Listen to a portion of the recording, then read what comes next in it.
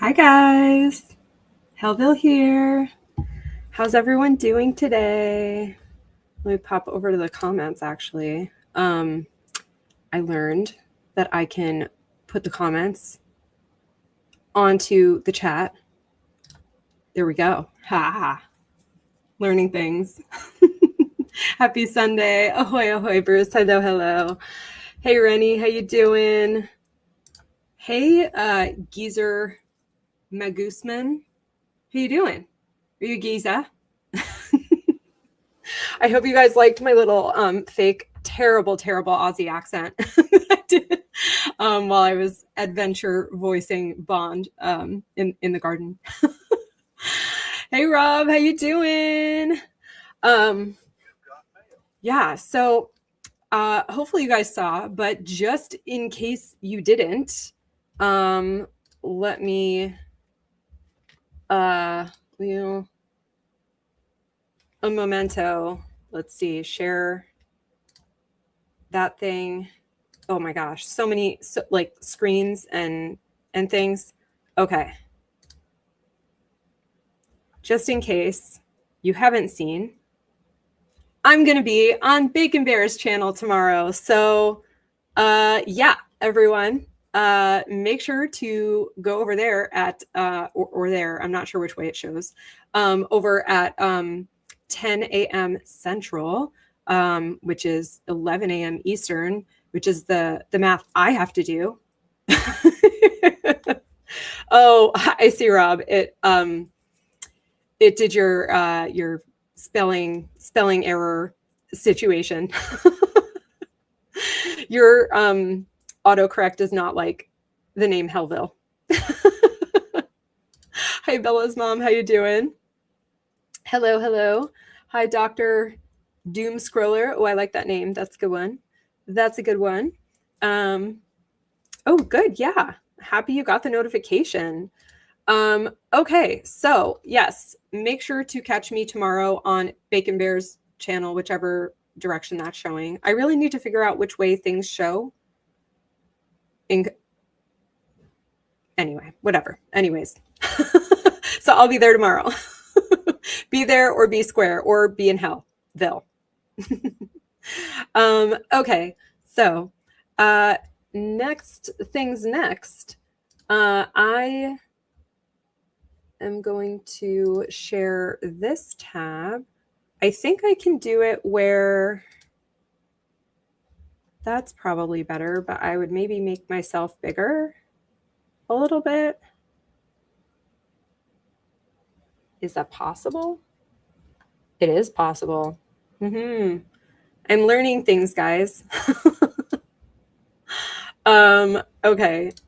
Maybe can I move myself over? Yeah, I don't need a second person. Go.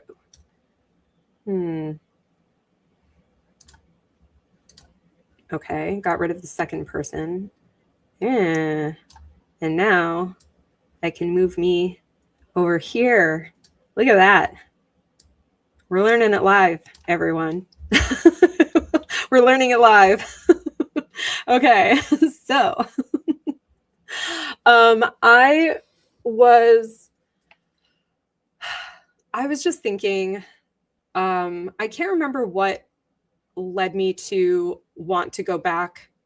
I think it was partly, so I think some of you probably weren't here because I couldn't get the thing to load. Oh, that's what I was going to do. I was going to present the video file for more people because not that many of you come on my Reddit streams, which is like fair enough. Everyone has their own, things that they like to watch.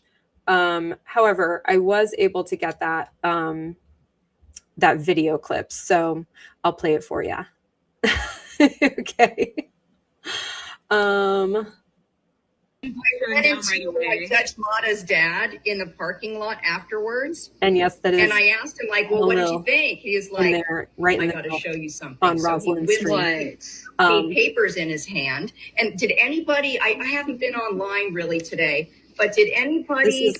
I'm not really talking here. I saw kind of briefly that it was denied. This request for findings of fact and conclusions of law and proposed findings. Did she That wasn't denied. That was not denied. Okay. So anyway, did anybody get a copy of this? He was saying, Julie told me this is just, hey girl, you got to read this, and printed out a copy. How you doing? Hey, Teresa. Yeah, Judge Mata's dad was in the court with us. Judge Mata's dad was in the court with us. No way. Hey, Sarah. Judge Mata's dad was sitting there. Hey, she did fantastic. I said, Harry, that's really nice. You want to be here to support your daughter? He said, oh, no, I've been hearing about this. I'm here for the circus. Hold on, we don't need a mistrial. Going to show up from we could get him some scones. Yeah, scones. Right side, possibly. I think it flips me. There you go. Hey, that's. I'm sure he was. I mean, he was probably a judge. I feel like it runs in the family. Oh, I'm sure, yeah. That's me, by the way. Sure. And so I'm saying that I love whoever I was talking she's such to. A nice lady. And finding out, did you meet her dad in the overflow room? Ooh, how do I make it stop? Remove. Okay. So I was literally just saying that, like, she wasn't telling them anything, and I was sitting right next to her legal clerk, but David Idiot Gingras decided to make it as if I was talking about her dad. That's not who I was talking about, for the record. So if you know, you know, and now you all know. So wait, why isn't it sharing now? Hold on. Maybe I need to reshare it. Something is amiss. At the 10-minute break. You guys can't see it, right? Ooh. So cancel edit. Okay. He was in there. And then I knew which one he was, but I never spoke to him, no. I think it's so cute that her dad was there watching this. Like, how fun for him. That's not it. Remove. Okay, that's the issue. I got confused with YouTube, but anyways. Okay, remove from studio. Now, share my screen.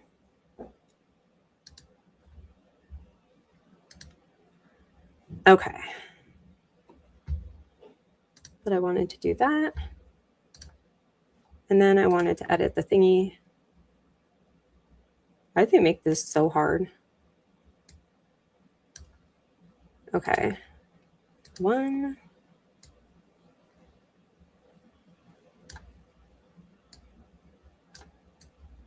Okay.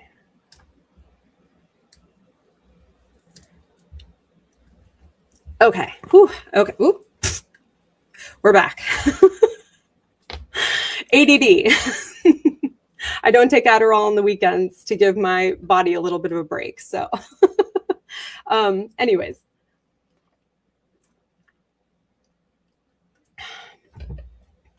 Oh yeah, Teresa, you were over there in the blue, huh?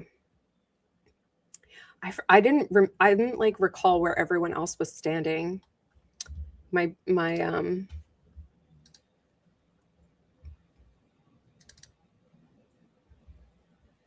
I'll just pull up on my computer. Hold on. Oh yeah, that is you. Ah. So funny. Oh my goodness. Anyway, what a time to be part of the crew. I feel like there was like maybe 1,000 or 2,000, maybe 3,000 tops people who were like actually even following it at that point. Bruce said the pretrial statements from the petitioner and the respondent aren't something that get approved or denied. They just exist. Oh, did I say something about their pretrial? I don't think I did. I think I was just talking about the post-trial, like outside the church, oh my God, my brain, outside the the court. Yeah, that's the word. I think my brain is filled with antler today. Hey, Captain Neds, how you doing? Bruce said we could get him some scones, and that was your joke. Yes, it was. Yes, it was. I do remember that. Yeah. The scones were your joke. Hey, Jupiter, how you doing? Sarah remembers watching it all live. Yes. Were you watching from home or were you actually there? Hey, Lori, how you doing? You have missed nothing. I was just replaying the video that I played at the beginning of my Reddit stream last time with the clip because I couldn't get it playing on my jingle stream. To be fair, that wasn't actually a me problem. That was a YouTube problem or an internet problem, or it's still up in the air. I don't know what kind of problem it was, but it was a problem. It just wouldn't play. But anyway, Sarah said, yeah, you wanted to, okay, so you were watching from home. Yeah. Well, hopefully at the criminal trial, you will be able to come, assuming it happens, which I'm assuming it is. I don't think she can admit guilt. I don't think she's capable. And I'm sure that this is probably the 45th time that you all have seen this trial, but I never really gave like my commentary on it. And I was there. So I was there in the overflow room, but I was there. And I will say too, that like, I'm sure you guys recall from watching it and from other creators streaming it as well. The audio is, it was so low in the overflow room. We were basically watching a feed of the Zoom, and this is Lauren's feed, which I think she was simul streaming with like, wait, Megan Fox was in the courtroom.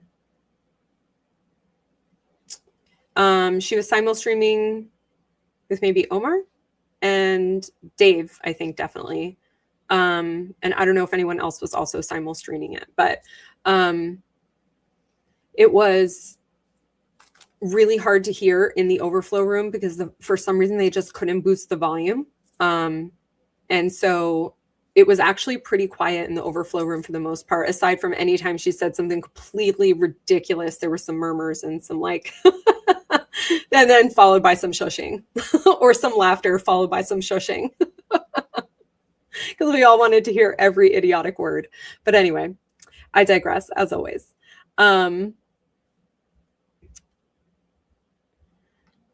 Let's see. Teresa said, we were joking about Margarita making bike machines. And some took it seriously. I mean, I don't see why there shouldn't be bike machines that also make margaritas. Why not? I love margaritas. I only drink margaritas in Mexican restaurants or Mexican like bars.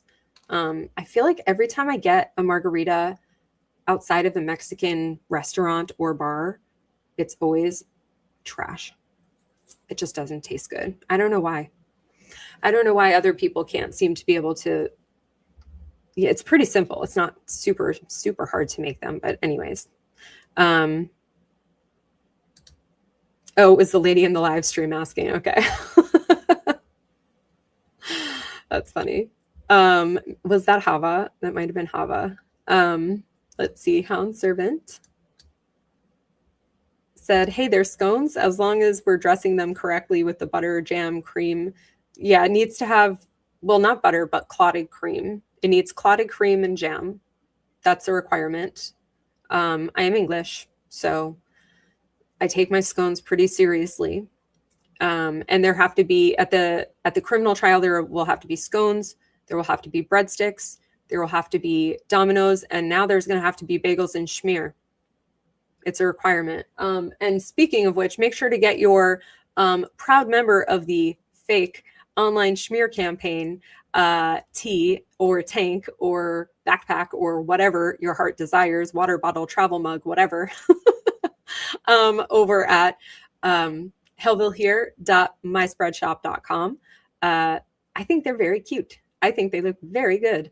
And I should have actually just put my shirt on today, but I didn't. I decided to wear my Sum 41 shirt. So it is what it is. I was running a little bit behind today. I had to drop off some bottles to the bottle return place. I drink a lot of water, and I drink extra electrolyte water. So I have to return these frequently, which are, by the way, also made with recycled plastic. I do actually care about the environment. I just also care about hydrating myself appropriately more. So I try to make as little impact on that environment situation as possible. But anyways, and also Zen water is so good. If anyone knows if they want to sponsor me, let me know. I'll have to reach out to them. I don't have people. It's just me. Teresa said, I hope there's a next time. Do you think this woman can admit guilt to this group of people? I mean, if she can't, she's going to trial. So there's no, what's it called? Alford plea. There's no Alford plea. So she has to either plead guilty or go to trial. Those are her options. So anyway, Jupiter Jane says, I agree, Hellville, Shane, accept no plea. Yeah, exactly. Yeah, see, this is what happens. Every time I have to restart my my StreamYard, I get everything a little discombobulated. So I was like looking to try my camera. I have two big screens and my camera is like in the middle, but my camera takes over a little bit of the screen, which is of course where the comments go on StreamYard. So like trying to peer around my camera instead of just making the screen a little bit smaller. Classic. My brain, it just doesn't always brain all the way, and that's okay. It's a Sunday. Bruce said, I remember eating some pasta salad and the breadsticks. Yes. And I think there were scones, right? You and Dave got scones, I think. So I really like, I will say, if you can't get proper clotted cream, then at least the vanilla bean scones from Starbucks. I like those. Those are pretty good. But anyway, Lori said, I don't think she'll admit guilt either. Yeah, I don't think she's capable. I really don't. Bruce said, Teresa had 900 varieties of Gatorade, which was very helpful. Yeah. Keep up those electrolytes in the desert, I tell ya.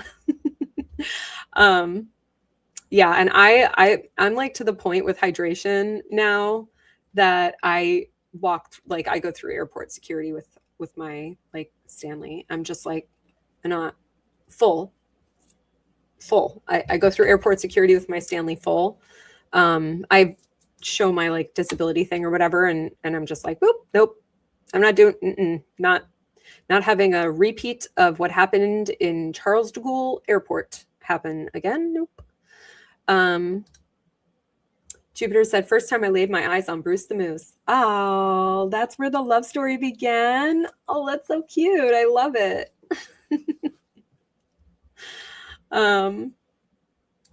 Teresa said, as long as there's enough ice, I'm happy. Yeah. Yeah, I tend to drink more water when it's filled to the top with ice. So I'd be filling that with all the ice. Yes, Jupiter Moose origin story. I love it. I love it. Teresa said, you bought the wrong Gatorade? Oh no. Which one were you supposed to buy? In what order?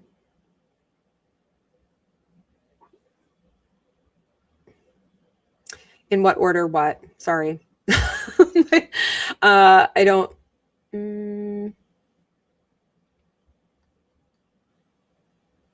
go up in the chat a little bit. Oh, well, in what order? You have to put the clotted cream onto the scone directly, and then you put the jam on top of the clotted cream. And then you put the scone in your mouth. That's the order. Yeah. So I got there. I just had to do some scrolling.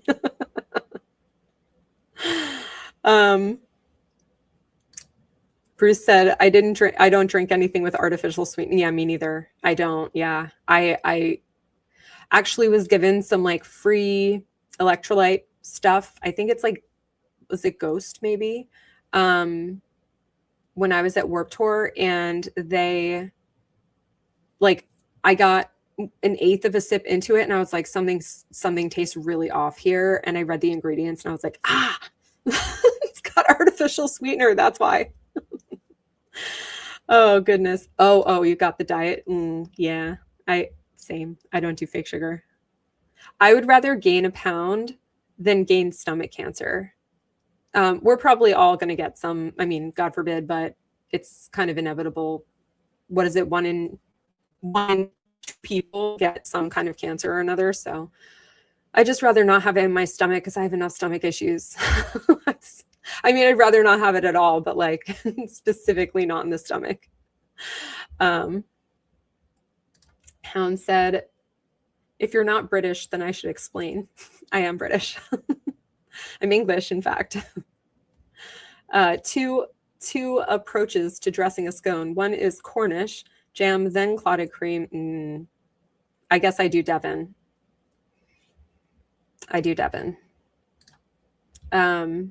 It's a key argument and point of division that can end familial bonds. Okay, but what order do you do your tea? I do it the correct way, which is obviously steep the tea until it's desired steepedness. Steps? That can't be right. And then sugar and then milk.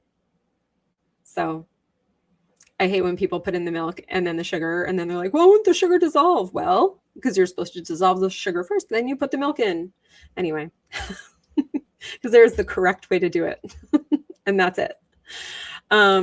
Teresa said, I drink iced tea, but I did have some regular Gatorade. Yeah, I like iced tea. I have to have a giant iced tea every single day. Oh, maybe that's why my brain isn't firing on all cylinders. I did not drink my giant iced tea today. I did not. I had a shakshuka and now my heartburn is really feeling it. I had shakshuka for breakfast and anyways.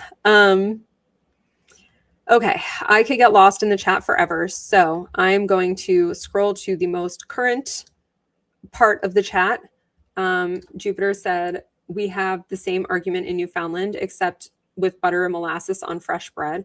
Ooh, that sounds actually really delicious. I've never tried that before. Ooh. Oh, also, Bruce and Jupiter, I will, aka Sarah, I will be going to Wisconsin sometime later this year, I think, for work. So if I'm anywhere in your guys' area, we should meet up. So yeah. Pineapple on pizza, Bruce, blasphemy. Oh, why would you do this? I don't know if I want to meet up anymore. Oh goodness. Hey, Just Jen, how you doing? Okay, so I am going to press play, or we may be here forever, which, I mean, I could be, but preferably not. Anyway, I got to pack. I'm going to a conference this upcoming week, so I do have stuff to do. I need to wash my hair so it's nice and clean for Bacon stream tomorrow. And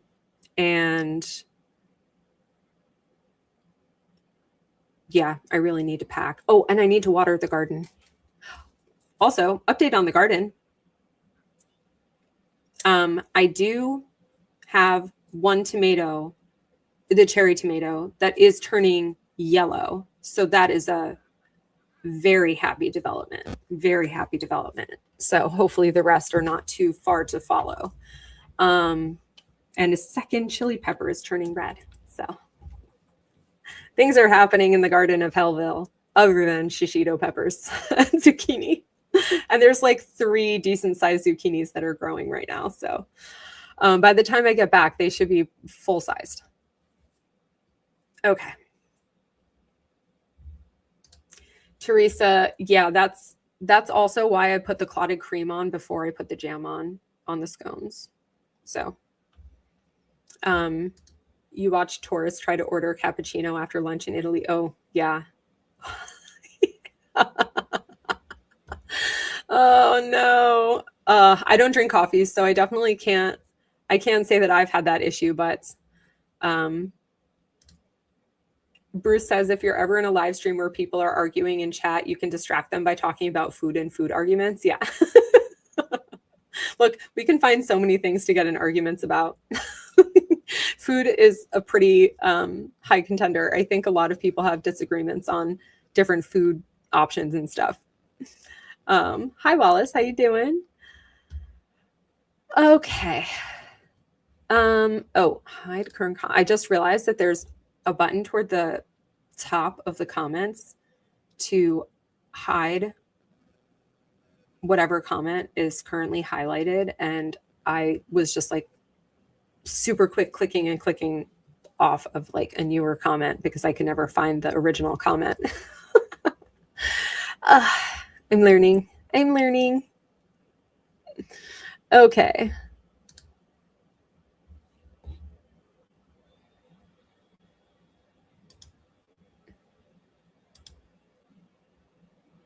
Okay.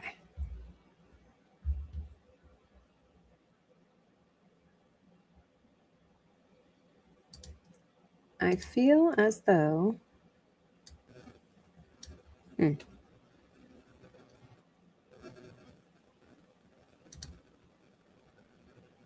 is it like not playing?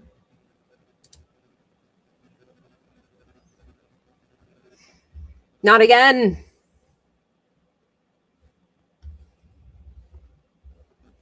I wonder. Now will it work? Play. Why do I have so many issues playing videos in stream while streaming? Am I the only one that has these issues?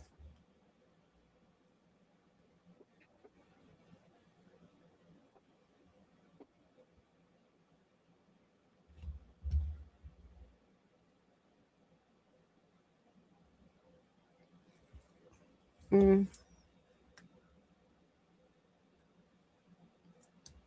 think it's supposed to be at full volume.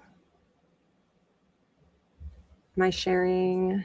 I'm sharing the sound.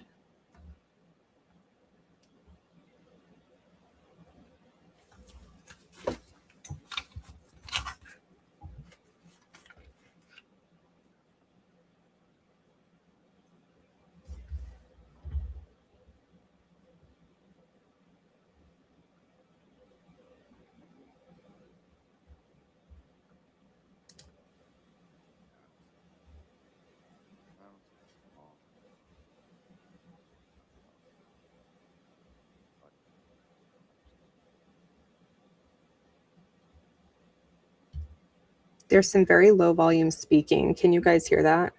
Or I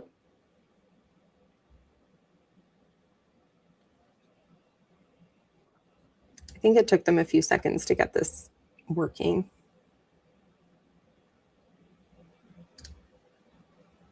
You've got mail.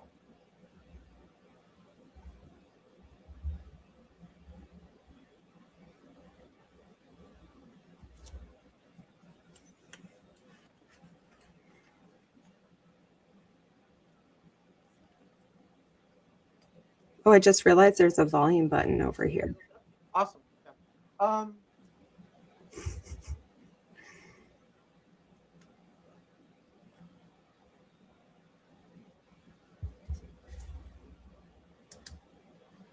Maybe I could avoid buffering if I just keep the speed at 1.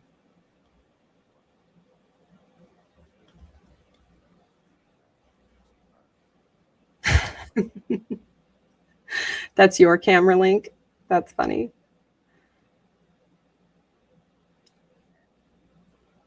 Okay, so there is sound happening. You guys can hear that, right?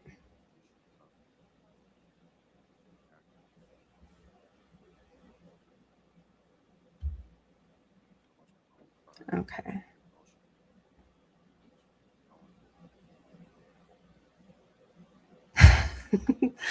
It's like someone gurgling into the... So they're probably trying to figure out the audio. Yeah. Scott had the magic cable, right, Bruce?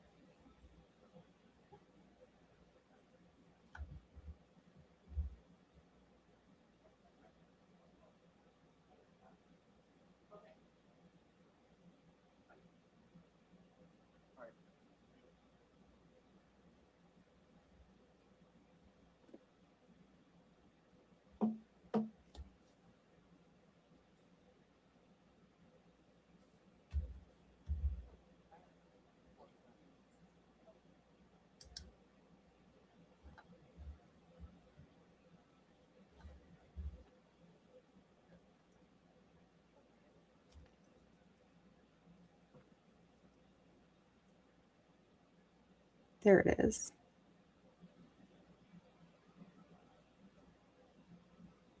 I think now they have both sound and audio, hopefully. Or sound and video. There we go. I think the audio output from the court was female XLR, which is what the input to audio interfaces and cameras is.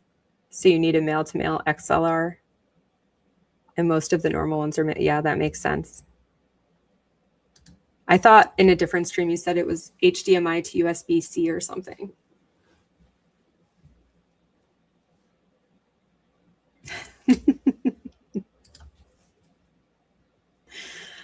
Oh dear.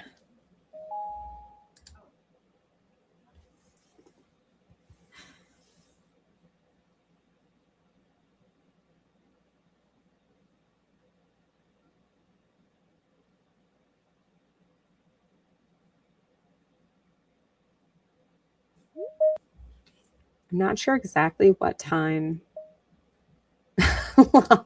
Whoops.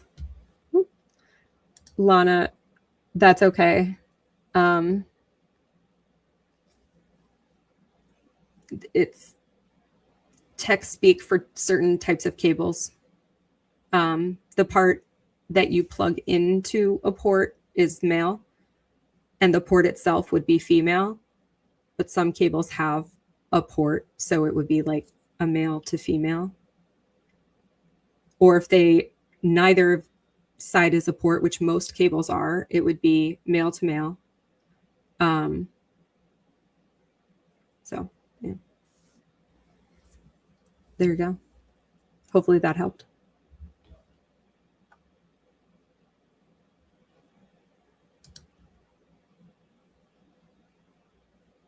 Wales is why we don't have a West. Oh goodness. Yeah, Teresa. I don't think a Radio Shack. Yeah. I think you could have probably just ended the sentence that we needed a local Radio Shack. Let alone one that's open at 7 a.m. You do karaoke? That's funny. With like court filings. I need to get myself like a butt cushion or something. I feel like I'm always shifting around. Sorry, guys. Yes, getting your tech education.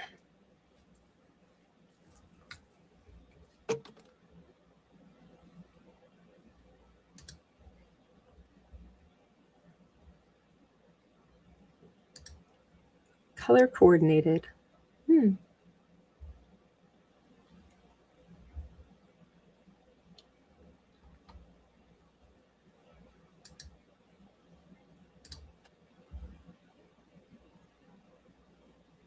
Oh.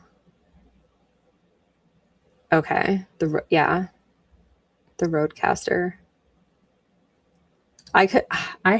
It's not a Rodecaster. I have a cheap ass soundboard, and on my first stream, actually before my first stream, for like a half hour. I was trying to figure out how to actually make it work.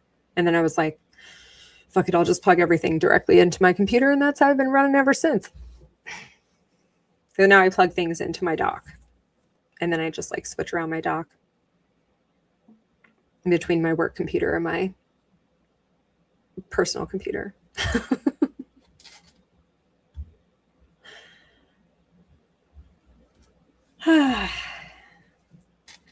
Oh no, it's buffering.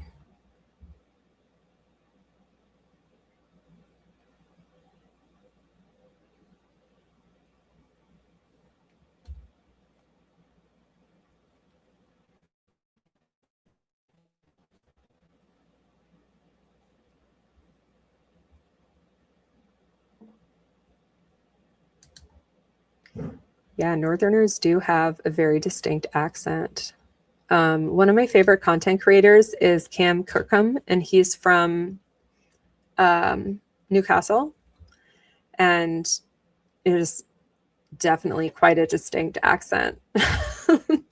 If I'm watching other creators and then I'm watching him, I have to like take a second to acclimate to understand what he's saying.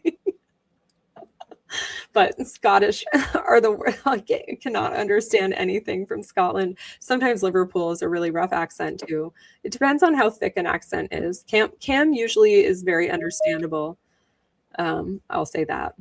And there is our Zaddy, Greg Woodnick, over on the right, and Deandra in all her glory, just to the left of Woodnick there, to the right of Clayton. And the strapping young lad is Clayton.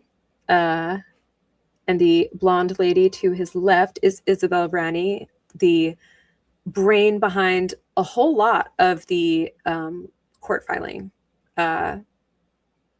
documents from the Zaddy team. Had Zaddy's name on it, but Isabel wrote a lot of that stuff. I found out later.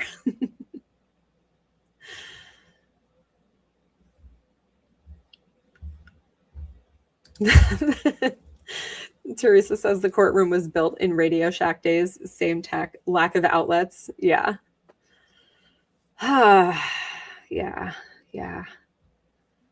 I don't understand, like, why they haven't outfitted courtrooms with better technology.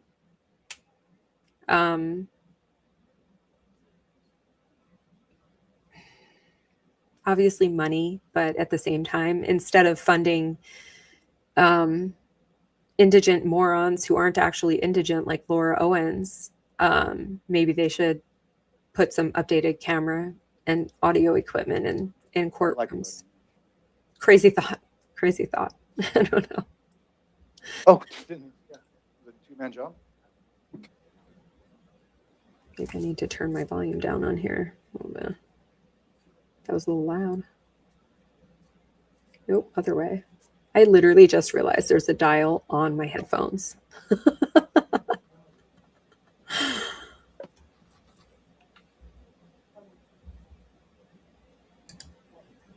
For a small country, we have an awful lot of dialects, accents, local. Yeah. It takes a long time to learn the difference between the Geordies and the Mackhams. I'm not sure what the Mackhams are, to be fair. But I probably know the accent.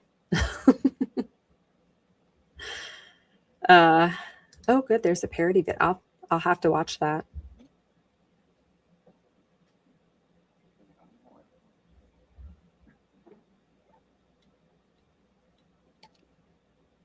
Yeah. Rennie says they have a lack of give a fuck. So, yeah, it would just be nice that the whole point is to be transparent. But if you have equipment from 1990 in there, you're not really going to be able to hear it. I mean, I don't understand why there isn't a proper microphone up at the podium, for example. Poor Deandra.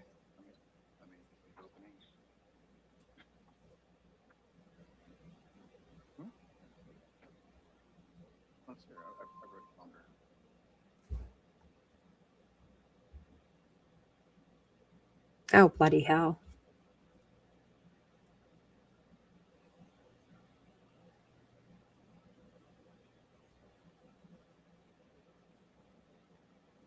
I don't even know what accent I have. I think sometimes I sound kind of New Yorky and sometimes I sound kind of regionless, I think. I think for the most part, you probably wouldn't know I'm from New York if I didn't regularly say that I'm from New York. So,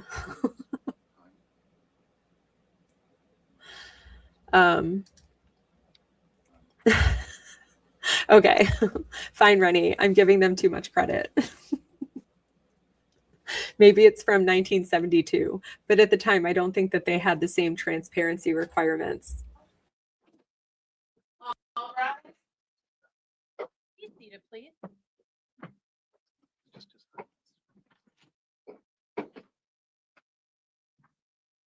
Good morning, everyone. This is the time set in FC 2023-052-114. Appearances, please. Beginning first. My mic was muted. Sorry, guys. Good morning, Your Honor. David Gingras on behalf of Laura Owens. Ms. Owens is present with me in court today, along with her mother and our medical expert, Dr. Michael Mitchell. Good morning to you all. And from the respondent, please. Good morning, Judge. Greg Woodnick, I'm here for Clayton. Yeah, relatively not. When I get drunk or angry, it sounds more New York. Good morning to all of you. Is that by chance our expert, maybe? Oh, no. Oh, goodness. Sorry, it's a little bit. I wasn't talking to the media. You're fine. I was talking to Layla. All right. So, counsels, I know we discussed in chambers whether the rule is going to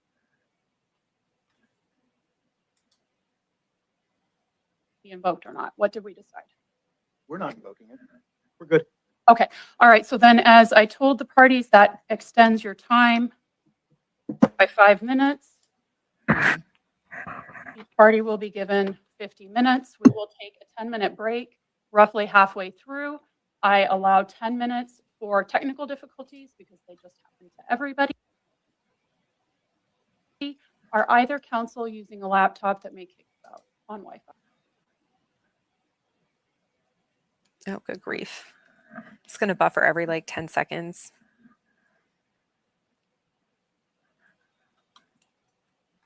Right. Yeah. All right. So that won't be an issue then this morning. His voice is really then the additional annoying. 10 minutes has now been absorbed into the party's time. Counsel, I note that you wish to make a record before we begin. Did you wish to make that now? I do, Your Honor, as quickly as I possibly can. Okay. So we object to Mr. Michael Martini being called as a... So in the overflow room, I was sitting here like, as quickly as I possibly can. Is he more succinct in person than he is in his writing? And then he proceeded to indeed not be. So it's going to make like a There are two bases for this objection. 20-minute argument. First is non-disclosure. I raised this before in a motion in limine. The court would remember. I don't think the court had all the facts at that time, and I don't know that I had an opportunity to present them. So I just want to briefly explain what the basis is for the non-disclosure objection. I got involved in this case on March 25th, 2024. 2 days after that, Mr. Woodnick served a second supplementary disclosure statement. That was the first time that Mr. Maricini was identified as a witness. The entire disclosure was a single sentence long, and I'll read it. This witness is expected to testify about his prior interactions with the petitioner, her 2 alleged pregnancies during their relationship, and the subsequent litigation. That was the entirety of the disclosure as to Mr. Maricini. As I would in any case, Your Honor, once I got a copy of the file, I started to investigate, and I reached out to the contact person listed for Mr. Maricini, who was a lawyer in California named Randy Sue Pollock. I spoke to Ms. Pollock. She expressed extreme surprise. She had never heard of this case. She had never heard of Mr. Woodnick. She had no idea why I was calling her. So why would Mike be in touch with his legal counsel who advised him to stipulate to a domestic violence restraining order that he had no business having had taken out on him in the first place? whom he probably had not been in touch with for what, like 6, 7, 8 years. Why would he get in touch with her just because he was like subpoenaed? You know what I mean? Like that, this argument makes no sense. It anyway.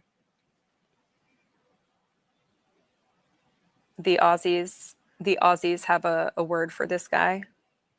Can't. He's a cunt. I told her that her client had been listed as a witness and that I wanted to know if he was going to come to trial or not. If he was, I may want to speak to him. I may want to depose him. She said that she would get back to me and let me know. She sent me an email the next day, dated April 19th, which I have a copy of, and I'll put into the record if Your Honor would allow. She said to me in writing, "My client will not be testifying," referring to Mr. Maricini. I thought, great, one less person, one less time issue to deal with. That remained my understanding until the morning of April 30th, when I received a new disclosure from Mr. Woodnick that totally changed the landscape. This was the first time that I had heard there was an issue of fake medical records with Mr. Maricini and my client in California some 8 years ago. That's why I literally within an hour of seeing that information, I filed an emergency motion for buffering. For a court hearing. The court. I think also, correct me if I'm wrong, if you actually know, but I think you don't have to be deposed or agree to be deposed unless it's like you're compelled to by the court, right? Just because someone asks for a deposition doesn't mean that you have to give one, right? Also, based on the emails that were attached as evidence, I don't think he actually asked specifically for a deposition. I think he was asking Mike what he planned to testify about and then proceeded to intimidate the witness. But I digress. Unfortunately, it took 2.5 weeks and then denied that. So I was not given an opportunity to explain the problem. Here we are, Your Honor, the morning of trial. I still don't know. The problem, Gingras, is that you're the problem. That is the complete violation of Rule 49. The whole purpose of the disclosure rules is to avoid surprise. And yet here we are, surprise, waiting to see what he's going to do. Impolite. Cunt. C-U-N-T. Cunt. David Gingras. Cunt. Say. That's improper. The second issue, Your Honor, deals with this California court restraining order. I think you have a copy of it. It's one of our trial exhibits. We have a court order from the state of California that prohibits Mr. Maricini from being within 100 yards of Ms. Owens. He's in violation of it right now. There is no exception for court appearances. She is so terrified that she may not be able to sit here during this trial. So, Bruce, yeah, exactly. You could say, I'm not going to the hearing, but then get the subpoena and say, okay, I think I'm going to go now, and change your mind. It's like Laura and Jingles don't get changing your mind. Yeah, I agree. But also, he was kind of bullied into changing his mind as well. It was almost like a giant, like, fuck you when Jingles released that unaired podcast that they recorded, and he released part of Mike's deposition, I think, as well. And Mike got really pissed, and he was like, fuck it, I'm getting my computer forensically analyzed and I'm going to be there. People are allowed to change their mind, but even if he changed his mind at the very last second and David didn't have all this warning or whatever to create a deposition, like he still could show up the last minute. It doesn't, he's allowed to be there. He was subpoenaed. He was subpoenaed.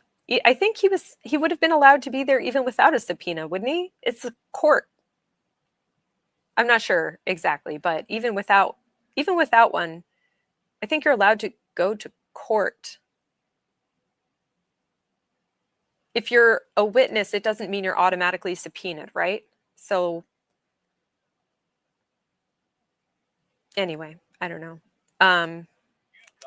Yeah, you can tell Jingles to kick rocks until a judge puts you in contempt and or issues a warrant for you. Exactly. yeah, he's very so I was saying on Couch Court on Friday that on Fukong Friday that he's very confident and arrogant in his wrongness. He just keeps going and going and going down the wrong track, and he's racing. Intelligence chases jingles, but jingles is too fast.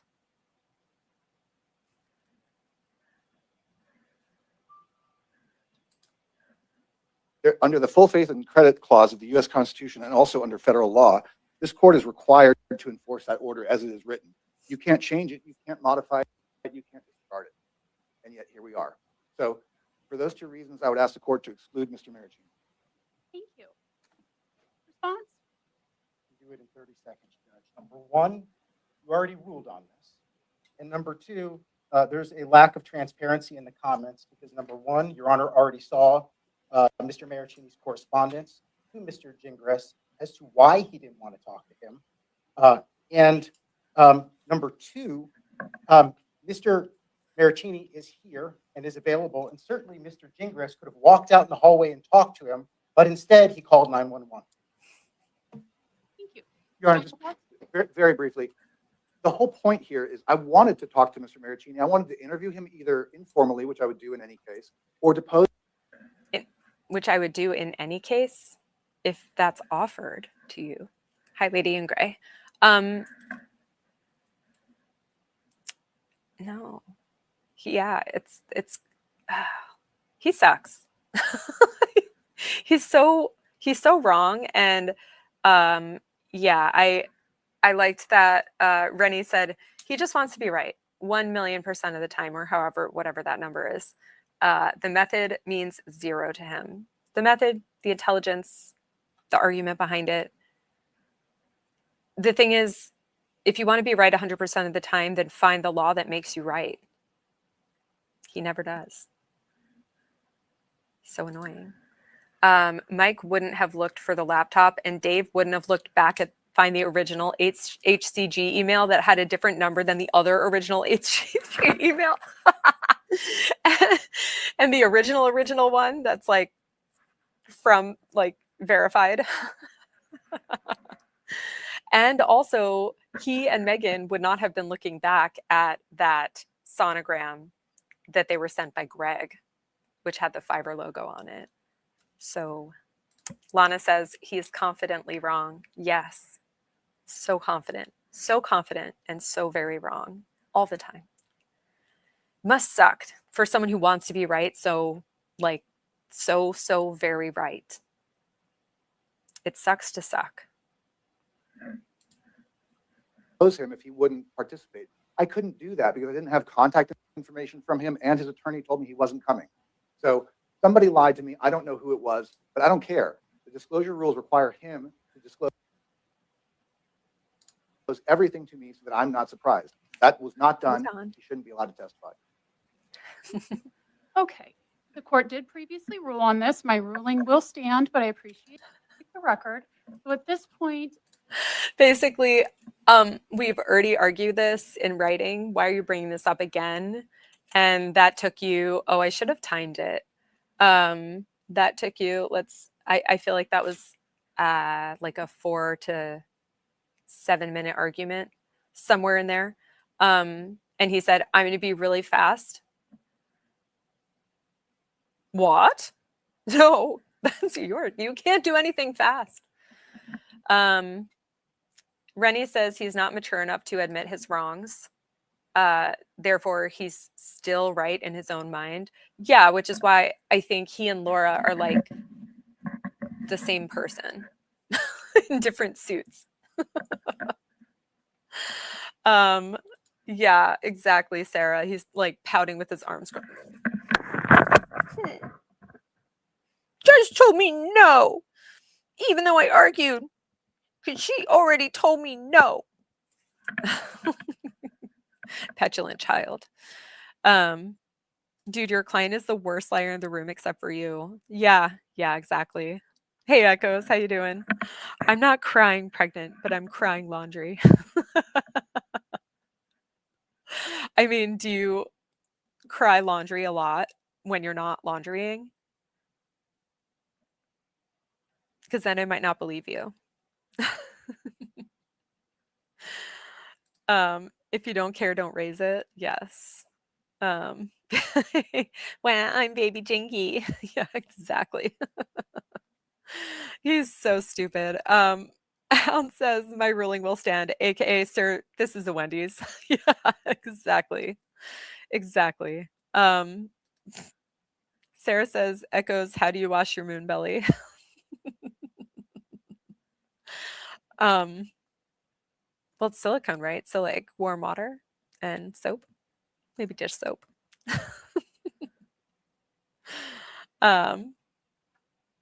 These people.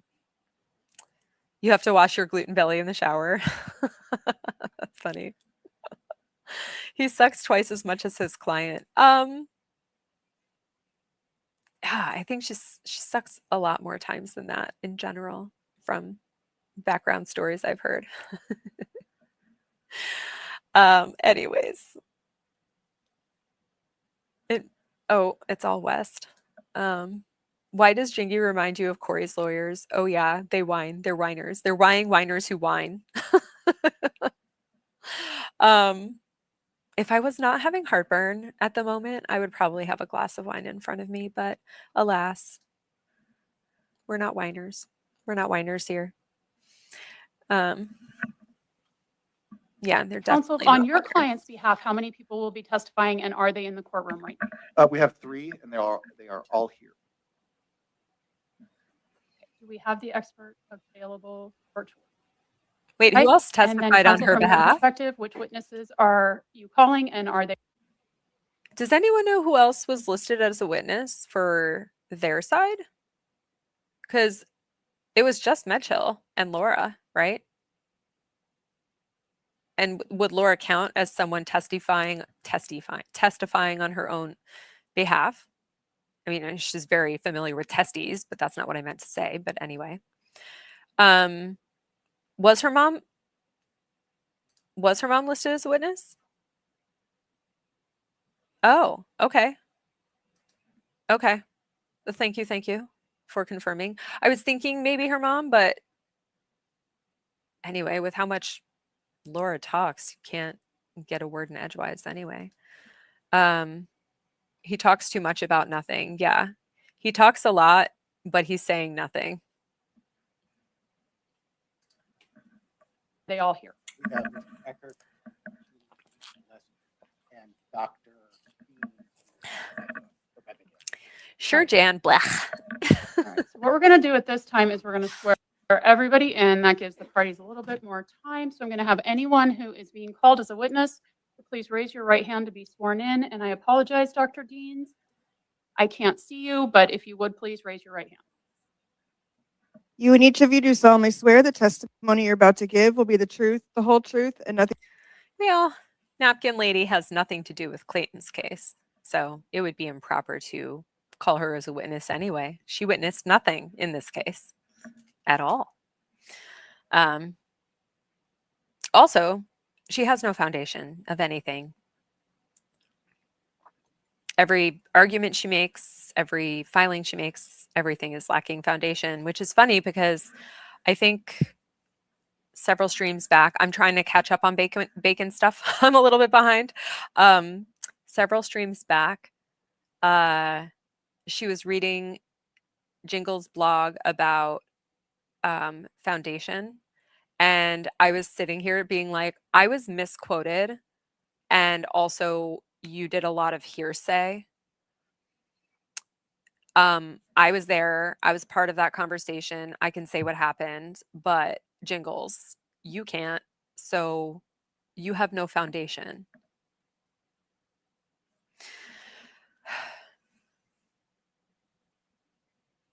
Nothing but the truth, so help you God. Dr. Deans? Mm-hmm. I do. Thank you. All right. And counsel may or may not choose to make an opening statement. Just as a strategic method. Sometimes attorneys choose to reserve their time for testimony and evidence. That being said, does either party wish to make an opening statement? I do, Your Honor. I'll take about 15 seconds. Okay, when you're Your ready. Honor, the file notwithstanding, I'm actually a fan of keeping things simple. I believe that simple is better. That means focusing on what matters and Focusing on out what does matters. not matter. We're here on a petition to establish paternity. Unless I'm missing something, the only possible outcomes of that petition are that paternity is established or it is not. There's no baby in this case. There's nothing to establish. Our position is that the petition is moot, that the court can simply deny it, dismiss it, use whatever verbiage you want to. The only remaining issue. I think at this moment he still does have his license because he has not stipulated to the prescribed punishment of 6 months and a day of suspension. So I believe it has not been suspended as yet. Yes, thank you, Echoes. His law license is not gone yet, but we have hope it will. Yes, especially in the Supreme Court is just going to be like, we disagree with the bar. We think it should be yanked forever. Peace out, Jingles. Yeah.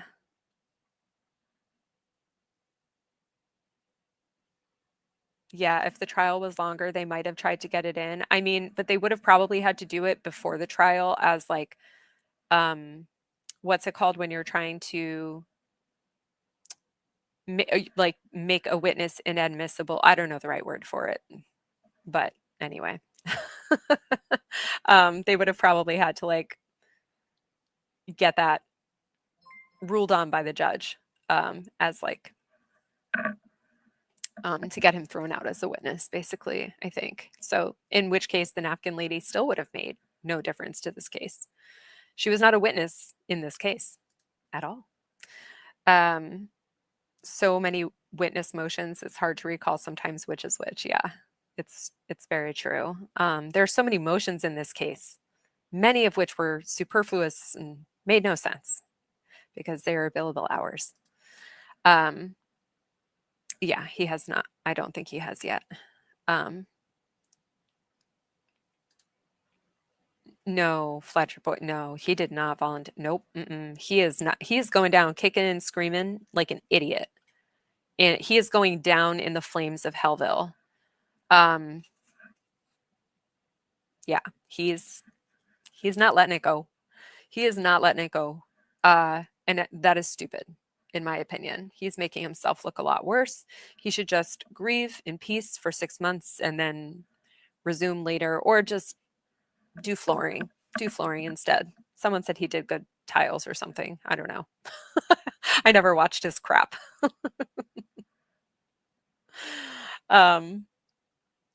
Okay, let's see. Teresa, I'm yet to be convinced that the napkin wasn't picked off eBay or something. Yeah. I mean, same. Yeah. I know that it was proven that that person exists and that is the same person that wrote the napkin, but that doesn't mean that that napkin came from that flight. There's so many other things still a potential mystery here with the napkin. So anyway,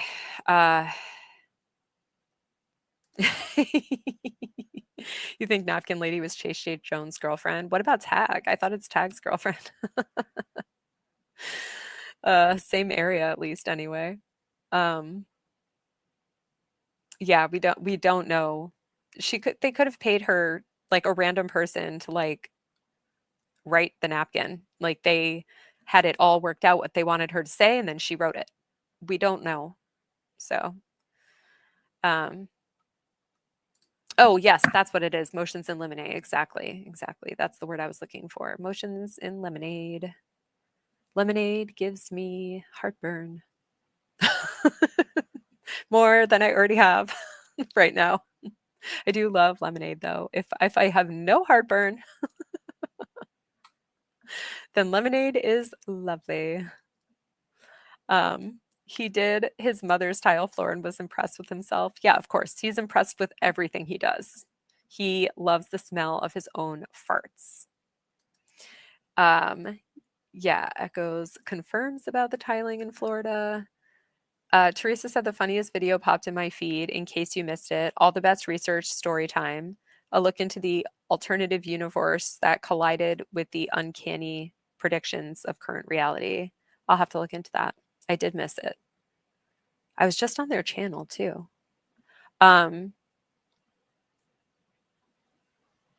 Napkin written by ChatGPT. I think the napkin was written before ChatGPT. I don't know if it might have existed, but if it did exist, it was in its infancy and or it was maybe not available to the public yet, if it existed. Yeah. I've never seen a semblance of that woman traveling that airline at that time. Yeah. She wouldn't know who the hell it was. I mean, it's crazy. maybe he did. Maybe he did charge his mom for the tiles. I don't know. I love a good fruity lemonade. Okay. If I'm gonna have a fruity lemonade, I like raspberry lemonade or strawberry lemonade, and the raspberry lemonade just gives me even more heartburn. So I have to really make sure that I'm drinking it on like a Friday when I've definitely taken all my pills for the week and therefore heartburn free.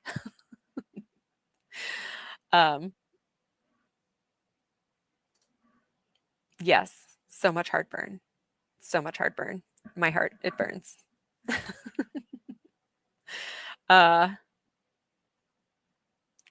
LLM.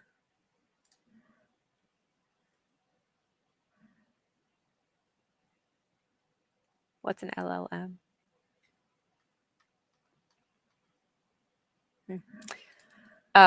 Sarah said, I'm drinking blackberry peach lemonade. That sounds really good. Sounds really good. Yeah, heartburn.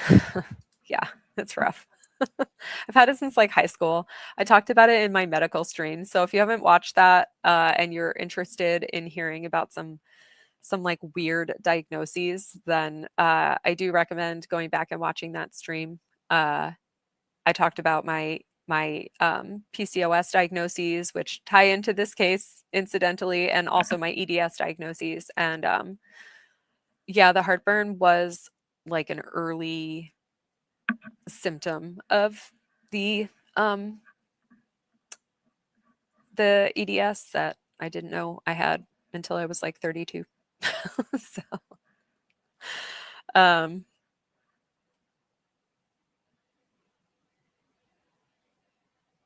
what was over a year ago? I feel like I'm missing half the conversation. Oh, the video is from a year ago. Okay. She had only 7 felony indictments at the time. Those were the days of only 7 and only 1 victim of her crimes, at least officially. Crazy. Issue is, I guess, this issue of Mr. Eckerd's request for a judgment of non-paternity. My position is he bears the burden of proving that. There's absolutely no evidence to support that. And Ms. Owens, at the end of the day, she was pregnant, Your Honor. A man can't prove non-paternity because he doesn't possess the child organs. He can't prove non-paternity.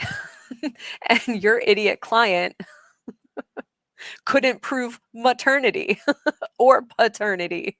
So there is that. Anyway, the stupidity is... The fact that she was pregnant negates everything else that you're about to hear.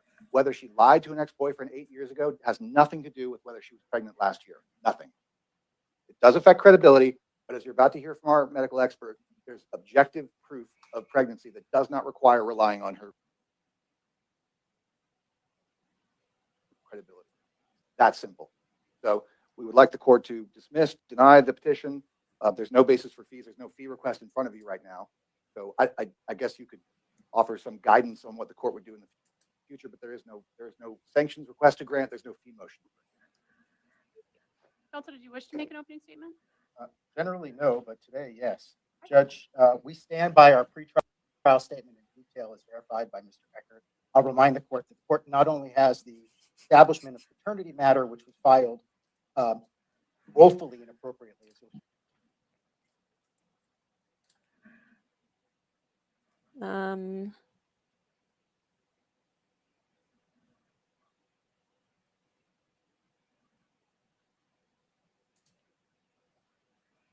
It was, in fact, not that simple.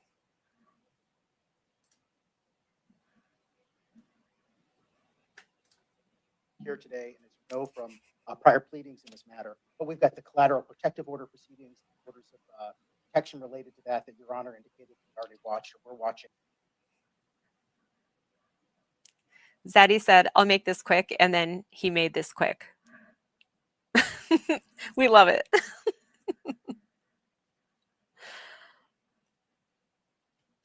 videos related. That's all before the court today, and Your Honor has authority to.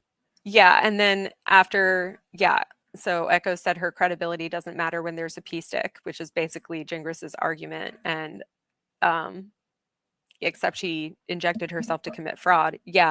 And then tried to claim when it turned up on the bankruptcy bank statements, tried to claim that that was actually for Botox and cool sculpting. I cannot think of any med spa that would cool sculpt someone that severely anorexic anywhere on their body. If anyone is an esthetician and you work at a med spa or are a nurse practitioner or anyone who works at a med spa or has ever been to a med spa, have you or do you know anyone who would do cool sculpting on someone that severely anorexic?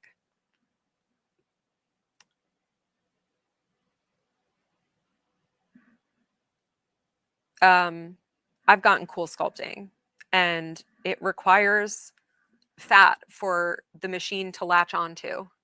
She doesn't have any of that. So there's that. And yes, Echoes, it is very cold. Cool. It's very cool. It's very cold. And squeezy. It's crazy.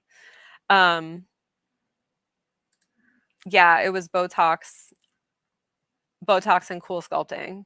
She gets a lot of Botox, and she, like you can see on her face, she is getting a lot of shit done to her face. But seeing as how both she and her and her parents are bankrupted by her and her shit, well, and probably Jan and her shit, you know, I don't think any of these procedures should be a priority. But that's just me and Queen Jennifer on the same page, and the Owens clearly in a different book.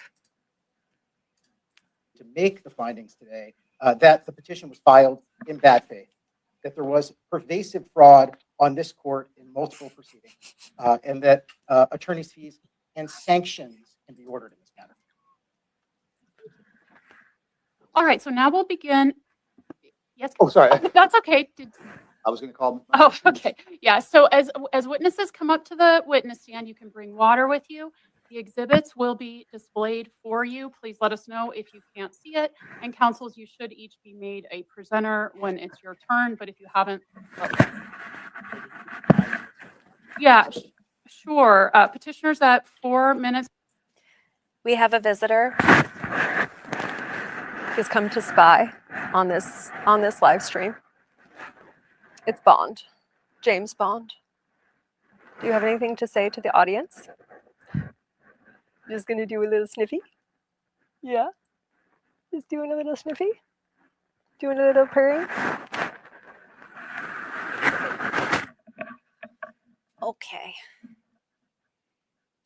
34 seconds. Respondents at 1 minute 11 seconds. Thank you. You here for a cuddle? When you're ready. Your Honor, call Laura Owens. All right.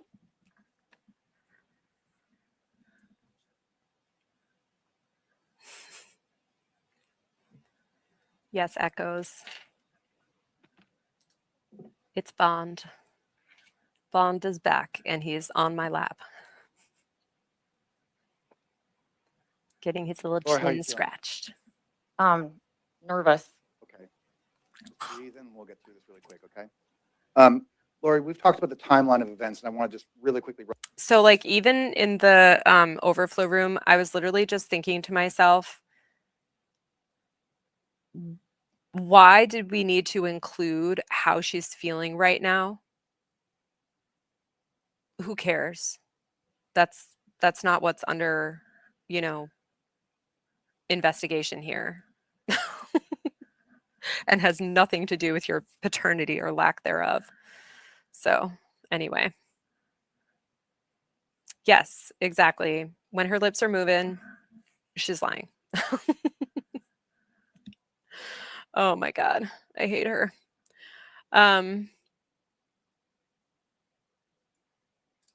Dawn said, I so rarely run into anyone else who also has EDS. It was like a light switch when they finally figured it out because I had so many other various issues. Exactly.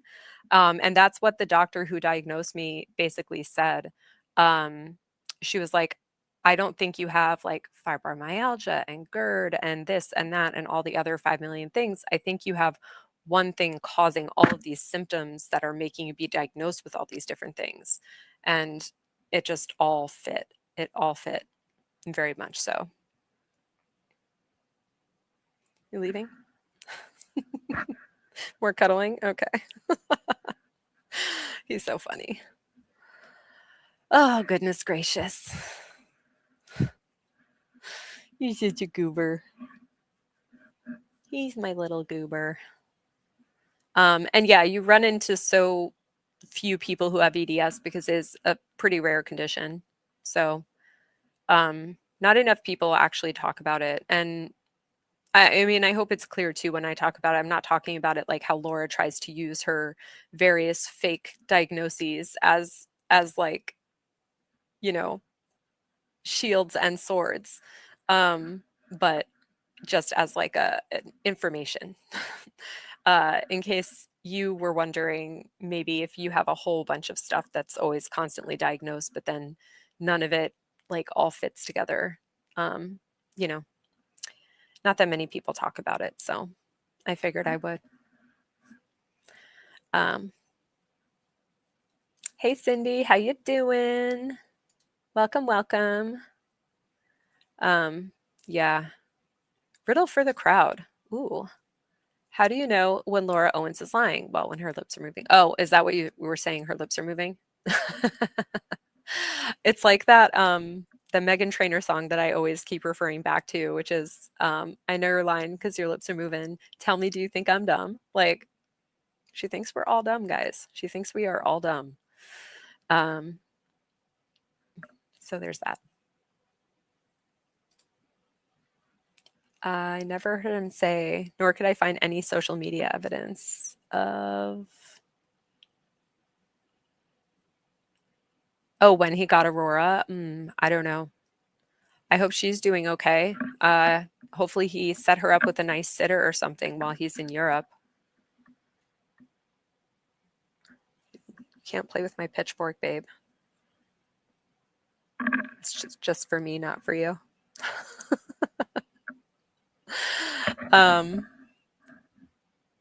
He's trying to like eat my pitchfork. Oh, you're asking who has EDS? I do. I do. Mini T. I feel like there was someone else too. Zoe, I think. You can't have this. It's mine.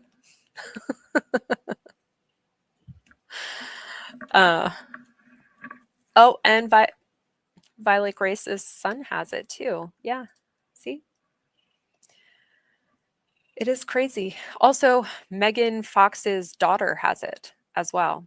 So, yes, we have the zebra ribbon, which I put on my thumbnail for that video as well. So, lots of digressing. Yeah, you were trying to get your son diagnosed for years. It's really hard to get diagnosed, but I think part of that is that it's really hard to have a doctor view you as a whole human as opposed to a body part. And most doctors specialize in a body part these days. So they're not really looking at you holistically, which is why now I mainly go to DOs when they are available. So,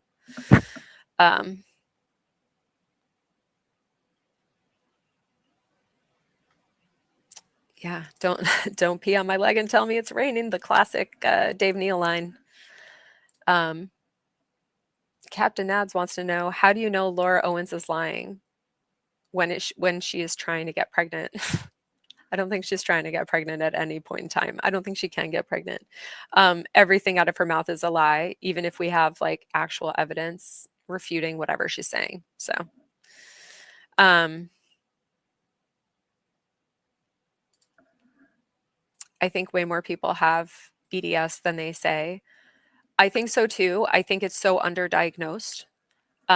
It's still relatively rare, but it is very much underdiagnosed. So, in my opinion, I think a lot more people have it. I also think a lot more people have PCOS than whatever the statistic is. I don't know what it's up to. When I was diagnosed, it was 1 in every 10 women. I think the last time I checked, it was 1 in every like 7 or something. I feel like it's probably like half of women have it and just have such mild symptoms that they never looked into it. But I do think Laura probably does not. Or if she does, maybe that plays into why she's like sterile, in my opinion, allegedly. I don't think she can get pregnant. I don't think she has that option. Like physically, I don't think she can. She went to school in Long Beach.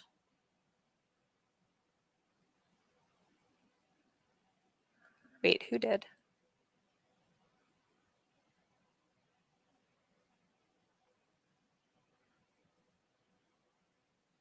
Oh, your mom? Lori has lupus. Oh, goodness. Yeah. It's really hard to get the right diagnoses. And along the way, you get misdiagnosed with things too, like fibromyalgia, for example. So it's rough. As someone as deathly ill as Laura, she sure manages to attack people in court systems, have multiple lawsuits and failed bankruptcies, and 100+ classes at Barry's in 2 months, and horse shows. Don't forget that. Make shit make sense. I can't, because it is nonsensical, you see. I can't make that make sense, Pablo. I'm so sorry. It is not possible. They don't operate in the land of logic. So that's that's the tea. Okay, we're in Chicago. Mouth extractions. Oh my God. Combined reason for having them removed. Oh my goodness gracious. Is EDS an autosomal dominant? I'm not sure what that means. I have hypermobile Ehlers-Danlos, and they haven't found that genetic marker yet. So as far as I know, as far as science knows, it's not genetic. So I don't know about dominance or not. I'm a little dominant. Anyway, hi, IB. Welcome, welcome. Okay, many types are autosomal dominant. I don't know what that means. I would need to look it up. Not sure if there's easy to arrive at stats. Yeah, because it's relatively a rare condition in the first place. So it's hard to get like statistics on a relatively small like grouping of people. And also everyone has totally different symptoms. It's crazy. It's crazy. Yes, you forgot about the horse shows. Exactly. MS is another one that gets underdiagnosed. Yes. Absolutely. Absolutely. Oh, you're talking about dentists. Oh, okay. I know nothing about dentistry. I have teeth. You have to brush them and floss them. And yeah, that's the teeth. Yeah, I don't know. Google says many EDS are autosomal, including hypermobile. Okay, so then yes. I would need to look up what the definition of that is, though. Hi, Buffy. How you doing? Off on a tangent. You were hanging in the pool. Yeah, I wanted to go in the pool today, but I just like I didn't have the time. Maybe tomorrow after I stream tomorrow, maybe. Autosomal is the one where only one parent has to have it. Oh, interesting. Okay, maybe. Oh, I thought that's just like genetic or congenital or whatever. They always make so many different words to mean the same or similar thing. It's like just use one word that we all already know. Anyway, it means a gene is located on a numbered non-sex chromosome, an autosome. Oh, interesting. I'd still need to look more into that. You had the shoulder surgery, had the knee surgery. I'm trying to avoid a shoulder surgery. I was diagnosed with arthritis recently in my left shoulder. I don't know what side of the screen is showing up on, but it's my left shoulder. And I'm trying to avoid that because the knee surgery, while I needed to have it, I still have a part of my leg like that big that I can't feel this area of my leg. Like I feel pressure, but I can't feel things on my skin like properly. So I would like to not have that happen again as long as I can avoid it. Such a sidetrack, but anyways, I would have killed to have been in the overflow room. Yeah, it was crazy. Yeah, I really hope that the audio is better. I think it should be because law and crime, I think, have as of now anyway, have the rights to be the media in the room. And I believe, I don't know if they've set up their own audio in there. They might have done. But if I'm assuming they have because the audio is relatively good. Either that or maybe just the criminal system has better audio equipment. That's also possible. So no, we are watching it, but we got on a bit of a tangent. So where's the nummish? Yeah, like on my like calf, it's about that big on my calf that I can't feel. So it's crazy. They said, oh, there's a chance that you may have a numb spot like about the size of a quarter. Of course, this is way before I was diagnosed with EDS. So there was probably some malhealing that played into it there. But yeah, it's crazy. Hey, Amos. Thank you. Thank you. Yeah, I don't have this one. Anything that straight up says Hellville is just for me. But everyone else can be on Team Hellville or part of the Schmear campaign. But yeah, so it's my Hellville hat. It is a little bit uneven though, I've noticed. I want to get another one of these hats and put like a rhinestone flame up here. So that way when my hair is greasy, I can just throw a hat on. One can have the best audio equipment, but if it's not properly used, yes. Or if someone's voice is nasally and vocal fry, they'll still sound awful. The trier will have a larger room in a different location. Yeah. So hopefully the equipment is also better in that courtroom that we'll be in. Yeah, when Laura just got on the stand and he asked her how she's feeling and she said nervous. And then I paused it because I was like, was that a requirement to ask her how she's feeling? Is that part of the case? I don't think so. But anyway, and then there was an EDS tangent. Okay. The South Tower has more like better equipment, I guess. Chat is distracting our host. Yes. It does not take much. It does not take much. I get very distracted, but you guys like when I'm distracted, so apparently. Yes, the Schmear campaign. Oh, actually, new drop, by the way.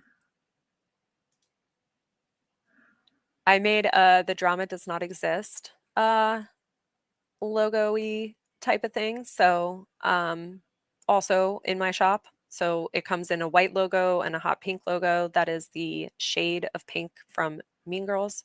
So anyway, head to hellvillehere.myspreadshop.com. I'm just gonna put the link in the banner, I think. But I haven't yet. But yeah, so new merch alert. And it comes in a bunch of cute colors and stuff. So, but I mean, all different types of merch. The t-shirts and tank tops and hoodies, and I think I'm in the women's section right now, but there's men's stuff too. And unisex stuff and athletic stuff and like anything you possibly could want. And there's the white logo. And there's the Schmear campaign. Proud member of the fake online Schmear campaign. And that is my bagel that I ate after I took this picture. So anyway, back to this tab. Okay. Yes. New achievement unlocked. You have indeed distracted me after 8 seconds. Something I ask most creators, do people think you're crazy when you talk about the tonsil twins? Yes. Yeah. They don't think I made it up. They don't think I'm delusional. They're just not interested. But you guys are, so. Yeah, people don't think I'm crazy. They think the story is like, they can't follow the bouncing ball, right? Like it is a lot of bounces that ball has to take to get like the gist. But I basically tell people usually like the elevator pitch for the story. Psycho woman accuses former bachelor of impregnating her with twins. Come to find out, they did 2 blowjobs, which doesn't usually result in pregnancy. Come to find out, she did this to at least 2 other victims publicly anyway. Come to find out that she lies about literally everything all the time. And she likes to torture people when they reject her or when she wants to get money out of them, like poor Lone Cactus and PS Creative Studios. So anyway. Wait, who had cookies? Cookies all around. Oh, for distracting me? Yes, cookies. Ooh. Whoops. Not the folder. Cookies. Yum. I love cookies. Anyway. Not the ones online. Always reject those. I hate those. They're so annoying. Anyway. The parking lot is not set up for missing tents and tech vans. No. Oh no. Oh no. I guess where's the tech van gonna go? I don't know. That'll be problematic. You don't tell people about your YouTube habit and subject. Well, the thing is, I've been complaining about this case to my friends for so long. I feel like now having started a YouTube channel, it's like it gives more credence to what I've been like talking to my friends about this whole time. And some of them had already heard of the case. They just didn't know about it in as much detail. It's like they heard about it, but they didn't like look into it or like know really what, even the basics, much of the, they were like, oh, there was some bachelor paternity scandal, but that's like all they knew. But anyways, I do tell people, but I tell people they're not ever allowed to say my name. If they want to be in my chat, in my community, they're not allowed to say my name. It's a secret. I have a secret identity, guys. My name is not Hellville. Yes, squirrel, always. Squirrel. So easy. So easy to get me to squirrel. Oh, Buffy, you got it in your card already? Yes. There's just like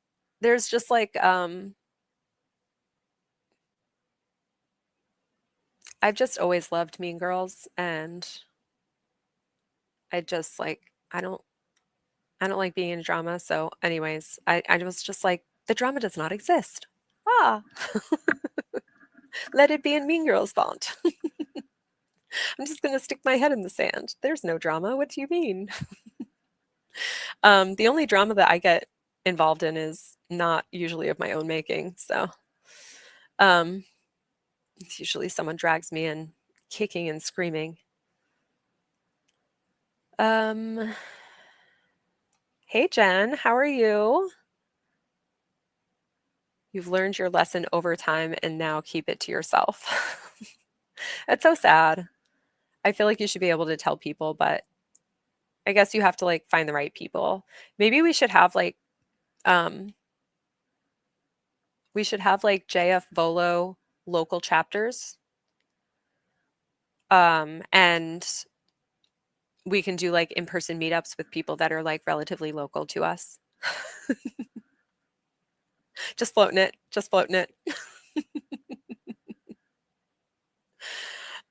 Lana said, I tried explaining this to my cousin. He thinks the story is nuts. Yes, it is. It is nuts and bolts.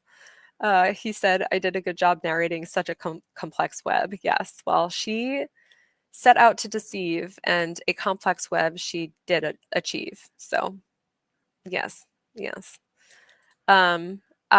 Hound Servant says, I told my shrink the story. We spent a few hours discussing possible causes. It was very interesting.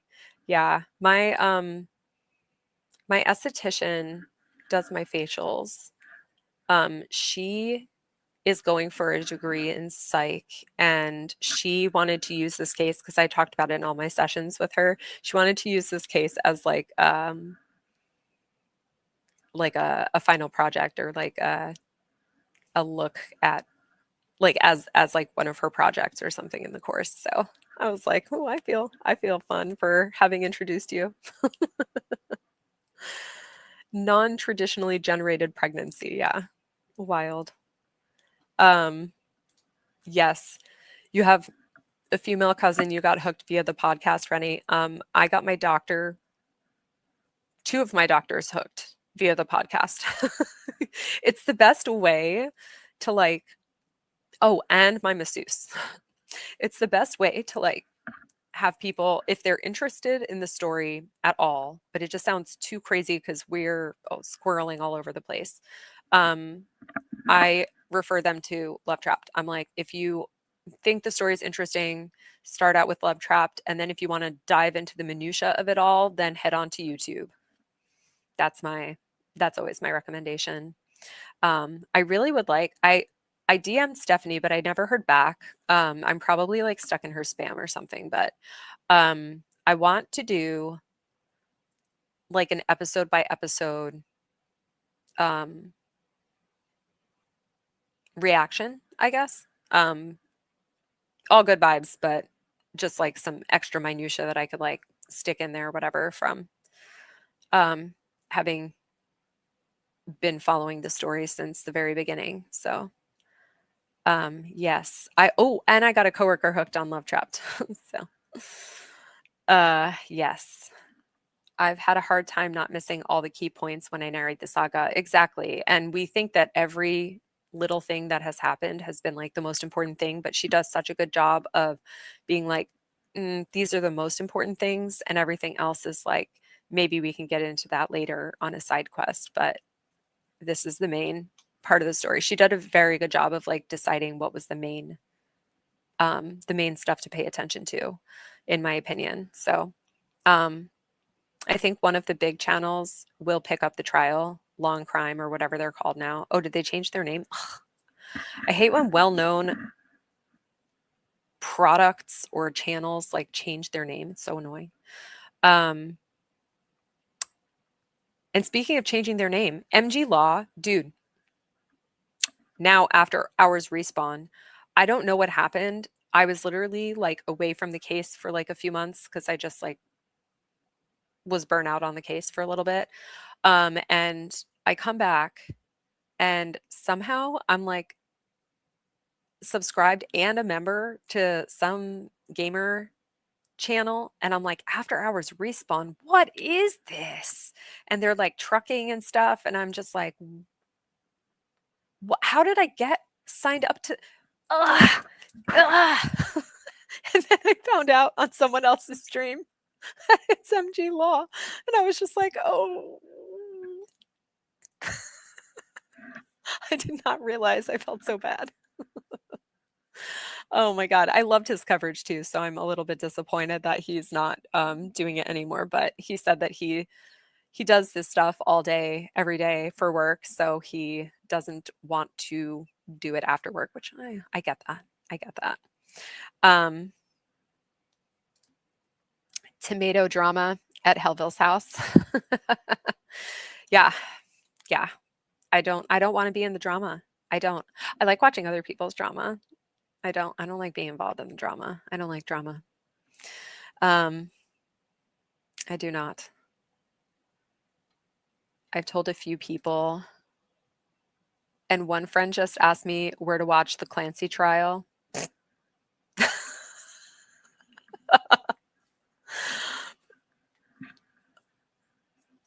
So no interest at all. How sad. Oh no. Anyway.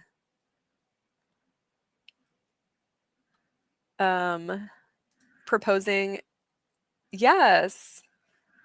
Where have you been proposing it? I'm in.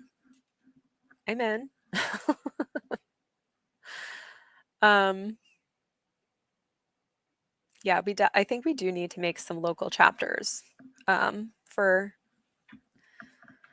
the JF Volo community. Yeah.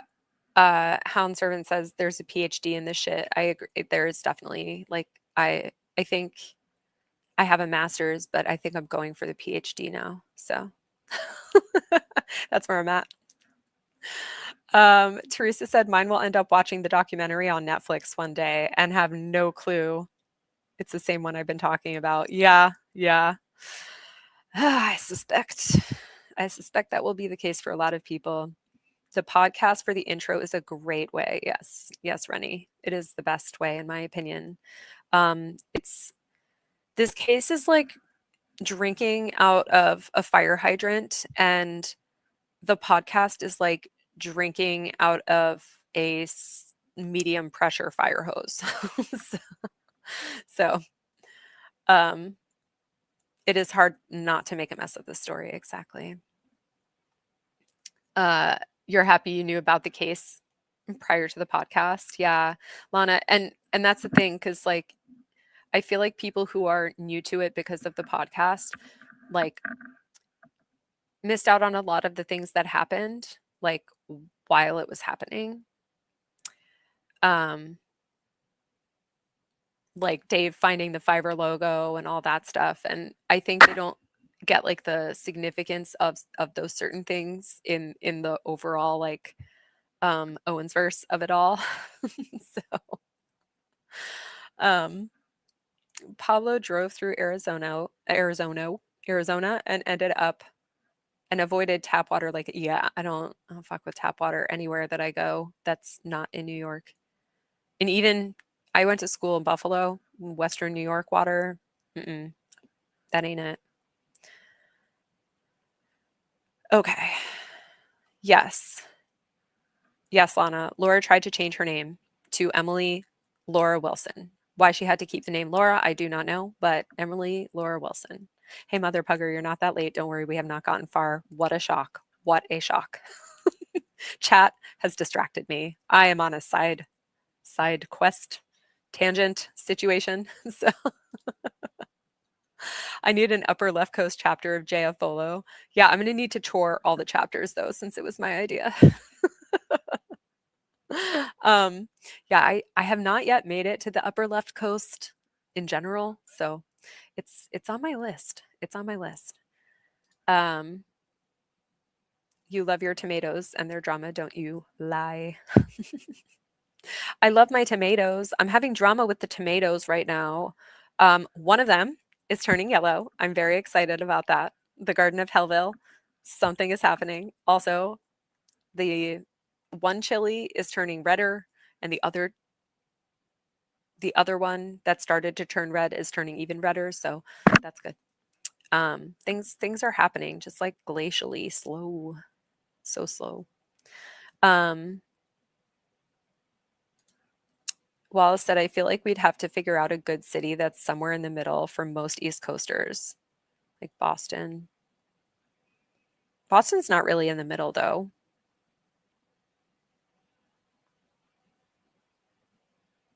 I don't know. I feel like we need to do a scatter chart of where everyone is and like go not too far from like where the most people are, because if there's some outliers, you know. Anyway, that's my thought. Lady in Gray says changing your name does nothing for you if you don't just change everything else about you, particularly your actions. Yeah, very true. Well said. Very well said. Oh my goodness. I nominate, Fletcher Boy says, I nominate Neighbors Sylvan Park for the Nashville location. Okay. Next to your favorite golf course. Have you met up with Dave Neal out in Nashville?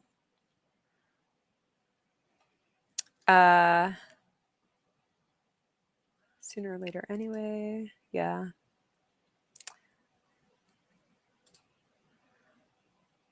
So she could answer to Laura and say, well, that's my middle name, so I go by that sometimes. Yeah, it's just stupid, though. I think it's stupid. Like, as if we weren't going to find it immediately anyway. Like, by bringing it to the internet, you crowdsourced information finding. You crowdsourced OSINT. You crowdsourced you crowdsourced all sorts of, like crap for yourself against yourself, really. It's very stupid. It was very, very stupid. Hey, no thanks, MK. Welcome. Dawn says, I feel like we need an I was there the day they found the fiber logo shirt or laptop sticker. I can make that. Yeah. Let me add it to my list. I have a list. That one was a quick one, the Mean Girls one. That was easy because there was like, it was easy to find the font. It wasn't like a special font.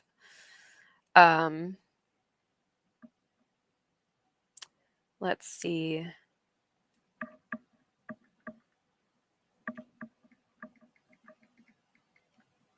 I was there the day they found. It's a little wordy. I'll say that.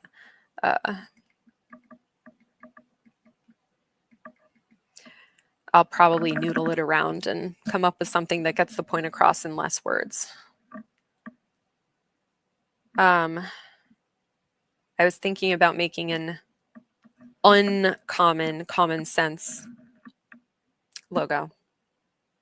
And also burn it all to Hellville.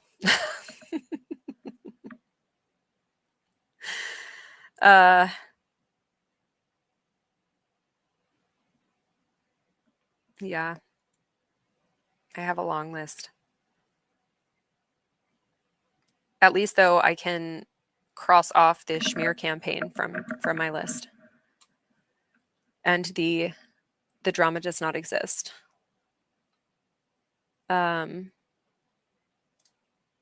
need to make a list, Rennie, of garden questions. We should just have like a video chat in my garden.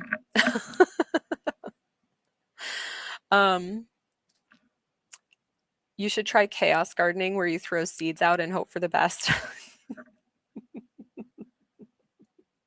Oh my God, that's so funny. I used to try to like plant apple seeds when I was finished with my apples. This is the first time I've ever grown anything, like not as a child, where I had failed attempts. But anyways, oh good, Toadette loves seeing my garden. I like taking you guys through my garden. Good, I'm glad you guys like that.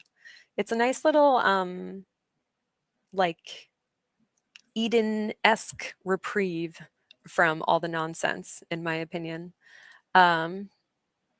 Hey there, Amy. How you doing? Yeah, so we need to do a visit in my garden. Okay, we'll do a video call. You can tell me all the things that I'm missing out on. Hellville's gonna have her own clothing. Probably, yeah. I feel like I feel like anyone who has merch has their own clothing line already. But anyways, yeah. Oh yes, and Teresa said she tried to get a refund on the name change. She was never going to follow through with that, in my opinion. I think if we didn't find it right away, I think she might have tried to get away with that. So she could continue to do things in court without everyone noticing. I think, in my opinion, allegedly. Pablo says, I thought my squirrel moments were bad, but I see yours are bad too. Yes. I basically am a squirrel. Yes. Okay. So Echo said, I would love to have a water garden. Oh, like the hydroponic pods or whatever. I think the issue with that is that it's to me, the main reason that I wanted to grow things in the first place is because I feel like when I go to the grocery store, the produce just every year just tastes waterier and waterier. And I think it's because most of the produce is being grown in hydroponic pods. I suspect. So I think it just tastes so much better when it comes out of the soil, but not everyone has like the space for a garden, obviously. So you got to do what you got to do. Yeah, when I like eventually move to like a smaller space, I probably will have like an indoor one of those things or something. Your garden looks so lush compared to my crispy situation here, dude. It's lush, but it's yielded no fruits yet. Just very few, a few shishito peppers. Oh, Rennie says there were some reports early on that she went by Emily on some dating sites, but with her very LO photos. Yeah. I mean, try to distance herself from that. She made a bad name for herself. Stupid. She's stupid. I think she would have tried to change her name and succeeded. Yeah. I wonder if she will try again after all the heat dies down. Like after she finishes her jail or prison sentence, maybe.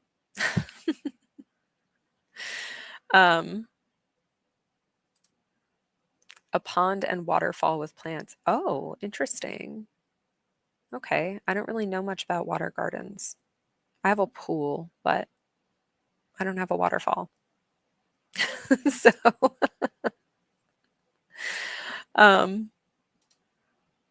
yeah, Rennie says she's been on some of the dating sites in the last year.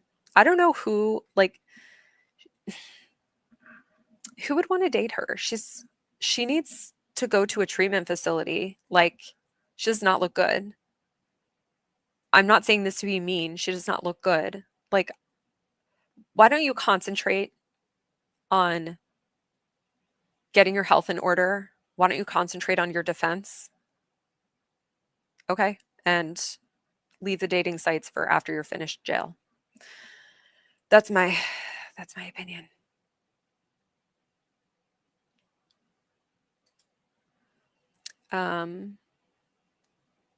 Fishes, filters. Oh my gosh. Okay. I am going to. Okay, back to the Run through. When did you first meet Mr. Eckerd? May the 17th, I believe we connected on LinkedIn. Okay. And were you intimate with him at some point? Yes. What day was that? May 20th.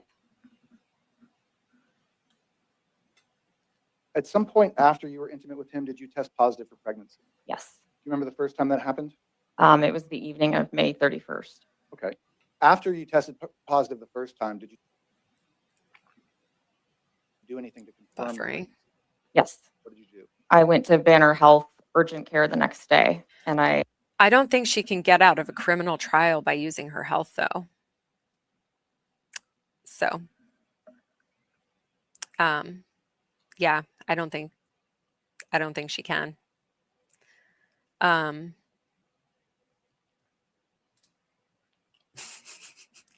Llama says maybe she'll be featured in a hot felons in your area ad.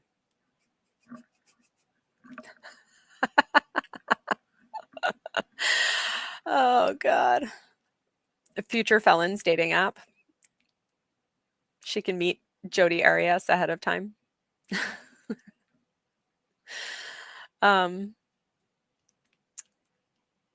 Goodness. Catfish. Oh my gosh. She is a catfish. All of her pictures are photoshopped to hell. She doesn't even do a good job of it either. It's terrible. I took a test there. On June 1st? Yes. If you can look at the screen in front of you there, it says Exhibit 2. That's actually the wrong number. But that's a printout of the positive pregnancy test you received from Banner. Banner Health is the only legitimate medical document that she has throughout this whole pregnancy time period. And that's why she kept offering it up so freely to everyone, because the HCG was in her system and it's the only one she did. It was very stupid. Very stupid. Yeah. How about a sonogram, though? Not a fake one or one that's been tampered with. Banner? Yes. On June 1st? Yes. Okay. And after you got the second positive test, what did you? Ugh, the buffering is going to kill me. I have too much ADD for buffering. You do. I told Mr. Eckerd. All right. Did you go see him at some point to talk about it? Yes. What day was that? June 17th. When you went over to his house, I understand. Yes. When you showed up at his house, did he ask you to take a pregnancy test? He did. Did you know in advance that he was going to give you that test? I did not. Did you take the test in front of him? Yes, I did. Did he actually watch you pee on a stick? Yes, he did. What was the result of that? It was positive. After you had the third test that was positive with him, did he send you an email at some point to talk about the Lana says, I'm glad she's dumb. If she were smart, we wouldn't be here and I wouldn't have all these new friends. Yeah. It's a great community for sure. the situation? Yes. All right, And look the at guys the are screen lucky in front she's of you. dumb. Is this She the finally email got that caught. Mr. Eckerd sent you on, it looks like June 21st. Yes. The third paragraph down has some highlighted text, and I'll just read it. Considering. Oh yeah, you guys, everyone make sure to like the stream and make sure to subscribe if you're not subscribed. Yes, it would be really nice to get monetized. And then you could super chat me or whatever. I'm not asking for like cash monies, but I could have like cool emojis in the memberships and stuff like that. So yeah. Anyway. You only performed oral sex on me and no vaginal penetration occurred, the chances of you being pregnant seem considerably low. Although again, maybe So rubbing up gross. against one another allowed a sperm to make its way inside you, it's a very low probability. Nevertheless, it is one. First of all, Clayton wrote that to you. Yes? Yes. I think I might have gagged in the overflow room as well. So gross. But really, it's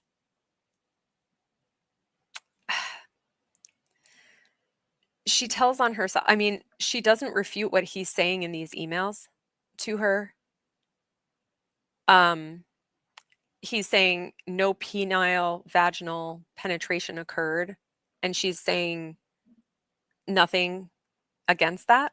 So it's like, obviously, you're in the affirmative that indeed did not happen, but you're going to sit here on the stand in a few minutes and tell everyone, or whichever way it is, and tell everyone that you were raped by him. How does that happen? How does that happen? Yeah, Amy, exactly. She's been bringing people together for 3 years. Exactly. Dawn says, every time I hear traveling sperm, I have the vision of Blues Traveler with all the harmonica in the bandolier. That's funny. And did you have conversations with him where he told you that he thought you were pregnant? Yes. Is that verbal conversations or text or email or all three? All three. Okay. All three. Moving right along. After you got this email on, and I'll move to admit, Your Honor, Petitioner's Exhibit A2. Any objection? A2 is received. After the email of June 21st, what happened next in terms of your... If we could censor jingles.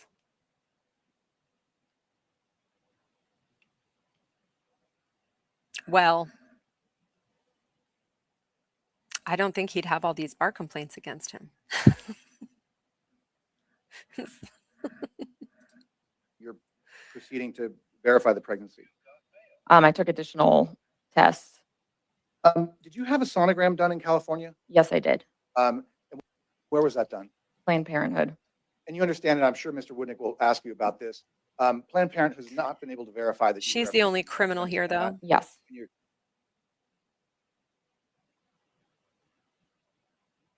Explain that? Yes, I went under a fake name when I went there. Okay. And you had a sonogram done. Did you ever present that sonogram as evidence in any court proceeding anywhere? No. We have obviously presented it. Okay, so people who follow more legal stuff than I do, right? She might not have submitted it as evidence. Fine. Okay, whatever. She might not have submitted it, but it made it into court filings because not only did she send that to Dave Neal and I think Reality Steve as well, maybe, but she CC'd Clayton. So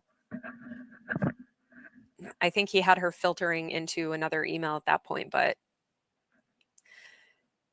just because she didn't submit it doesn't mean it didn't make it into the court documents anyway. So stupid. In this case, but you've admitted already that you changed the name at the top or the location. Did you change the name at the top of the sonogram? The location, yes. Half-ass fashion. I'm not sure if he knew that she was going to do that. I don't know. I would imagine. I feel like he probably told her to change it on the stand. Allegedly, in my opinion, I think it's a possibility that he may have coached her in that as an option. So that way it would, throw everything off even more.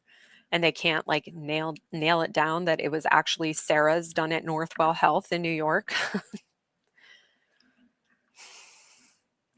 But anyway, I think he knew everything. I think she told him everything. I don't think she told all her other lawyers everything, but I think he knew. Why did you do that? I changed it because Mr. Eckerd was being threatening towards me, and I didn't want him to know where I had gone. It's threatening. Try to track down that he tried to tell my me providers. Okay. And he After felt threatened by Planned me. Parenthood sonogram, do you remember approximately what date that was? I know you signed a declaration. I think it said July 7th. Yeah, exactly, Teresa. I think it was well rehearsed. I mean, poorly rehearsed, really. A conflict. Do you remember what date that was? It was actually the end of June. Okay. Oops. Were you in California both? Echo said, I think she knew too, or you think he knew too. Yeah. And Teresa said she had her answer queued up. Yeah, she really did. And she said it with attitude too, like, how dare you question me? Bitch, shut up. You're the problem here. Did they ask her which kind of ultrasound she had? If not, I bet she would have given the wrong answer. Yeah, I mean, everyone knew she wasn't pregnant. She's never even had one. She's never had an ultrasound. Except that one that confirmed she had both ovaries. Was that verified? Does anyone know? She is so goddamn bizarre. Yes, Peachy Peach. Peachy Teach. She is so goddamn bizarre. She is incapable of telling the truth. John Cordray hit the nail on the head with that one. She is incapable. Weekends, is that what the confusion was? Yes. All right. After the sonogram in California, around July 23rd, did something happen in terms of you passing tissue or anything like that? Yes. Can you explain briefly what happened on July 23rd? Yeah. I wasn't having any symptoms at all, but I did pass tissue that looked like it could have potentially been a miscarriage. I'm not sure if you're going to pull that up or if I was looking for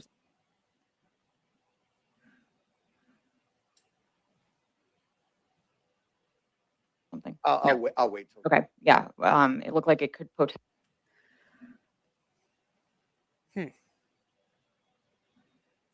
The live chat replay Potentially be miscarriage tissue, but I wasn't sure. Did you seek any medical care after July 23rd, after the tissue passed? myself Yes. elsewhere. Related to that? Yes. What did you do? I texted a hotline for pregnancy and miscarriage questions, and I also did an appointment with a telemedicine doctor as well. Okay, and what did they tell? Video visit. I'm sorry, what did they tell you? They. Back on Hold on 1 second. Overruled. Go ahead. That means to go ahead. Okay. What was the question? What did they tell me? Yeah. What information did they give you, if any? They told me that I needed to monitor myself, but that they felt like unless I had more symptoms, I didn't need to worry that it was. Ruth, what Ruth says, what was she going to do when a baby never came? I haven't followed this case very closely, but bits here and there. Yeah, this case is all over the place. It is all over the place. And some people speculate that it is possible she maybe would have. Why is it doing that? She maybe would have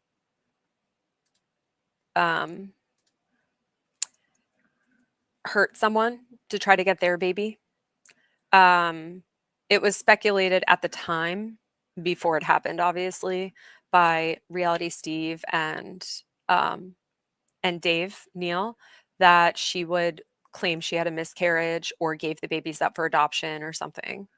So there were things potentially queued up, but a lot of people were concerned that she would go out and like actually hurt someone, but she would have to leave the mesita to go out and hurt someone. So there is that. Yeah, I can't. Echo said, it's interesting to me that John Cordray didn't put her into a pathological compulsive liar category. Yeah. I find that interesting too. But he's also not there to diagnose. So maybe that's a diagnosis. I'm not sure. Obviously, like if you're in psych, you don't want to like make a diagnosis on people you've never actually evaluated. So I get that. It's a liabilities and stuff. Lori said 23 weeks, you would absolutely know it was a miscarriage and you would need medical care. Dude, yeah. That's why a fetal death certificate is required after 20 weeks in Arizona, which is when she knew she was in trouble. I think. Said no medical person ever. Yeah, exactly. Jinx. Yeah. I think she would have hurt someone or I mean, I don't think she would have actually hurt someone. Again, her crimes aren't physical, they're mental torture and financial torture and time torture, but they're not physical.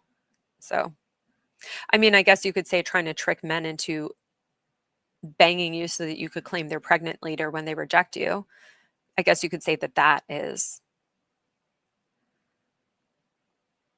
maybe fit on the physical end of things, but otherwise, maybe not.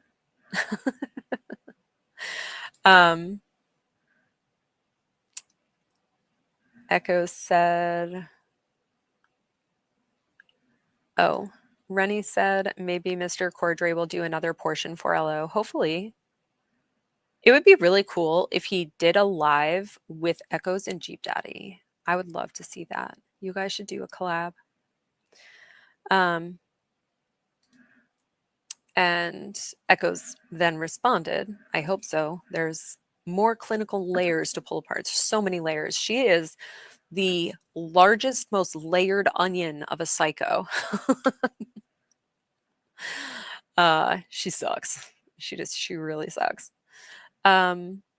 Teresa said, I don't believe that was the goal, but it was some people's motivation to get involved. Yes, absolutely. Absolutely. Because some people really were very concerned about that, her potentially hurting someone to try to get a baby or babies. But again, I don't think she ever would have done that personally. I think the most physical she gets in her crimes are just banging these guys. That's a Peachy said that's when she finagled the dates around everything when she realized she needed a death certificate. Yeah. Yep. Yep. She wasn't smart enough to read the full comments of everything, everyone saying things. She only read part of the comments. So she just threw a random date out there. Poor Corey Keith, man. That's what gives me pause too. She's someone that prefers to commit her crimes online or in the courtroom. Exactly. Exactly. Lori said mental abuse. Yeah, I think it goes beyond abuse. It's further than abuse. It's torture. She likes to torture people. So, in my opinion. Lana said this is all a ploy to try and get famous. She never intended to be the enemy. Yes. She wanted to be the victim. She wanted to do another TEDx talk. She wanted to write another article for Chicken Soup for the Teenage Idiot. She wanted to do all these things. She's always wanted to be famous. That's why she started a very bad podcast with her mom. Nobody told her not to do that podcast, obviously. Yeah, she didn't foresee people seeing through her shit. She should have maybe had some foresight into that. But anyway, here we are. Captain Ned said, I have so much respect for everyone in that court displaying the self-control to not burst out in laughter. Yeah. Yeah. At one point, there's a little bit of that, which you'll hear. So we'll get there. And Tammy, I fully agree. I don't think she wants a kid. She wants to trap a man into a relationship with her. Echo said, yep, she wanted to cash in her victimhood as a career. Exactly. Exactly. That's all she's good for. Being a victim and riding horses. That's it. A miscarriage. How sad Okay, of and an existence. after July 23rd, did you take any other pregnancy tests shortly after that date? Yes, I did. What date? I believe the 27th, and then also. Yeah, Echoes. Exactly. Megan, who was in the courtroom with her sister, said that the snickering was the court staff, like the bailiffs, probably some of the extra security that was hired to escort them and stuff like that. Yeah, so it wasn't even the people that were in there, to be fair, other than the victims and their families. I think there were only 4 other people in there. So It was Megan, her sister, Lauren. Oh, I guess maybe 5. Megan, her sister, Lauren, Scott, I think. Was he in there? I'm not sure. Or did he just help get it set up? I think he was in there. Teresa. I don't know. Who else was in there, Teresa? Not without doxing anyone, obviously. But anyways, yeah, it was not anyone from JF Folo. Her biggest mistake was targeting Clayton. Exactly, Lori. Yes. Yep. She underestimated his dislikability in the Bachelor Nation. And that was her biggest miscalculation of all. I didn't dislike him. I thought it was an entertaining season. I thought maybe he's a bit of a dick, but he's really just being honest. And when I met him in person, he's a really nice guy. He's a really nice guy. He is honest. He's an honest guy. I actually respect the directness. I hate people dancing around shit. Just tell me the truth. Tell me what's up. I'm a big girl. I could take it.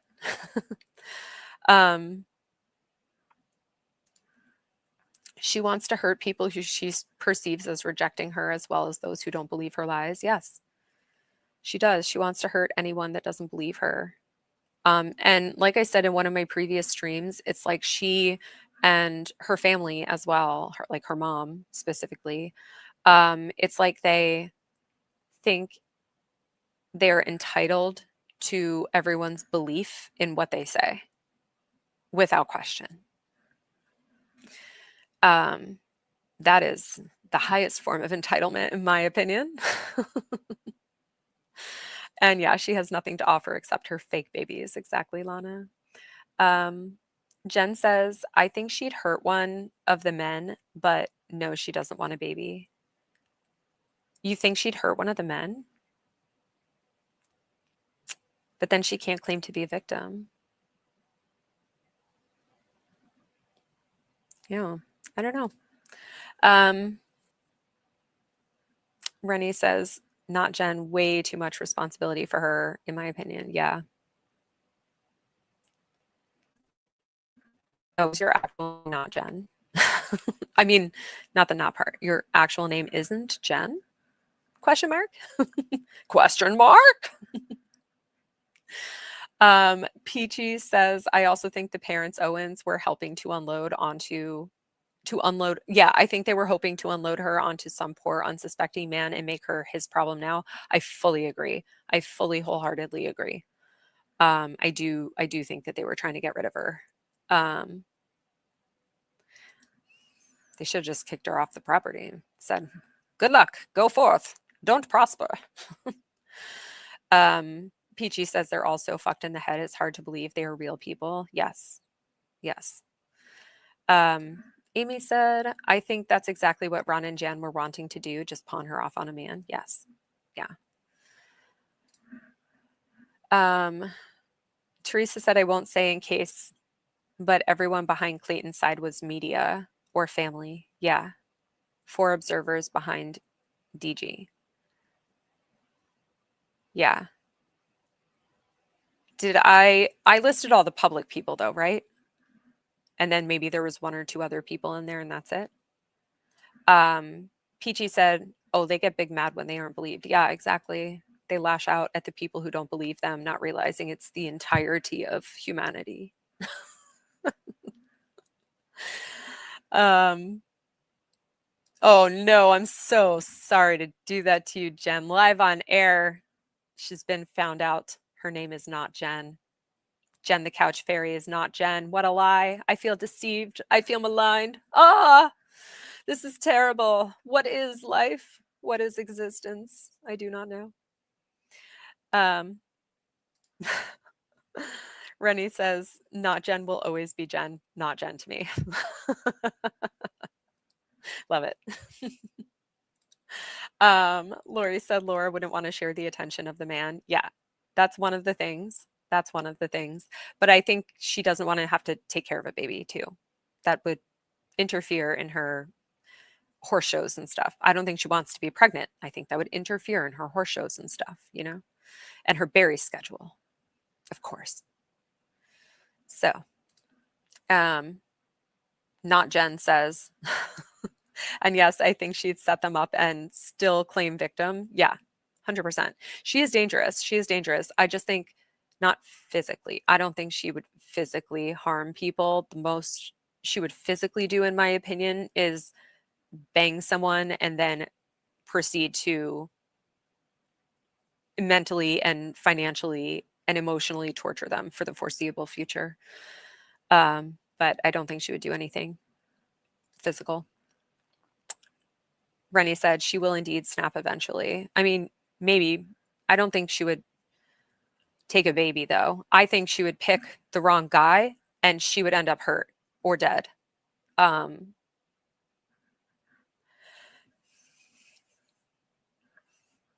Yeah, that's my opinion. Rennie said, LOL, I've been calling her Jen I've been calling her not Jen for months. I missed it. I've missed it. Teresa said she would cool sculpt her pregnant belly. Oh my God, literally. She is so ridiculous. What a ridiculous human. Yeah. Echo said, my jury is out if she would commit actual physical harm. She's been escalating each time. She has been, yeah. I think the most though, she would like punch a guy, like or slap a guy or something. Like I don't think she would cut a baby out of a woman. Like I don't think I could be wrong. Everyone let me know. What do you think? Timmy, the dog, says she doesn't like confrontation face to face. Yes, agreed. But with the escalation, like it could, I guess it could. I don't know. I don't know her well enough for that, but cool sculpt it into the shape of a pony. Oh dear. Okay. Yeah, half-ass fashion she does. She targets naive hunks. That is true. That is her type. I'm surprised any of them liked her. She is not good enough for any of them. So she's not pretty, in my opinion. She is an ugly human on the inside, most especially, and I think it exudes to her outside as well. I also think she doesn't look good right now. She really, really, really needs to get help. She needs treatment. She looks extremely unhealthy. I'm not like picking apart her appearance. I'm just like, if I were going to choose a lady, it wouldn't be her, but especially not in her current state. It's not good. It's not good. Anyway. So August 1st, before I filed this case. Okay, so the day that you before you filed this case, how many pregnancy tests did you have? 5. So you had one on May 31st. You had one on June 1st at Danner. She has the most pregnancy tests of any woman who has ever claimed to be I pregnant. have my notes say July 25th, but I think you just testified a little day or two differently.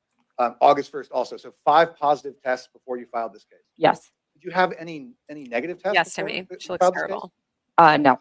Horrible. Laura, Clayton has argued. Let me go back to the night of May 20th. Lori, Taylor Parker is the one that tried to take the baby, but the baby died too, right? In that documentary that recently dropped. I personally don't think that she's, again, I don't think she would have, because I don't think she wants the baby. Echoes, aren't you so glad you're gay? You never have to worry about that. As a gay dude and not a cybersecurity professional, she was prettier in the past than she is now. Yeah, well, she looks a lot better when she looks like a healthy weight. But even at her normal sized weight, I don't find her particularly attractive. But to each their own, you know. But I think all the Botox and stuff is certainly not helping. The only thing that could help, eat, please, eat. Grief, good grief.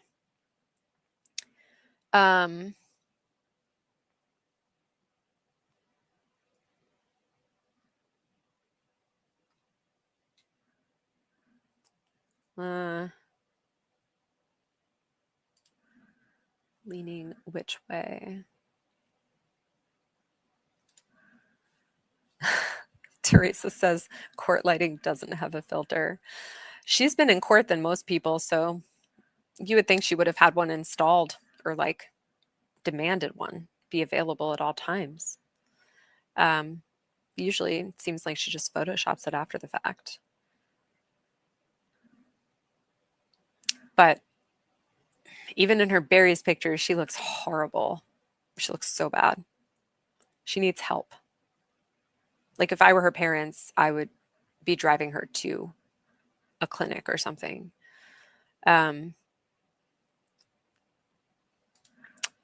Yeah, Lana, exactly. She is a keyboard warrior. She doesn't want a baby. She wants attention always. Okay, her and just her. Yep. That's what I think. I mean, I think, like I said, the most she would physically escalate to would be potentially like beating up a guy that isn't giving her what she wants. But I think that's pretty much it, in my opinion. I could be wrong. Something could make her snap and she could like physically harm someone, I guess. But I don't think that's her vibe, personally. Lori said she's done so much work on her face it will never look right again. Yeah, exactly. I think everyone who gets like so much work done, I feel like it makes them look a little bit like an alien. They all start to look like the same person. It's a little weird. It just looks off. It's like in-person AI, in my opinion. It's crazy. Mother Pugger said she's mid enough. If she had normal standards and could just be normal, she could have gotten a good regular guy. Yeah. Yep. She could have, if she could just have been a normal human and not tried to keep men that don't want you.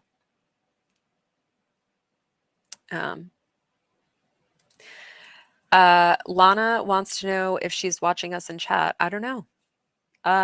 Probably not. I'm a little micro channel, so I doubt that I've crossed her her radar, but she does search herself all day every day, so who knows? Maybe.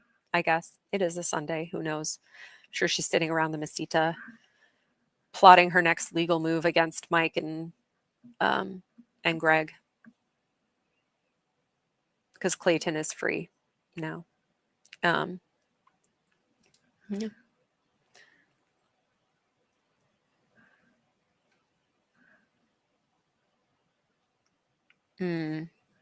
Rennie says I might not have 2 years ago like thought about if she would like hurt someone.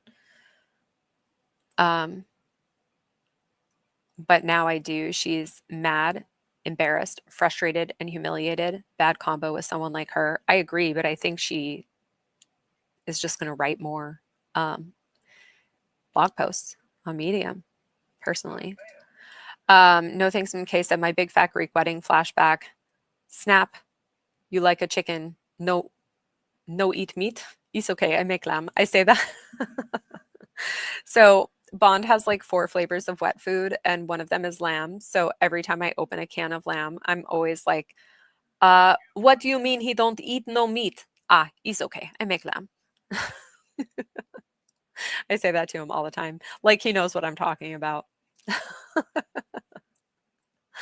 Echo said, Lana, we always assume Laura, David, or her mother are watching. Yeah, fair. But again, I don't know if I've crossed their radar.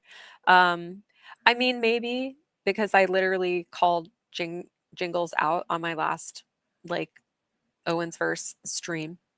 So maybe, I guess. But I don't know. I might be too micro for that.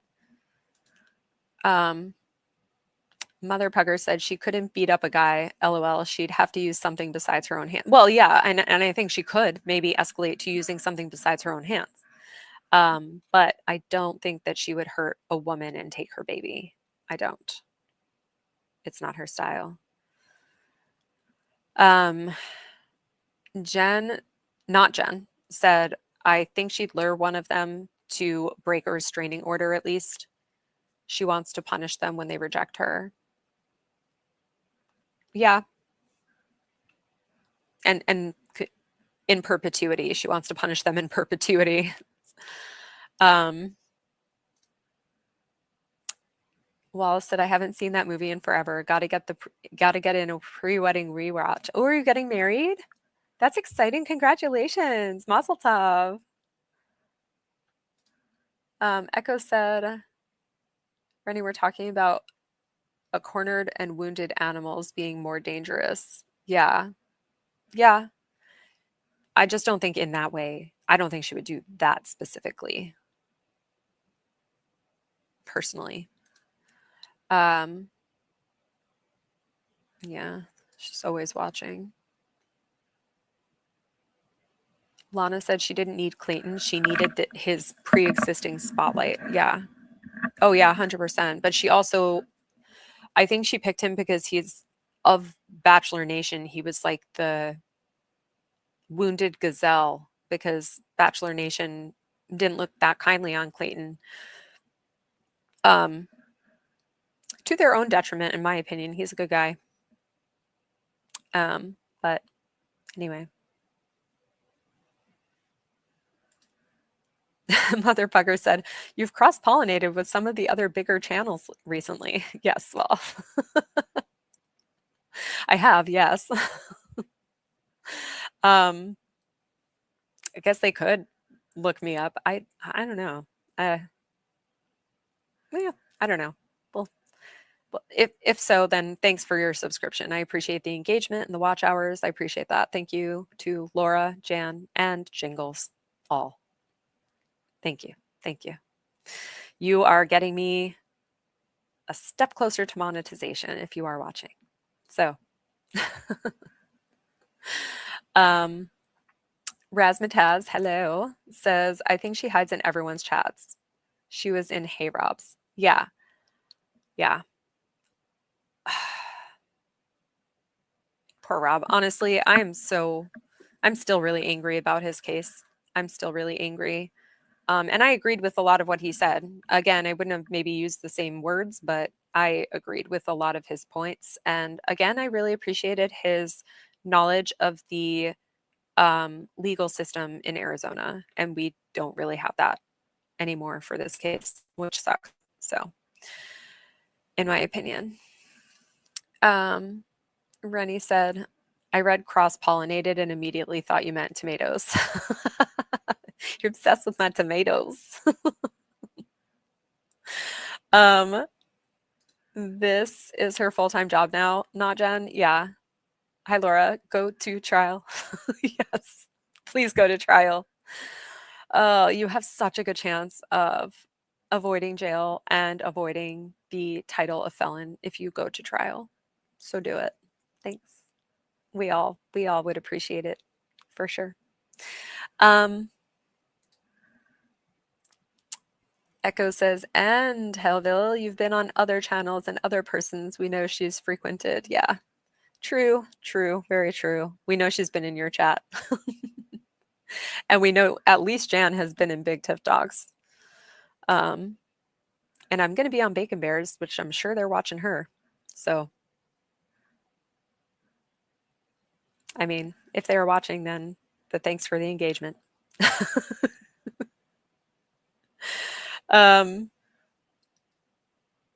Oh, well, enjoy your chores and stuff, Razmataz.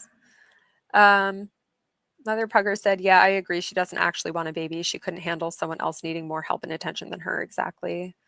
Rennie said, I blame Hellville. And I wasn't able to plant this year. I have massive gardening FOMO. Sorry. My garden can be your garden too.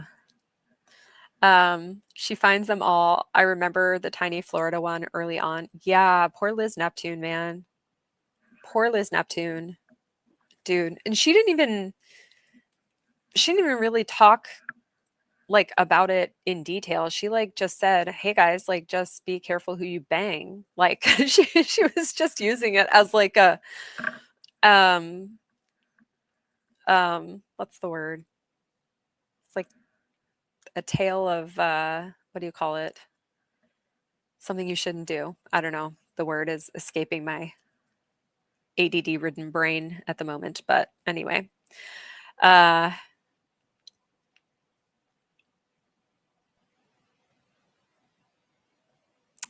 exactly. Such a shame. Yeah, and poor Liz. Yep. A good lawyer like Deandra would have won. Like Deanna? Wait, Deanna or Deandra? Yeah. Oh, for Rob's case. Yes, yes. Such BS. I mostly agree with him too. God bless him for being in such good spirits about it. Yeah. It just sucks. So I'll be the one calling her names from now on, I guess. You stupid twatty cunt. Anyway. The saga has enough square to build a Monopoly board. Yeah. Dude. It is crazy. Yes, excited for tomorrow morning. Yes. Better warm up to your singing voice for Go to Trial Hellville. Yes, well, I'll sing along. Help you become yeah, exactly. Help you become monetized. Thanks. Laura Jan and Dingy. Yeah, exactly. Jingles. Jingles, you hear?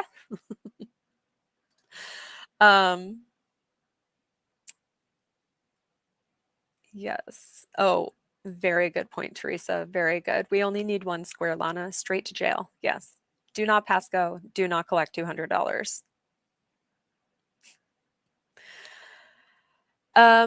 Okay. Cautionary tale. Thank you. Yes, that's it. That's the one. Thank you. Thank you. A public service announcement and a cautionary tale wrapped into one.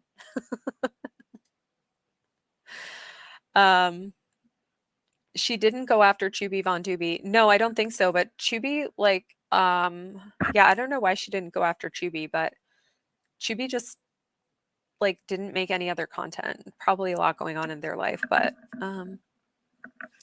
you know, I liked that view. And at the time, it was pre Megan Fox, so Liz and Chubby were the only ladies talking about this case. So there's that. And Liz didn't even really mean to talk about it. Again, it was just like a cautionary tale. She didn't even go into details or anything. So they don't pay electric. I can't believe that the electric company didn't like cut their service. Don't most people get their service cut if they don't pay? I don't know why they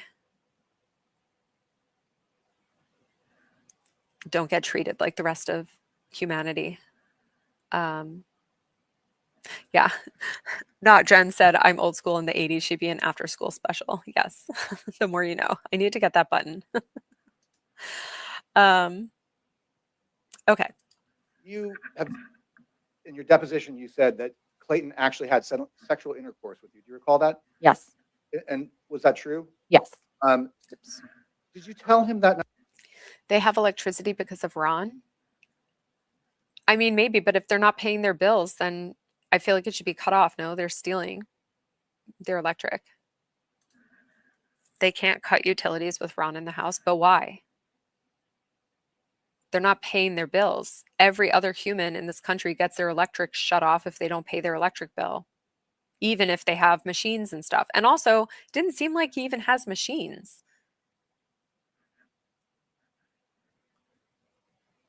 I don't get it. I don't think he's on oxygen. I didn't see an oxygen tank or anything. Did anyone else?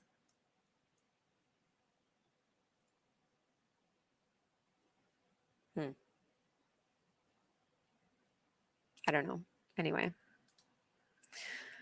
night that you did not want to have sex? Yes. And did he honor that request? No. Laura, you've heard. Didn't we just read an email 15 seconds ago that she does not refute where he says, I did not put my penis in you?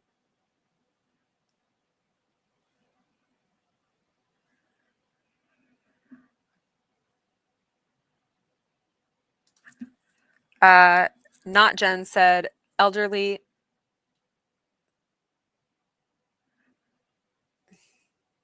Okay, antivirus, don't send me that while I'm streaming. Why do I get all my notifications when I'm streaming and not the whole rest of the day? Anyway, no, that's not so. Elderly disabled can't cut utilities.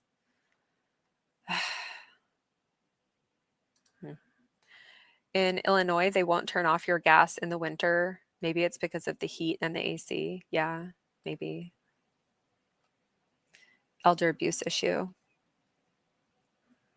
But the elders are abusing their services. There is elder abuse going on. It's just not the way that would normally be perceived.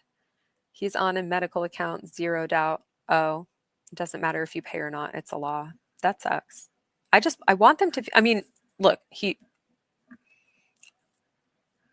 should be in an assisted living care facility away from these idiots. But anyway, Timmy said they're capable of paying. They just thought it would all be wiped. Yes, exactly. But instead, it's all going to be converted, I think, in my opinion. Hopefully, we can all hope. Anyway, Captain Nad said, yes, any home with seniors cannot have the power cut off. Ugh.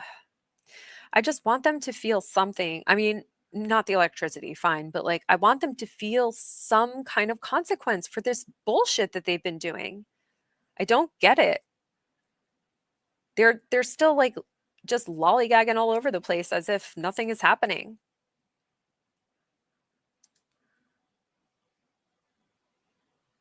Yeah. And there, yes, not Jen. There was the rape allegation. Yep, right there. Did you say you did not want to have sex with him? Yes, I did. Did he honor that request? No, he did not. Ma'am, that's rape. And that's not what happened according to your own email chain. Okay. Okay. Also, lest we forget the tight email. Well, this will get awkward. Crazy. Crazy.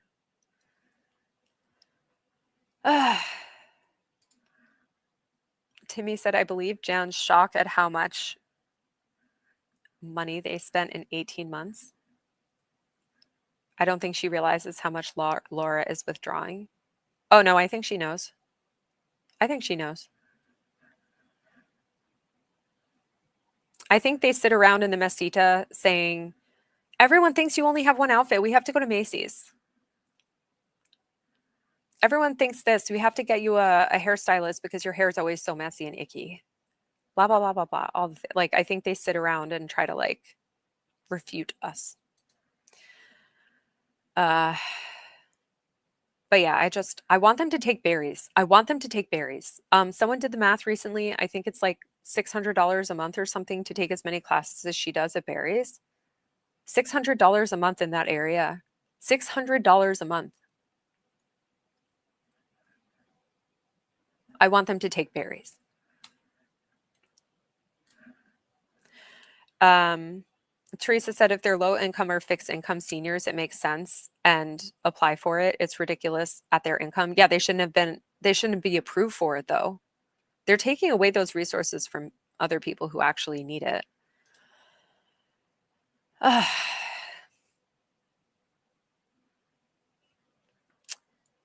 Hi, Bill. And hi, Michelle. Yeah, at the very least, restrict Laura's travel. Yeah, yeah. Also, some stream or another, I think.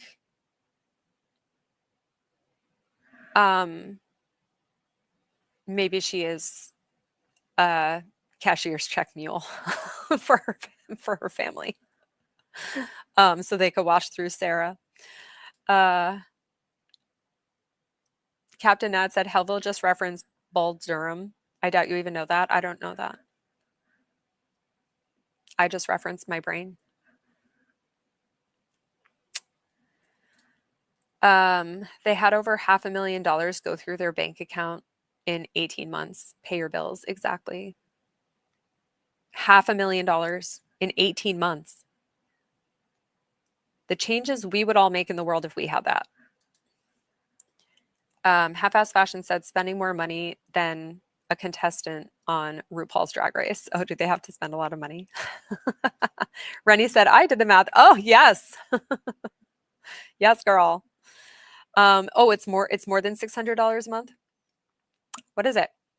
Like 800? We know she's got the highest package at Barry's. She loves packages. Do you think, ooh, Mother Pugger. Oh, that's the kind of drama I do want. But again, I'm not personally involved in that drama. So yeah. Do we think the car got repossessed at Barry's? Where else do they drive? Horse shows? The doctor for Ron, I would assume, unless they get house calls. I don't know. They don't really seem to leave the house very much overall. Depends on what package you pay. Yeah, like I said, I think she has the highest package. Bill said, I agree. There needs to be some consequences. Barry's, Laura's Travel, Macy's, everything needs to be shut down. They're giving them too much leeway to crime. Yeah, and Jan goes too. I don't know. She might be like a guest pass or something. Some gyms have that, but I know it's not like a regular gym. It's a cool gym.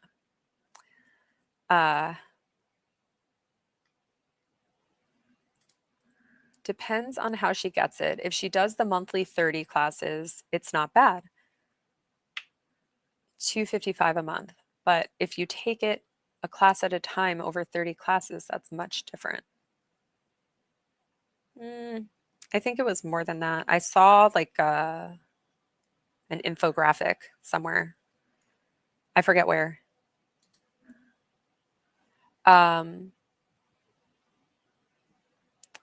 For sure, their car trouble was getting repossessed. Yeah, probably. So much car trouble, unexpected car trouble. It was unexpected that your unpaid for car got repossessed. No, that is very expected. Rennie said it's around $950 for single class payment, between $32 to $34 per class, and she does around $30 a month. I think she's doing more than that. Didn't someone say it was like 100 classes in 1 month or in 2 months or something? That's a lot. That's like 2 classes a day. Yeah, Laura should be checking out Planet Fitness. Laura needs to be checking out walking around the yard.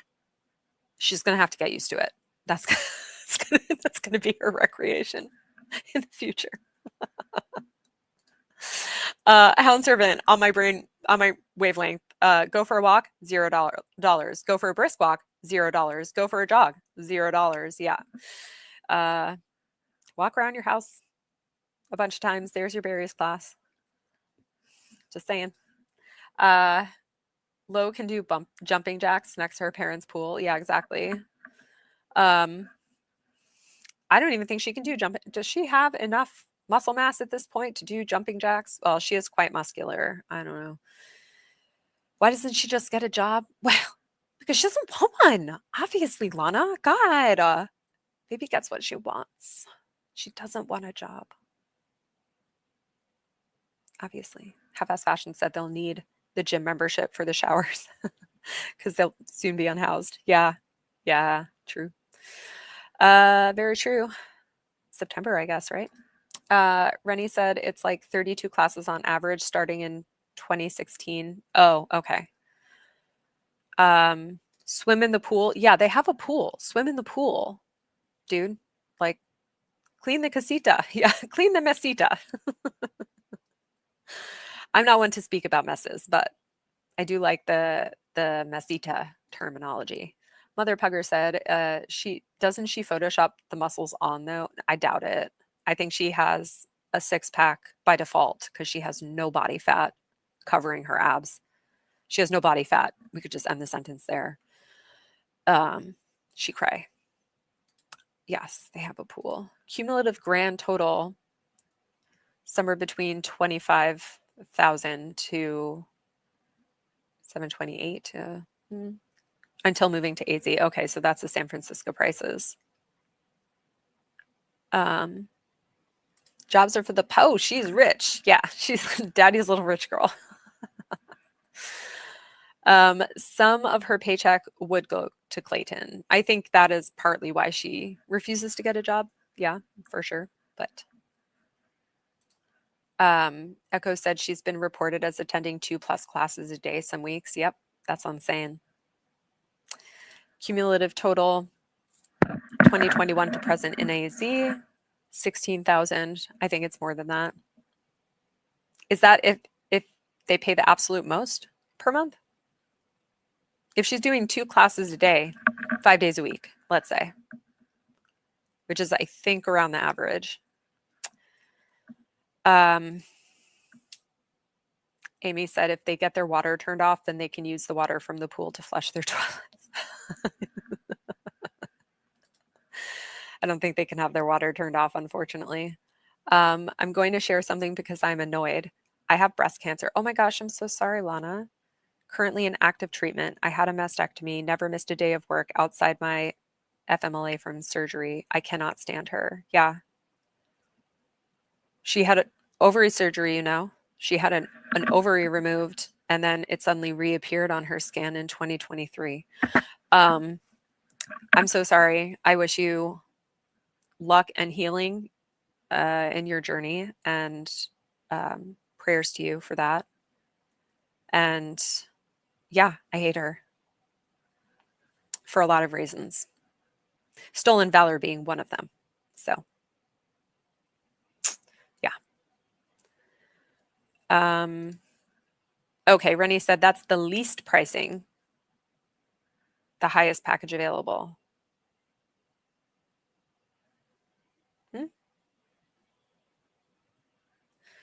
Oh, you only did the low end? Yeah. Well, Hound says strength and healing to Lana. Yes, fuck cancer. Fuck cancer. And Jen also says wishing you complete recovery. Yes.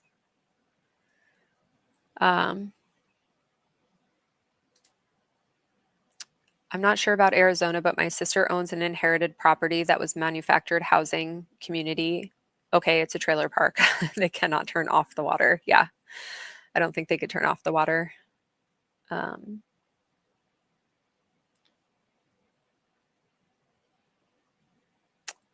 Yeah, Lana, I hate people who lie about having cancer. They are, yeah.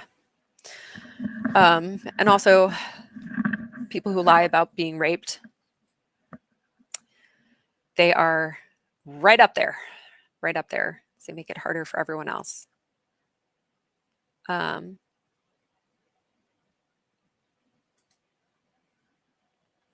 Yeah. You had to go on averages. All right. All right. All right. All right. Clayton argue at various places in this case that you were trying to trap him in some way by what happened here. Can you explain, if you were trying to trap him, why did you tell him that you didn't want to have sex? I wasn't trying to trap him. Hold on 1 second. Sorry. Sustained. Okay. But you never, that first night with Clayton, you never said to him, let's do it all night long or anything like that. No. Ma'am, stop calling. Did you tell Clayton that you wanted to have sex that night? Shut up. No. Laura, let's switch very quickly. Actually, let's go back to our timeline. After you filed the case on August 1, did you do anything in terms of DNA testing to verify the pregnancy and verify that Clayton was the father? Yes. What did you do to verify that? We took a test. Well, I paid for a test in August at Ravgen, which was the lab that he chose to conduct the test. And I paid for it, and he did not schedule his part of the test. So, according to my notes, August 15th was the Ravgen initial booking for $725 you paid. Is that accurate? Yes. Yeah, the DNA testing that was ongoing.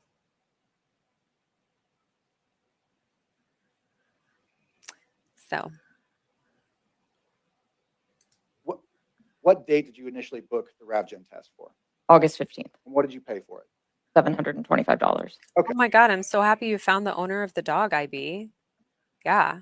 Some of my Reddit streams, when I remember ahead of time, I do like to do like a lost animal of the stream. So I pick different places around the US and give a little bit of publicity. So hopefully we could find them.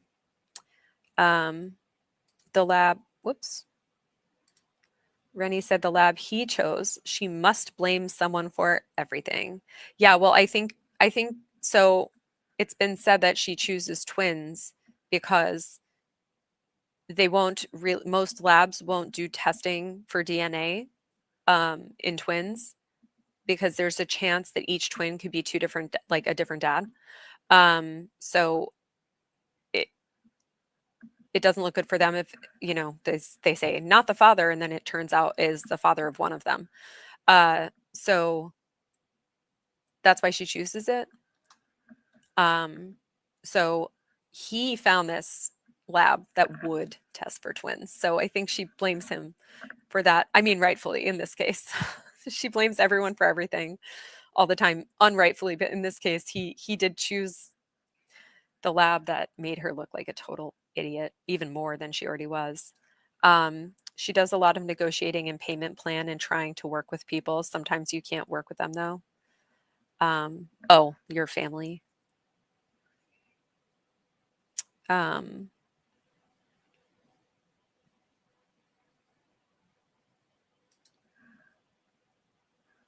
Jennifer said, fight like a girl is not just a slogan. Breast cancer is a bitch and you've got to be a bigger bitch to beat it. Yes, be the bitchiest bitch.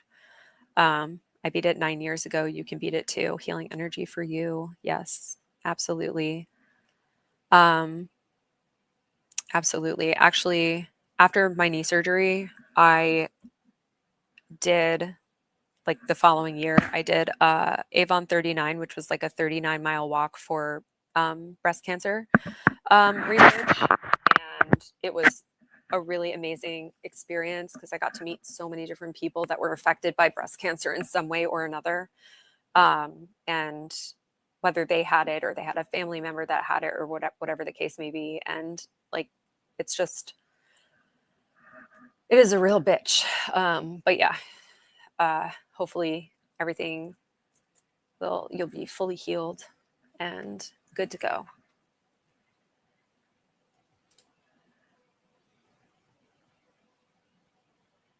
Branding on lodges. Yes.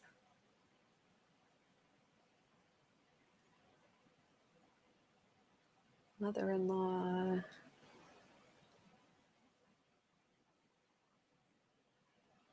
Okay. We're talking And about why didn't that test go forward, or did it go forward? Clayton did not schedule his part of the test. Okay. He did. She canceled it for him. So you had to cancel? Yes. Did you eventually successfully complete the testing? Yes. What was the result of that? It was inconclusive, little to no fetal DNA. Okay. Do you remember when that result came back? I believe we took the test September 28th, so shortly thereafter. All right. After the RavGen results came back, did you have any further pregnancy tests? Yes. Do you remember the date? Thank God you when are and where that half happened? ass. Yeah. It was October the 16th, I believe. I feel like my chat finds like groupings of people who have things. Lots of breast cancer survivors. Yay. And lots of EDS. So much EDS. It's interesting.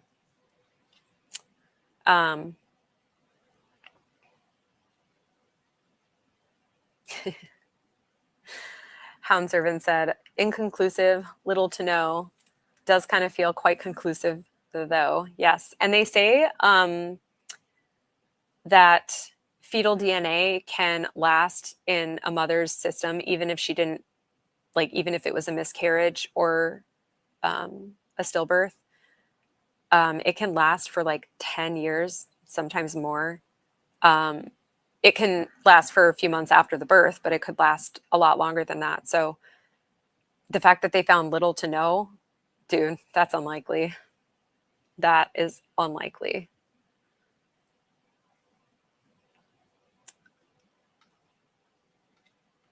Crazy. How do I, where is that?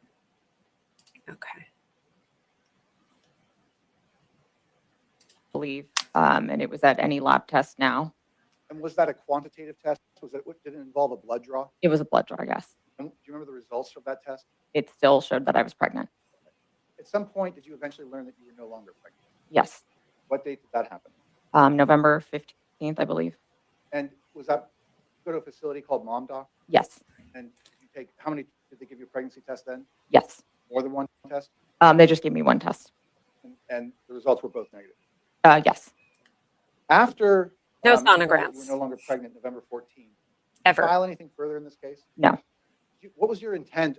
If we go back to the any lab test now, October 16th, you filed a request for mediation 2 days after that, correct? Correct. What was your intent in doing that? I wanted to. Yes, everything is big here. Bruce said that Jingle's argument is that even if she wasn't pregnant, it was okay to bring the paternity case if she thought she was pregnant. The problem is all the weird stuff she did that seems to indicate the faking. Yeah. There's that. But also, I don't understand why it's even a possibility to bring a paternity case before a baby has been produced. Period.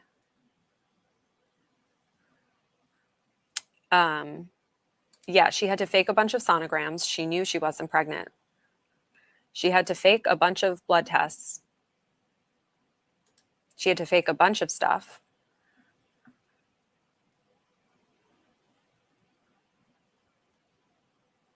It is crazy. Dismiss the case. That's why when people say they think she's delusional and she thinks she's been lying for so long, she thinks she was pregnant. No, she had to fake so much stuff. There's nope. Mm-mm. I wanted to go over the test results. Did you know how to dismiss the case? No. So you were making an effort to let Clayton know that you thought the pregnancy was probably ending badly and you wanted to drop the case. Objection leading. All right. Laura, let's switch topics briefly. Clayton did Clayton never lie to you about real estate contracts? Yes. Can you briefly explain what happened with that? Yeah. I first met him as a realtor, and Bruce said my take for her side is that she failed to prove pregnancy, paternity, or miscarriage in a clinical fashion. Therefore, she should just pay the bill. Oh, well, now she has criminal charges. Yes, all of that. Exactly.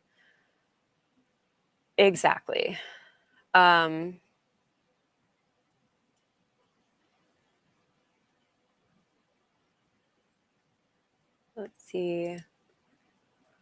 Yeah, Amy, exactly. That's why we need Clayton's Law. You must prove pregnancy with an actual sonogram. No. It needs to go past that. You need to wait until you have given birth to bring a case. Period. Yeah, I can't. I cannot.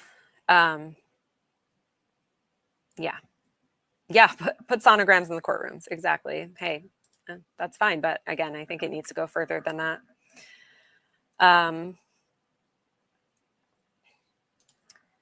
Jennifer said, I think some women do bring the paternity case prior to delivery in order to get medical expenses paid by the baby daddy. I don't recall if medical expenses was included on Laura's petition. I don't think it was. But you get back pay for child support anyway.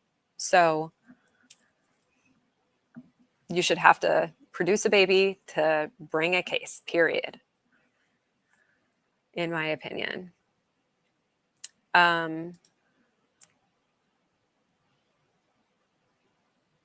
Oh. We're talking about the weather. plenty. Echo says there was plenty of exculpatory evidence. She was never pregnant. Exactly. Post-surgical pathology.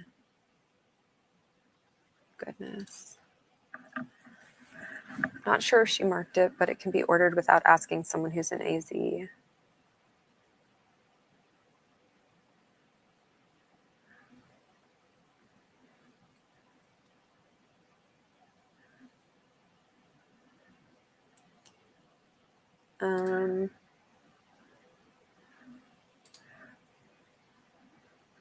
Yeah.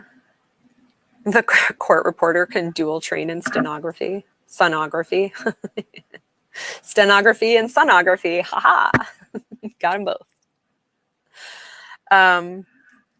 No thanks in K said she submits baby bump and HCG for reimbursement of child's expenses. Yeah, exactly. We would like to see the baby bump, please. The moon bump. I bet you Sarah bought it for her or something, so it didn't show up on her card. Lana said, sorry, we're diverting your chat into a side quest. Hey, look, all good, all good. Do you? Okay. I had him make 2 offers on 2 different properties on the same day and found out he never submitted those offers. But I signed them When were the offers submitted? May 24th. And when did you find out that Clayton didn't send them to the seller? May 25th, because they were only good for 24 hours. So he lied to you and said that he had sent offers in that he didn't. Correct. Okay, so to me, the only reason they're even bringing this up is to be like, well, I might have lied, but he lied too. Look at him. He should be punished. He lied too. He lied to get you to stop torturing him. He lied because you were crazy. He knew after 12 hours with you that you were fucking crazy. That's why he lied. And that is fair. He was trying to avoid the conflict. Argumentative and objection relevant. Overruled. Go ahead. Correct.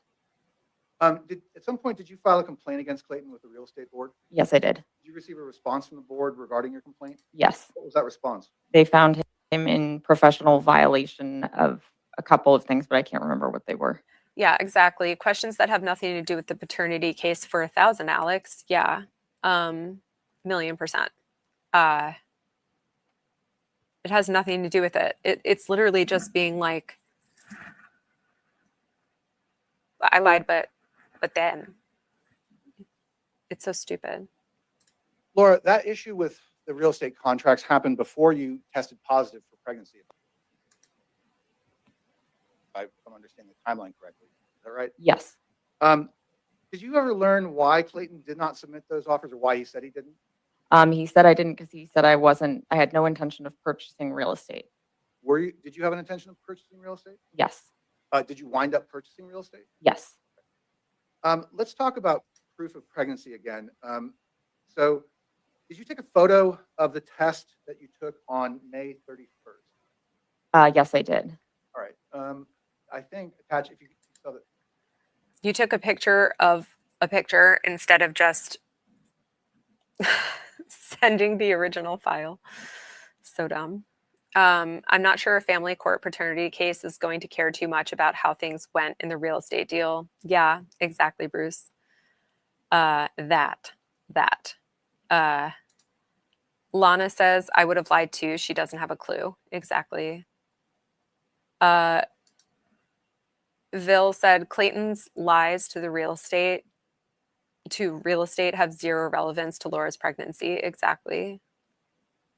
Zero. Lana said lies for 1,000,000, Alex. She was never going to buy shit. Yeah, and then she did because she was kind of called out on it. Jennifer said Clayton should take his ADRE response with all the messages from Laura and sue Laura and her family businesses for harassment, sexual harassment, and extortion. For what? This is why I think if in civil court, if someone doesn't have money, but they've done something egregious to someone else, I think there should be the option to forego money for jail time, in my opinion. If it is judged to be so egregious, in this case, obviously, so egregious. So if he can't recoup his money, he should at least recoup some of her being in jail. Objection, relevance, exactly. This lady makes you wish you didn't have eardrums. I'm sorry. Well, you know, I'm pausing it enough that hopefully it's not hurting your eardrums for too long anyways. FS Fashion said he needs a tie clip. Yeah. Yeah. Maybe Aurora like hid it under the couch or something. Hound Servant says the lies are about credibility. That's all. Yeah. They're trying to prove that he's not credible too. But the thing is, lying to the ADRE board is not on the same scale as lying in court.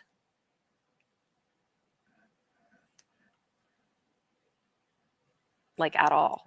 And that's why he got a slap on the wrist. And after looking at the messages, I'm sure they were like, I would have lied too. I don't know what I don't know what I would have done. Oh God. Huh? Goodness. Yeah, echoes exactly. Real estate they didn't pay for. Bruce says, hey, there's a lie. She never ended up purchasing real estate, let alone purchasing real estate with $450,000 that was in someone else's money. Yeah. That photocopy of a photocopy of a photocopy of someone's money market account. That was so funny. In real time. Laura Owens is judgment proof. Even if they connect her income to money, they're broke too. They're not, they have a guaranteed income of $21,000 a month. So 10 months and he's paid off. 10 months. Obviously, then they can't pay the mortgage and stuff like that, but still, just saying. Yeah, exactly, Timmy. How is she not embarrassed? Would love to know. Would love to know. For stalking these men. Yeah, I mean, they didn't want anything to do with you. And instead of accepting that like a normal human and just being like a little bit embarrassed of being rejected, you decided to try to force them to be with you. But even when they gave in to what you wanted, that wasn't good enough for you. That's pretty much it. Yeah, I don't think she has any shame though, like overall. So yeah, Lori, exactly. If you can't pay, then you spend jail time. Yep. Spend time instead of money. Yep. But Clayton told the ADRE the truth. LO, on the other hand, told one truth and 5 bajillion lies. Yeah. So there's that. Hi, Julie. Hi, Julie. Yeah, Bruce looked snazzy. He looked snazzy on June 10th, okay? Like he was in a full on like coat and tie situation, suit in that burning hot AC losing tech van. You guys got to get a generator for the criminal trial, I think. Yeah, exactly. Echoes. They aren't broke. They aren't broke. No, I'm broke. They're not broke. They're not broke. It's got to be some personality trait, lack of self-awareness. No, they're very aware. They're aware they're lying. I just think it's like they just can never be wrong. So even if they're lying and they know they're lying, they just can't be wrong regardless. Were there cufflinks? Oh, I don't recall. I don't think Clayton lied to the ADRE. Yeah, he lied to Laura, which is yeah, exactly, Bruce. Sorry, I might have said that he lied to the ADRE, which even if he did lie to the ADRE, again, that's not the same as lying in court and in court documents and court filings. they hold different weights. And he only lied to her, which is, you're allowed to lie to people. Laura should know that better than anyone. She's a professional liar. I think I skipped the cufflinks. Good to know. Good to know. He's playing. Sorry if you hear tweeting. Someone is playing with their bird toy. Wise to skip the cufflinks in the heat. Yes, yes. Maybe if it was a wedding.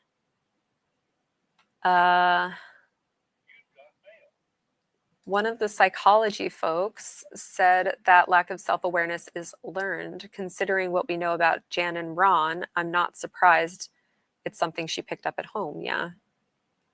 I think she is self-aware, though. I think she just wants everyone to believe her, and she thinks everyone should always just believe her at all times. Bruce said, Laura is getting thousands a month from her parents as income in kind. The first thing she has to do is report it on her taxes properly. Yep. The second thing she has to do is pay her judgment. Yep. That.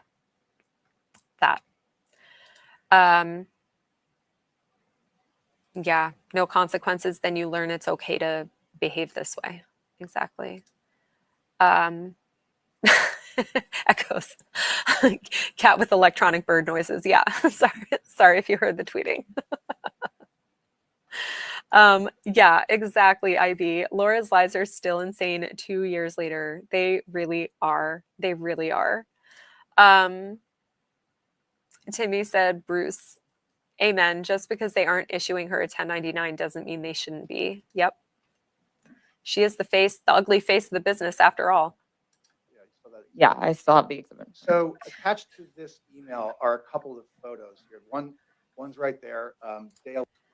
IB, they did have no business buying real estate. They couldn't pay the real estate they already had bought. Agreed. I think they did it to save face, to prove to Clayton that she was seriously going to buy property, in my opinion. Like it was well, you said I couldn't do it. Well, look, I'm doing it, like defiance, a defiant act. They shouldn't have said yes to their daughter's every whim, but here we are. Bruce said the tech van had a generator, but I think it ran out of gas, and I don't think it came with extra gas can or anything. Oh, my van is nice because the generator is built in, so it uses the fuel tank. Oh, that's good. You have the snazzy tech van.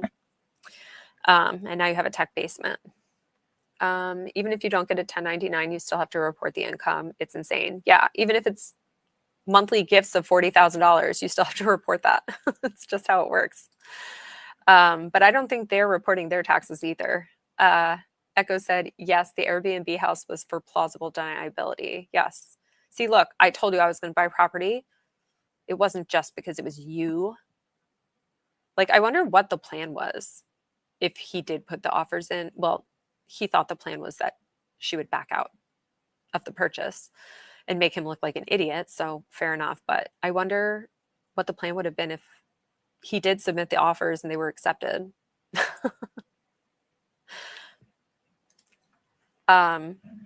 Yeah, Timmy agrees 100%. It was to save face. They were scrambling for cash. Yep. And then eventually we find out that the down payment or whatever it is they did pay toward the house came from Lizzie Dearest, her bank account. She has a separate bank account for some reason. Bruce could bring the tech van to our global or regional get-togethers. Yes. Yes. I'll be in his hood later this year, though. So Echoes said Moose Tech Mobile Services. Yes. MTMS. Love it. Jennifer said, but Laura said Jan bought the Airbnb with her own personal money. So where did Jan get the money to buy her Airbnb? Yeah, probably the pension. It's probably Ron's money. So,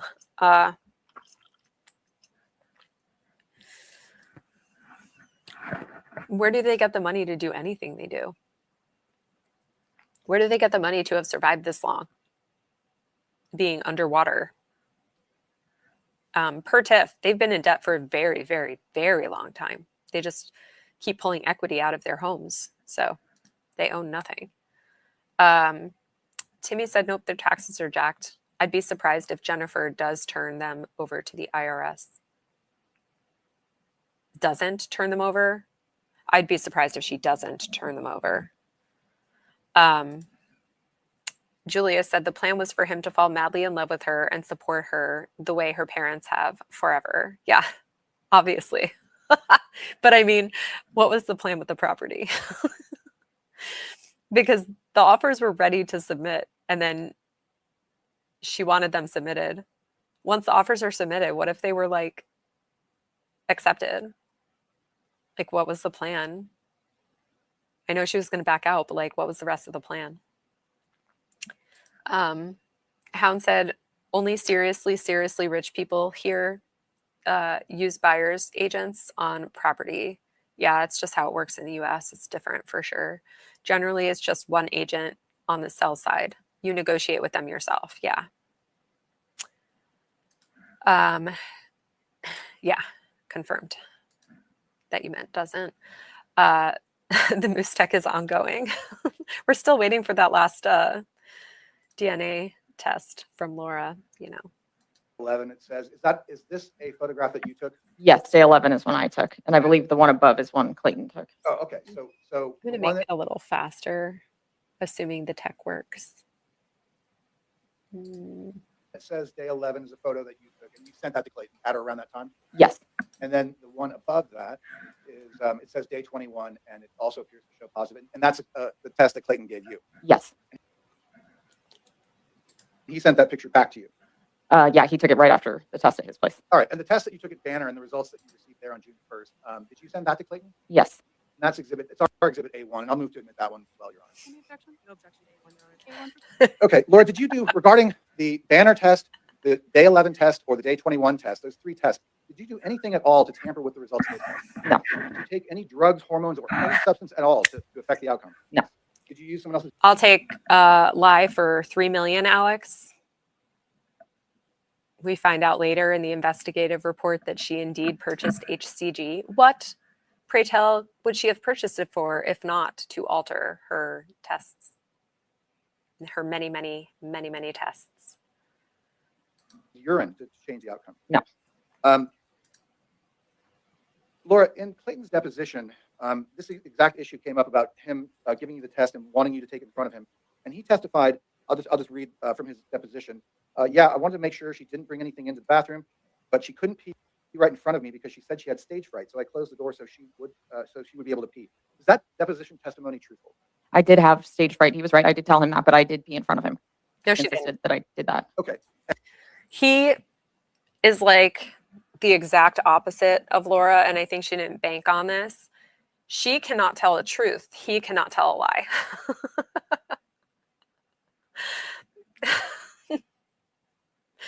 That's my opinion on that. She definitely lied. Absolutely not. There's no way he watched urine come out of her. And when he sent you the email on July 19th, 2 days after, June 19th, 2 days after you went to his house and took that third test in front of him, did he say anything at all about the fact that you closed the door and couldn't be in front of him? No. Okay. And Clayton, he obviously saw the first pregnancy test that you took. He saw the second one that you took, or the results of it anyway, and the third one that you took in front of him. If we go back to Exhibit A2, at the end of this email, Clayton says, at the very top of the page, he says, I say all this, and in the email, he talks about the fact he thought you might be on some medication that affected the results, I guess. But he says, at the top paragraph, I'm going to object. He's reading information off of a potential piece of evidence that hasn't been admitted. He's giving quite a narrative. Yeah, 2 has been received. If you look in the top left-hand corner, if there's a green sticker, that means it's been received. My If it's apologies. brown, it means it was declined. Go ahead, counsel. Laura, the question I have for you regarding the first paragraph at the top of the page there, Clayton wrote, or Oh, did I hit something on the mic?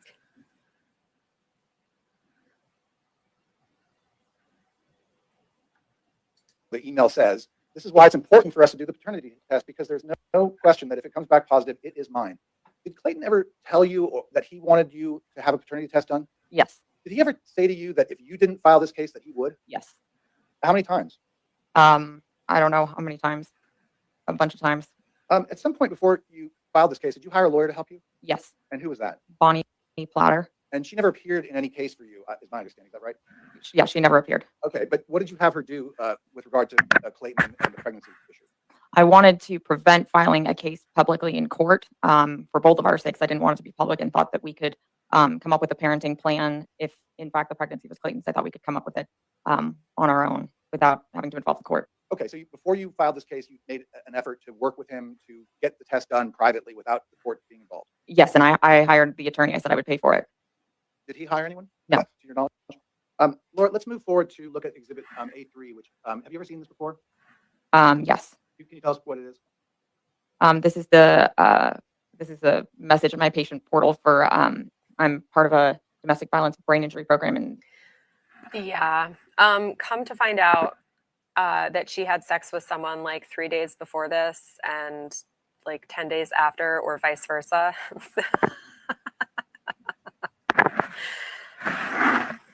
Yeah, she can't tell the truth. She is not capable of telling the truth. Yeah, Hound Servant, parenting plan when you're supposedly 10 minutes pregnant is just so beyond wild. That, yes, exactly. And Julia said also, why would she need a plan when she didn't have funds? The money has always appeared for her entire life. Yeah. Well, she just wanted to like exert power over Clayton.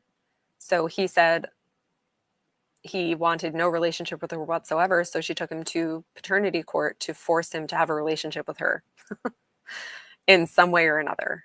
So, yeah.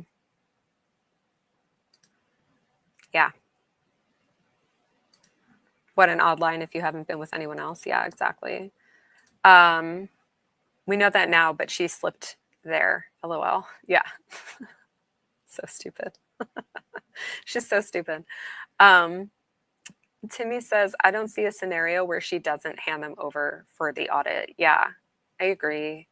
Also, probably the U.S. attorney. I think the lying here is so egregious. The lying and the omissions. Hopefully.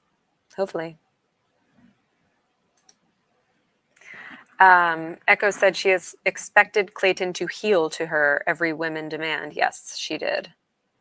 She absolutely did. Rennie says, me either. My cousin's stepdad is a retired bankruptcy attorney. I gave him the basic info and he's shocked that they've not been pulled by the IRS, the DOJ on charges, etc. Yeah. A girl can dream. A girl and an entire community of people can dream. Hound Servant says, see, I think she actually wanted to get pregnant because it gave her 18 years of leverage over the man, with society and the courts to victim her little heart out to. I disagree. I don't think she wanted a baby. That would take attention away from her. Even though her desire to punish people is very high, I think her desire for attention is higher. Higher, like a lot higher.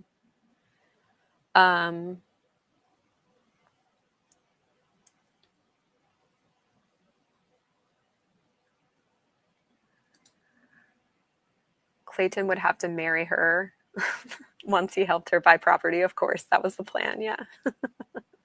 But she said to her previous victims, she doesn't need anything classy like a ring or whatever. She's classy as broad, you know? The classiest broad. I'm sorry, I'm trying to cut up some of the vocal fry with my own voice, which has a lot less vocal fry. Narcissistic mothers exist. Yes, narcissistic mothers exist, but I think she well and truly doesn't want to give up even an ounce of attention. And it goes beyond narcissism, obviously, in my opinion. But anyway, yes, the fry will not be denied. Exactly. Okay. At Barrow, and this is a conversation with my doctor there. Okay, did you send this email? It looks like it's an email dated June 28th from you to a Dr. Glynis, Z-I-E-M-A-N. Did you write that email? Yes. Your Honor, I move to admit exhibit, whatever that is. Exhibit whatever that is.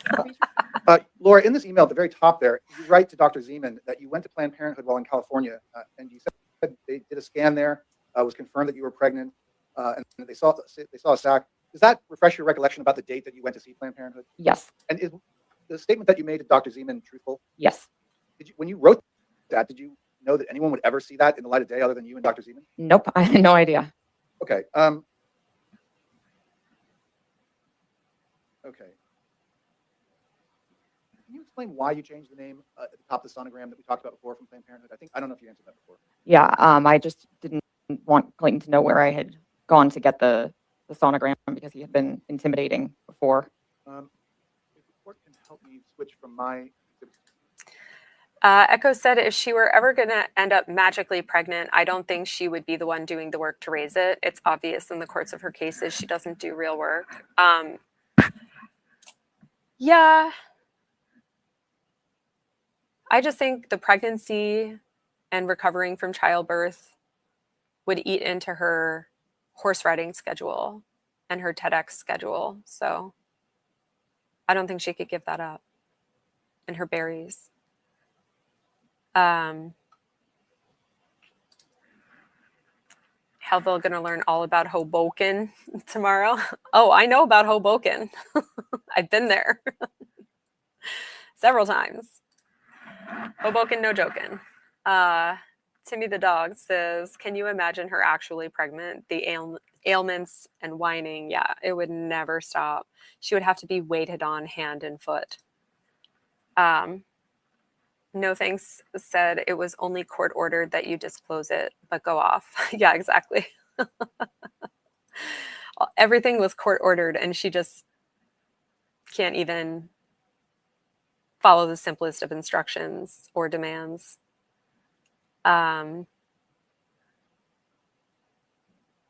Yeah, Jane, I agree. She has no capacity to raise a child. Yep. She couldn't handle being up before 7 a.m. to take care of a baby. That's true too, Jennifer. That is true too. Absolutely.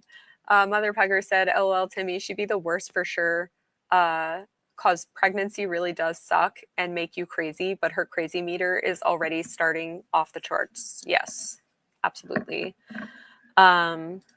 Peachy said, I think she would know more about pregnancy and what it actually entails if she were truly interested in motherhood. Yeah, that too.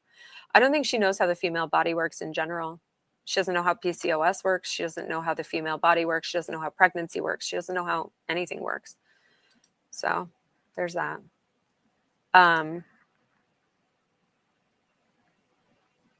The mic placement makes it look like she's got a black lipstick. Yeah, I also think it's weird that they put, I guess that's the court reporter, like in front of the witness. I think that's so bizarre.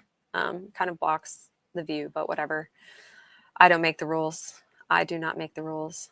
Yeah, Lana, I don't know how her sister trusts her with her children. I don't know either. Can she even pick any of them up?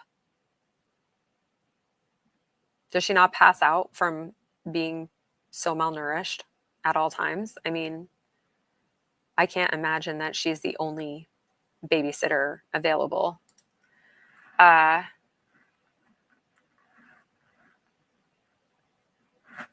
Oh, we're talking about Hoboken, I think.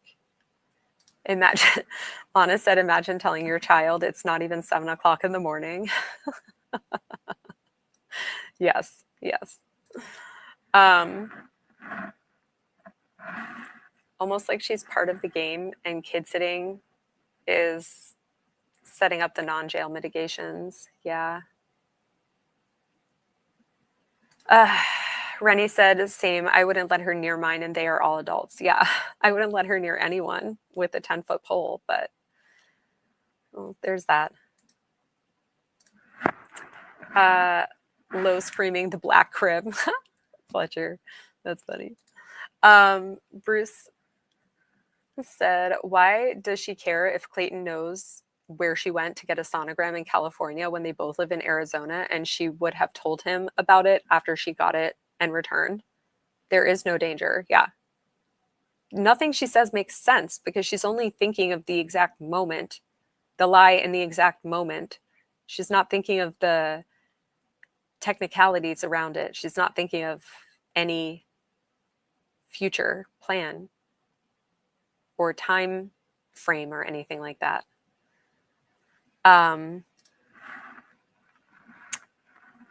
Yeah, Jane, plenty of qualified trusted nannies in San Diego. I wouldn't let Laura near my child. Yeah. I wouldn't even let her near my cat. She might accuse me of getting her pregnant with twins. Peachy loves Hoboken. I don't think she's watching the kids. No way. 2 small children is a lot of work. Yeah, there's that. I also think she's muling cashier's checks. That's it. She's not going for the kids. Peachy says, I have 2 sons and it's scary to think of either of them dealing with someone this frightening when they're older. Yeah, you got to train them right. Yeah, Lana says Lo should not even have access to a doll. I can't believe she has pets. Me neither. Me neither. She doesn't seem like someone who picks up shit, which is why there was pieces of shit in her mesita. Hound says Bacon Bears has a very particular Hoboken voice. Oh, I know. Hoboken. I can't do her husk. I don't have that husky voice. But it is a very cigarette-y kind of voice. Yeah, short-term thinking, exactly. We are all the court reporter's face. Yeah. Are you listening to this crazy shit? Yeah, definitely hauling money to sister. Yep, exactly. Hoboken voice is hot voice. Yeah. I might allow her to groom a horse, but that's about it. Otherwise, she doesn't need to be around animals. Yeah, I agree. She doesn't need to be around a lot of things. She needs to be around a prison yard, and that's it, in my opinion. Sure. If you scroll down to where, yep, that exactly. Now go all the way to the bottom. There should be an R. Keep going if you're able to. Stop there.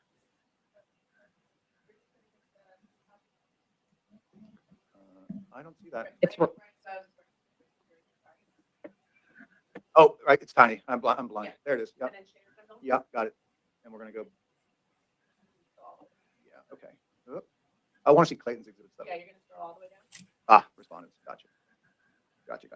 Okay, Laura, looking at respondents exhibit 31. I don't know why that doesn't match. No, that's not it either. It's not the same. Yeah. Babies like to be fed during business hours. What you want to do is, it may and not even be outside the exhibit numbers that the attorneys labeled it as being. Those are the court designations. I'm looking for his exhibit 31. All right, so if you look for his exhibit 31, that does show that it is exhibit 31. Exhibit 31 on his exhibit list is listed petitioner faking ultrasound. Well, if she's not picking out the pony and horse hooves, someone is, because Sirocco looked like he was in pretty good shape when she rode him, I guess. I don't know. I know nothing about horses and ponies. I'm sorry. I didn't realize it was a video. There we go. That's what I wanted to see right there. Laura, Clayton's exhibit 31 is appears to be an email from you to Clayton. It says ultrasound video proof. Clayton, here is my 100 billion% real ultrasound video. Do you recognize that? It's not an email that I sent, but I've seen it since. Okay. Well, you answered my question. Do you know first of all, what this exhibit shows? Do you know what it shows? I do now. Laura, assuming that what we're looking at here is meant to be an email from you, did you send this to Clayton? I did not. Did you ever send Clayton an email with a ultrasound video attached to it? I did not. Do you have any idea why Clayton would think that you sent him an email like this? Well, yeah, that has my signature on it. Well, that's a fair statement. But you didn't Greg hacked me. Send this. Do you know who did? I have my suspicions, but I can't be. No, let's hear it. I'd like to hear it. I have a suspicion that an ex of mine sent this to Clayton. Who? Which ex? Greg Gillespie. Is he in the courtroom today? Yes. Okay. Why do you think Greg Gillespie sent this? Because Greg has hacked my email before and has admitted to hacking other people. We are all Greg. Okay. So you're obviously under oath, under penalty of perjury. You did not send that email and you don't know who did. Correct. Okay. Did hit the mic. Sorry. Let's talk about Going back to our exhibit A5. Got it. Whoops. Yes, this was definitely So reversed. can you tell us what exhibit A5 is? Do you recognize this? Yes. Is this a receipt? Well, it's an email, but Laura Owens is way too much of a loose cannon to not have rehearsals with her, in my opinion. does this reflect the RAVGen that you talked about before? Yes. Okay, and that was August 15th that you made that payment? Yes. And then later on here at the bottom, you indicate, let's see here. Friday, this appears to be an email from you Friday, August 18th. Did you write that email? Yes. You send that to, well, it looks like to Clayton and also CC'd RAVGen? Yes. And it states here that unfortunately Clayton has refused to take the prenatal paternity test. Is that accurate? Yes. Is that the reason why the test didn't happen in mid-August? Yes. Okay, Your Honor, I move to admit exhibit A5. No objection, Your Honor. A5's received. Okay. Let's look at Clayton's exhibit 9. Hopefully, there we go. Laura, do you recognize this exhibit, exhibit 9? Greg Pirate, right? That's good. Yes. This appears to be an email from you to Clayton dated October 14th, 2023. And this is an email that you sent him? Yes. All right. In this email, you first. Yeah, that's the thing. Laura really wants people to think Greg is sitting around rubbing his hands together and cackling maniacally while altering her documents. Like, be so fucking for real. Yeah. Again, she's entitled. She feels entitled to everyone's belief in every bullshit that she spits out. It's ridiculous. It is ridiculous. He sells lights. He is not a hacker that we know of. He has shown no signs or evidence of being a hacker that we know of. So where is she pulling this from? I mean, it's just another person to try to blame, another thing to blame someone else for. So,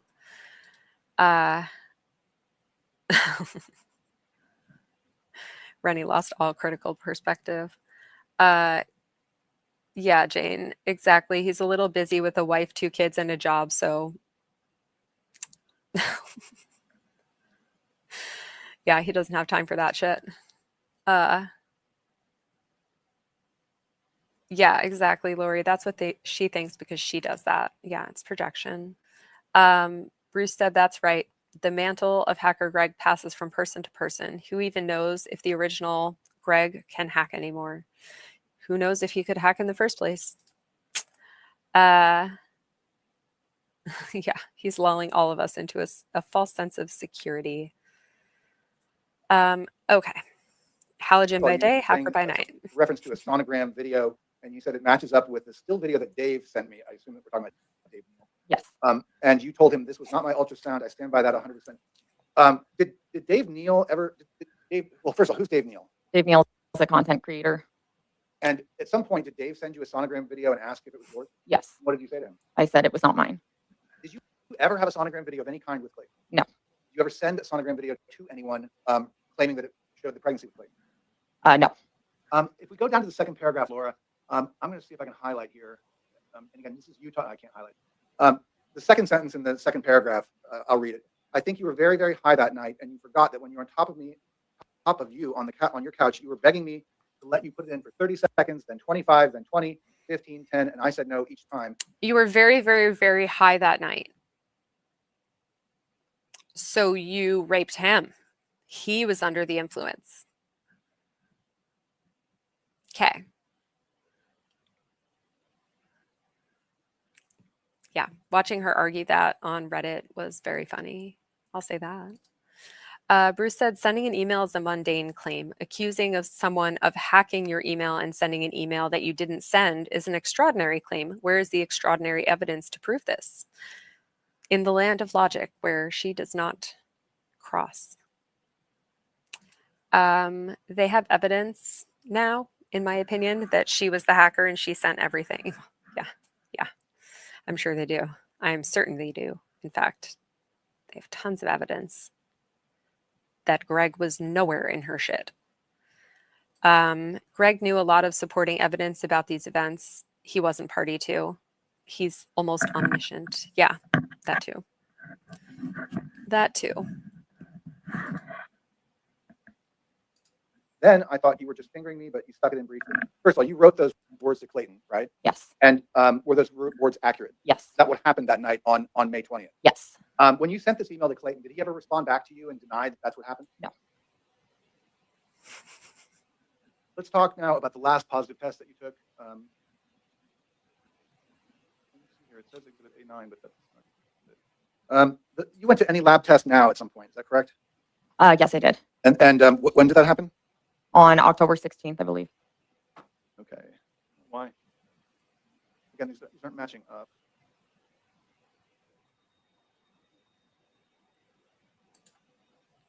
Are we on? Yeah, we're on his. That's fine. Okay. I need new glasses. There it is. Okay. So Laura, looking at exhibit A9, do you recognize what this is? Yes. What is it? It's the results from the test I took at any lab test now.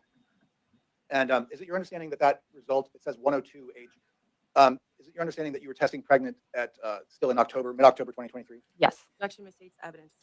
Overruled. Be addressed in cross-examination. Yeah, for that level of hacking that she's accusing Greg of doing, he would have to be in the NSA for sure, I think. So did you do anything at all to tamper with this test, take any drugs, inject yourself with anything at all to affect this? No, I did not. And this was a blood draw that came out of your arm? Yes. Did you supply them the blood yourself, or did a phlebotomist take it out of your arm? A phlebotomist took it. So 2 days after this is when you filed the request for mediation, I think, in this case, right? And, yes. And after that date, you filed nothing further. But this was 2 days prior to when I filed mediation. Did you pretty much understand that when you got this test that was probably not going to be a viable pregnancy? That it was probably not, yeah, but I still saw that it said anything over 4 was pregnant, so. Your Honor, I move to admit exhibit A9. No objection. And A11 is going to be, can you tell us if you recognize what this is? The records from Mom Doc. Okay, and this is an OBGYN facility that you visited? Yes. And according to the date here, it says November 14th, 2023. Is that accurate? Yes. And so this is when you went in and had a test done that came back negative, correct? Yes. He might have told her he was the world's best hacker when she crashed his work dinner that one time, uninvited. Okay. Move to admit A11 if we have no objection. A11's received. All right. Laura, let's look at exhibit A6. Can you tell us what exhibit A6 is? Yes, that's me showing my pregnant stomach. And when did you create that video? Do you know? September the 19th. Okay. Let me see here. Your Honor, I'll move to admit A6. No objection, Your Honor. A6 is received. And let's look at A7. It's a similar video.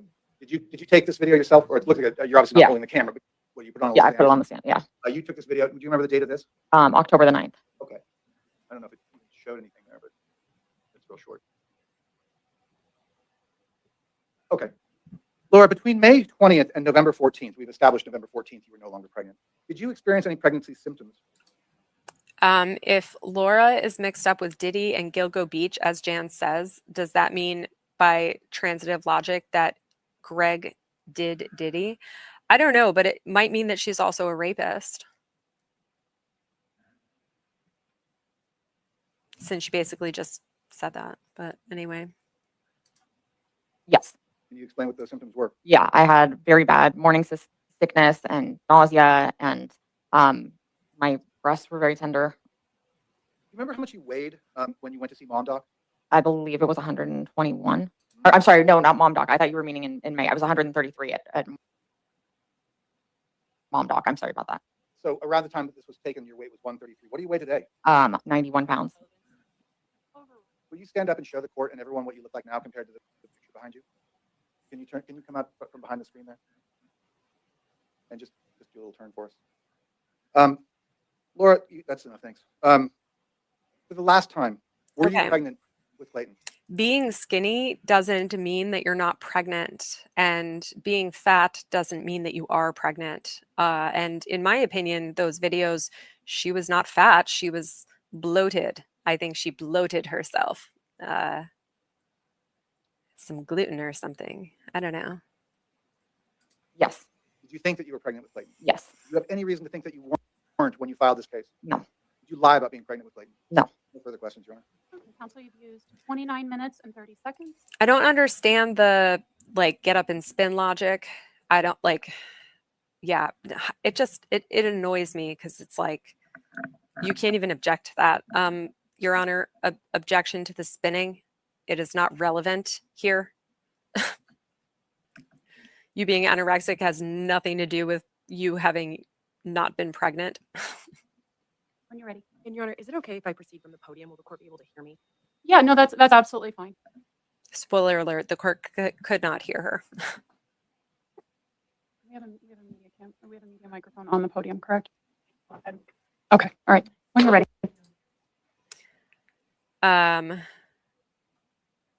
Mom doc, is that an actual place with actual doctors? I'm not sure. I think it might be. Isn't that where she got her one and only scan that showed that she had 2 ovaries? I could be wrong. Anyone who's been pregnant, did you ever say, I have morning sickness and nausea? I never caught that. That's funny. Yeah, Jupiter, you might be pregnant with some baby meese. Some meese. Fun fact, HCG injections can cause symptoms mimicking pregnancy for some people who use it, especially if they were using it more than recommended. Oh, you mean pregnancy symptoms such as bloating in the abdominal region? Maybe. Good morning, Ms. Owens. Good morning. You understand that you're currently under oath and must testify truthfully today, correct? Correct. You understand the difference between the truth and the lie, right? Obviously, yes. And you would agree with me that fabricating or doctored evidence is dishonest and unreasonable behavior, right? Right. And you're aware that lying under oath is a crime in the state of Arizona, correct? Correct. Probably The triplet. reason I'm asking these questions, Ms. Owens, is because I've cross-examined you before, right? Right. I cross-examined you in the injunction against harassment on November 2nd of 2020, right? Right. And during this hearing, that hearing, you'd recall that I gave you the opportunity to correct the record and come clean about any false information or testimony you may have provided, right? Right. And you told me you had nothing to correct, right? Correct. And then you proceeded to lie to the court. Objection, argumentative, Your Honor. Sustained. You testified that you were 100% pregnant on November 2nd, correct? Correct. I believe at this point he had probably already started his signaling that he was doing. I couldn't see, but I'm sure if Teresa's still here, she could probably confirm. Did it start right at the beginning of cross-examination, or was it when she started getting into hotter water than she was already in? You testified that you were 24 weeks pregnant specifically. Correct. I'd like you to take a look at your exhibit A11, please.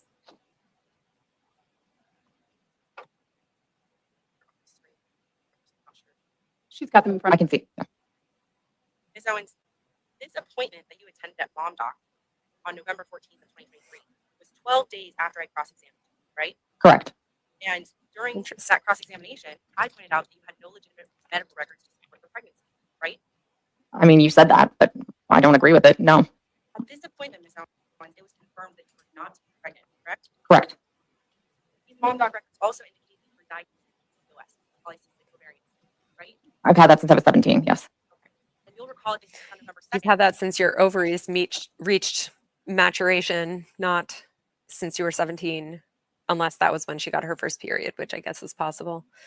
Hound says, I had a girlfriend who made an ungodly amount of money working on that. It was before we got together. Working on faxes? About any physical health diagnosis that you had, right? I don't remember, but if you so you could see that she is looking to her left, which is where Gingras would have been located. She was definitely looking at her attorney, not at Deandra, who was talking to her. So he must have been waving around those arms like, shut up, shut up. say so, then yes. You failed to testify that you had PCOS, right? I can't say one way or the other if I did it, and I'll take your word for it, but it's not something that I live with daily. You also failed to tell me that in 2016, Drs. Chan and Yee diagnosed you with They did not. Okay. So as you sit here today, you're denying that. I will absolutely deny that that happened. Now, per what you The forensically analyzed laptop begs to differ. reported, what you self-reported to the mom doctor, they listed a spontaneous abortion date of August 12th of 2023 at 8 weeks pregnant, correct? They listed a lot of things that were inaccurate here. I never told them that I had an abortion that date. Okay, well, spontaneous abortion, if I were to tell you, is a miscarriage. Do you agree with me that they listed a miscarriage date of August 12th of 2023 at 8 weeks pregnant? Yeah, the voice is truly horrendous. It's scratching my ears pretty badly. The only reason I actually have these on at this time is literally just so that I can hear Deandra, whose voice is quite quiet in comparison to that nasally vocal fry. It's so bad. I don't know what is up with her voice, but it is horrendous. If I went on a date with her, I probably would have turned around and walked out once I heard her open her trap, personally.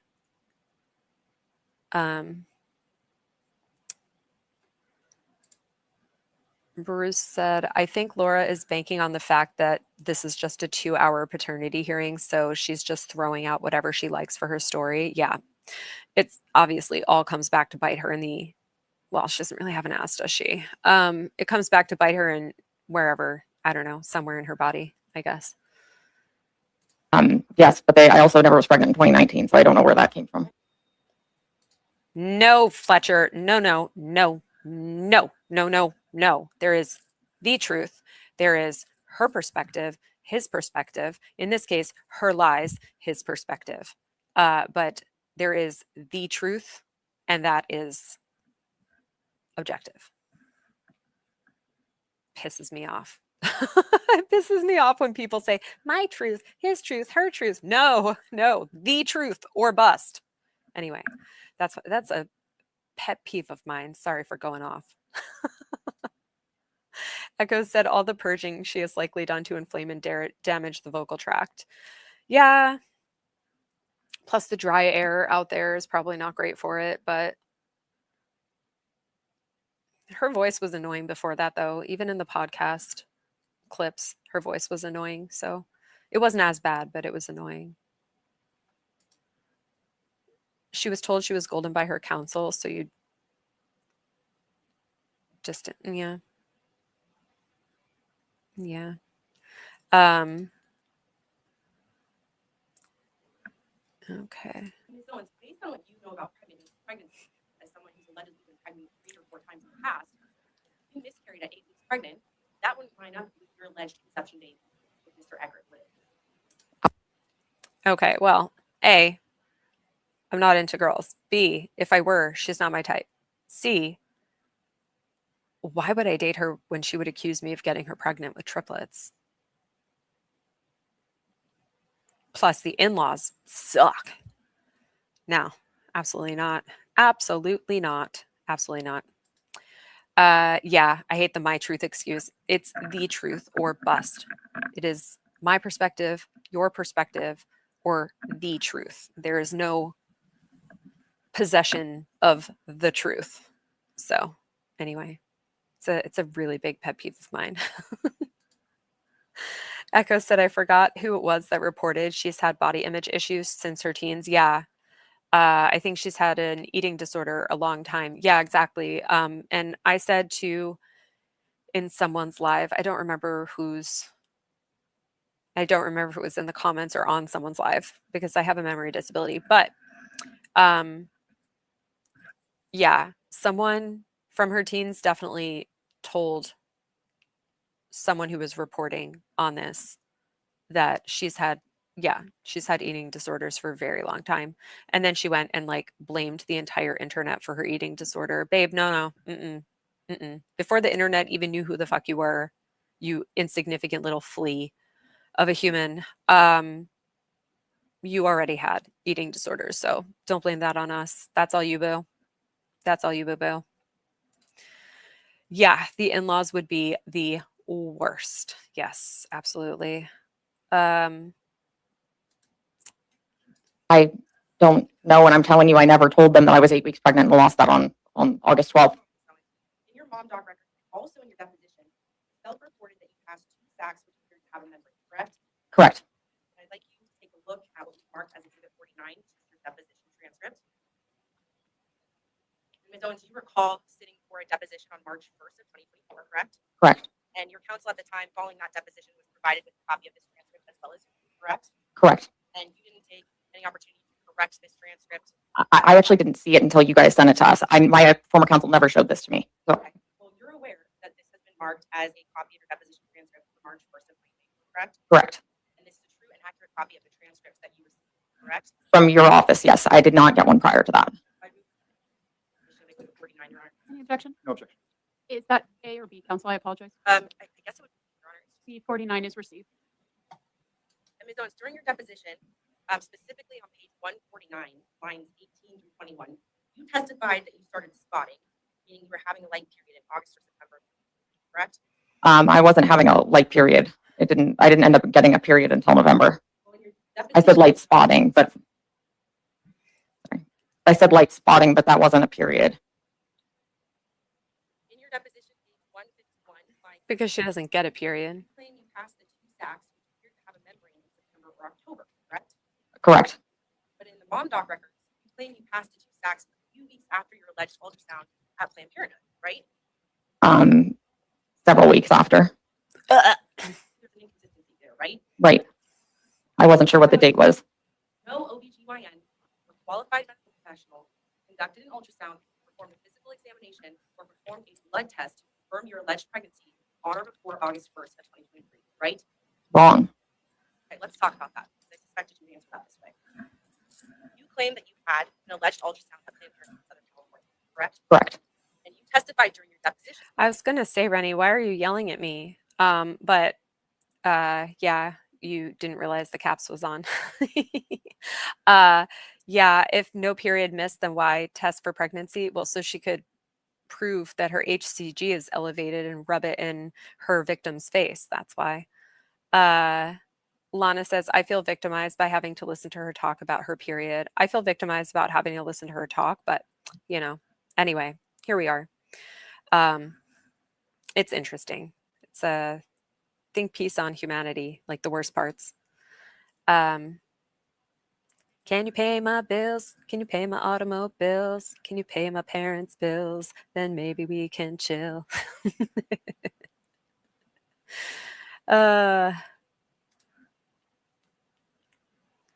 She could just feel it. She could feel that it was boy-girl twins too. Yeah, exactly. She's so intuitive about her body. It's amazing. It's truly amazing. You were looking at the dogs, the little boxers. They're so funny. What? Light spotting with a miscarriage? Is that what she is saying? Oh, yes. Mm-hmm. Mm-hmm. Yeah. Mm-hmm. That. Yeah. Mm-hmm. Mm-hmm. Again, she doesn't know anything about the female body. She doesn't know anything about pregnancy. She doesn't know anything about humans in general. Otherwise, she wouldn't be in this position. I was wondering if you were Mary Lincolnsing us, Rennie, over there. That the alleged ultrasound with Planned Parenthood was in Mission Viejo, California on July 7th. Mm-hmm. I did say it was there. That's where I was staying at the time in Mission Viejo. While being examined by your attorney, Mr. Ingris, you said that you went to Planned Parenthood under a fake name, Right. But you didn't bother to provide our office with the alleged name that you went to Planned Parenthood under, right? Right. And you knew that we were seeking your Part of this questioning is also due to the fact that she said in some previous deposition or something that she went under a fake name, and she said she went anonymously. So is it anonymous or is it with a fake name? Because it is not the same thing. Anonymous means you gave no name at all. So records from Planned Parenthood specifically because of the alleged ultrasound you had there, right? Right. So wouldn't it have made sense to provide our office with a copy or the name that you allegedly went to Planned Parenthood under? I felt like the whole purpose of going to Yeah, exactly. As someone who has never been and will never be pregnant, yeah, almost bleeding out at 17 weeks sounds a lot more aligned with what my thought of what a miscarriage would entail, blood loss wise. It's not a light period. It's not a light spotting. It's like a waterfall, I think. Anyway. Planned Parenthood is to remain anonymous, and that's one of my protections. I want you to take a look at Exhibit 20. Is this a true and accurate picture of the ultrasound claim you received at Planned Parenthood in California in July of 2020? That looks like it, yes. The Xerox of the Any Xerox. objection? No objection. P28 is received. And Ms. Owens, this ultrasound image does not say Planned Parenthood. It says SMI, which I'll call Smile. Okay, correct? Correct. Oops. And in your deposition, you admitted you altered this ultrasound picture to say Smile instead of Planned Parenthood, right? Correct. And you admitted in your deposition to altering this picture on the Adobe Acrobat program at your house, right? Correct. During the deposition, you testified that the date listed here of July 7th of 2023 was correct and hadn't been edited by you, right? Correct. But you later admit that you lied about this July 7th ultrasound date, right? Correct. And you executed an affidavit on April 16th of 2024, claiming the correct date for this already doctored ultrasound is actually July 2nd of 2020, correct? Correct. Yeah, one of my HIPAA protections. No, babe, that's not what it is actually for, like at all. So anyway. So I want to get this straight, Ms. Owens. You initially claimed you had an ultrasound at Planned Parenthood on July 7th, which you doctored to say it was from Smile, right? Correct. And then the story changes again, and you claim that the ultrasound image should actually be dated July 2nd of 2020, right? Correct.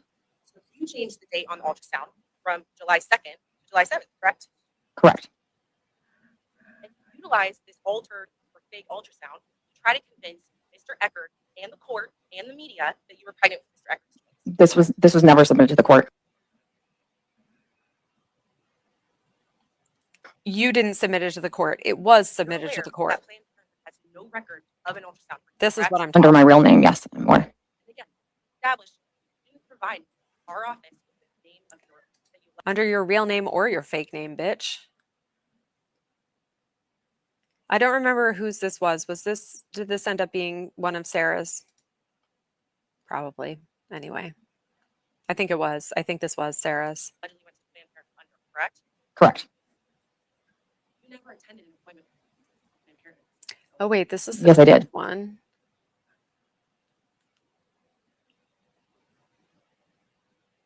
You take a look at it.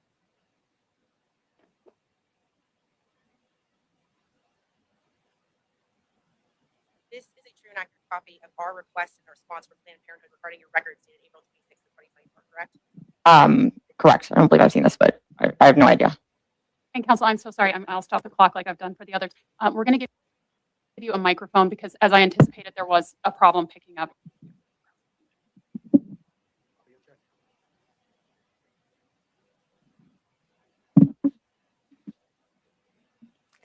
What we have, right? Spoiler alert, Go ahead. Thank you. the mic doesn't really help much. Ms. Owens, Exhibit 29 is a copy of our request and the response from Planned Parenthood regarding your records dated April 26th of 2024, correct? Correct. Move for the admission of Exhibit 29, Your Honor. Objection. No objection. 29 is received. And while you've indicated today that you went to Planned Parenthood under a fake name, this letter actually indicates that you had scheduled an appointment for July 2nd, but that you failed to attend. Correct. It also indicates that the ultrasound image that you claimed was from Planned Parenthood was not from Planned Parenthood because it was not consistent with ultrasound images generated by their practice, right? Not by the one in Mission Viejo. Correct. Ms. Owens, these are yes or no questions. This document states that the ultrasound image you have claimed is from Planned Parenthood is not consistent with ultrasound images generated by their practice, right? By that. Echoes, are you volunteering to be the sound guy at the criminal trial? Practice, but as they said, I could have been seen by another different entity. Ms. Owens, you're well aware that this request covered all Orange I could have County. been seen by a different entity. First of all, who says entity like that? Dude, location is what most people would say in this case. But You could have been seen, but you could have been. Well, were you or were you not? Like, what do you mean you could have been? In San Bernardino. It didn't cover Los Angeles, though. So now you're saying you went to Planned Parenthood in Los Angeles. Yes. So you're telling us you went to Planned Parenthood in Los Angeles on the day of trial today. Yes. Okay. When did you go to Planned Parenthood in Los Angeles? Exactly when I said I went. When was that? July 2nd. Okay. I'd like. Had she already said July 7th? And that's why we got both the 2nd and the 7th. I forget. Yeah, I know you're probably a really good sound guy. I'm sure you are. You talk about sound and music all the time, so of course. Entity like a ghost sonogram that we just saw. Yeah, her mom likes entities. Blech. Entities. As they say, and her mom always says, as I say, yes. That bothered me in the last hearing. It was so annoying. What? So is Jan the one that said it could have been a different location? No, I don't think Jan is like involved in this part. Entities and expenses. To go back to the 2 stacks you passed. So again, in your deposition, you claimed you passed them in September or October, right? Yes. But then you changed the date and claimed that you passed these 2 stacks on July 23rd of 2020, right? Right. And you actually had an appointment scheduled with Dr. McCool, who you claimed is your high-risk perinatologist, for July 24th of 2020, right? Right, but I canceled days prior. Okay, so you canceled that appointment. Days prior. And you rescheduled it to August 7th, right? Yes, if that's the date that I did. So wouldn't you agree with me that for someone who has had miscarriages in the past and who has an alleged high-risk pregnancy, it would be prudent to attend an in-person appointment shortly after passing 2 stacks? Well, she's too busy looking at her lawyer to listen to what Deandra's saying, but yeah, the what is coming and the minor thing also. That's why I asked the doctors online. Oh, and these are yes or no questions. I'm You're looking at your attorney, but you need who's to look at shaking. the question for me. Okay, can you ask the question again? Wouldn't you agree that as someone who has a high-risk pregnancy that allegedly passed 2 stacks on July 23rd of 2023, it would have been important for you to see your high-risk perinatologist immediately after that happening? Well, that's why I scheduled that's why I immediately contacted telemedicine. It was at night. You contacted a telemed provider instead of attending the appointment with your high-risk perinatologist. It had already been canceled days prior.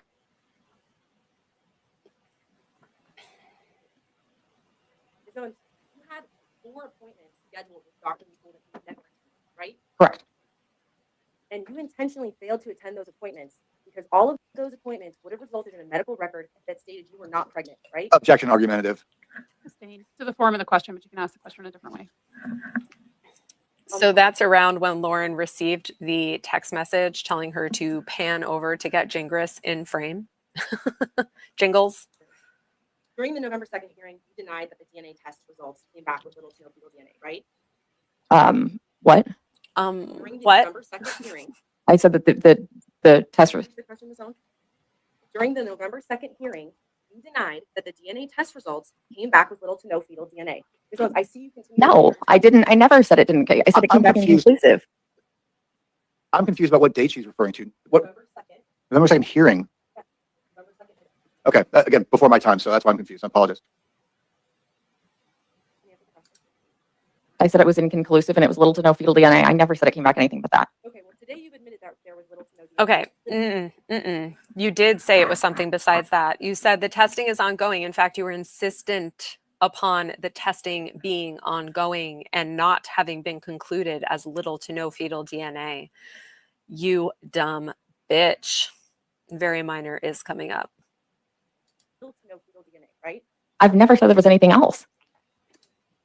You also ordered and took a blood HCG test and any lab test now on October 16th of 2022, correct? Correct. And I'd like you to take a look at Exhibit 36, page 201. So this has already been admitted, so we'll move past that. By the time of this test on November 16th, you had Buffering. previously seen at Banner, Planned Parenthood, Dr. McCool, Dr. Higley, and even Dr. Zeman, right? Your Honor, objection, she misstated the date. She said September 16th, I believe. It's October Is that 16th. going to be addressed and redirected? I said that Dr. McCool's my doctor. I did not say that I had seen him. I said I had seen Dr. Higley and the rest. Correct. We'll talk about Dr. Higley, but your answer is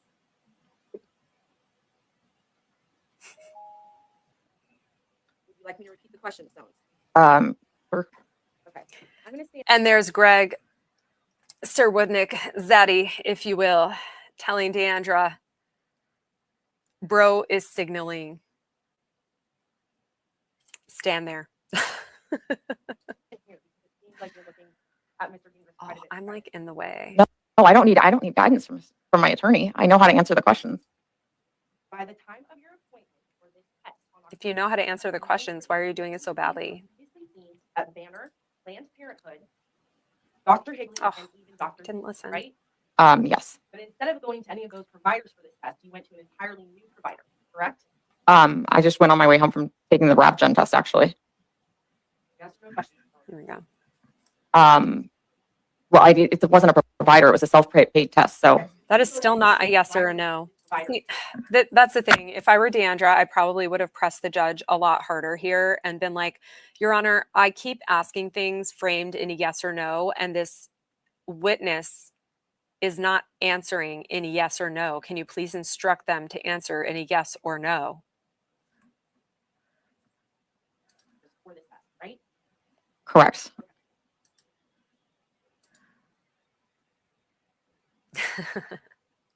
Sheet music with the words, it's very minor. Nice. It's just a minor thing. By your own admission in your affidavit signed April 16th of 2024, this result of an HB level of 102 is not consistent with pregnancy, right? Objection, misstates the testimony. Overruled. You can answer. Oh, can you say it again? I'm sorry. You were losing your minds in chat. We were losing our minds in overflow room. By your own admission, the test result of 102 for the level for HCG is not consistent with a pregnancy. Objection. I Go ahead. I learned that it was. You learned that it was consistent with pregnancy or was not consistent with pregnancy? Well, the test result said anything above 4 was pregnant. Yes, Hound. He is a raging misogynist. Absolutely, yeah. In my opinion, allegedly. He hates female judges, and he actually, I'm sure you're familiar with him maligning this lovely judge in this very case. Deandra as well. He hates Deandra because she's so much smarter and prettier than him. Yeah, he hates women. And so I thought 102 was pregnant, but then I learned it was not. So you would agree with me that it's not consistent with pregnancy? No, I wouldn't. You doctored this particular test twice, correct? I doctored the test once. Okay, when was that? When I tried to send it to Dave Neal to get him to stop creating harassing videos. I will say that's the thing, though, Lana, is this is where I wish Deandra would have been a little bit more assertive with the yes or no thing. Queen Jennifer was not taking any shit, and she was like, no.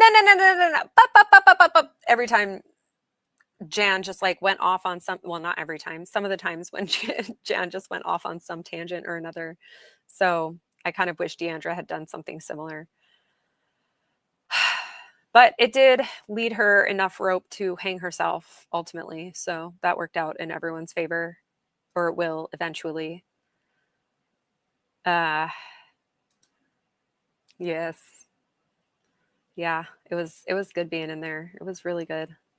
I doctored the test once, and that whoosh, you heard it there, was her credibility exiting the room. Yep.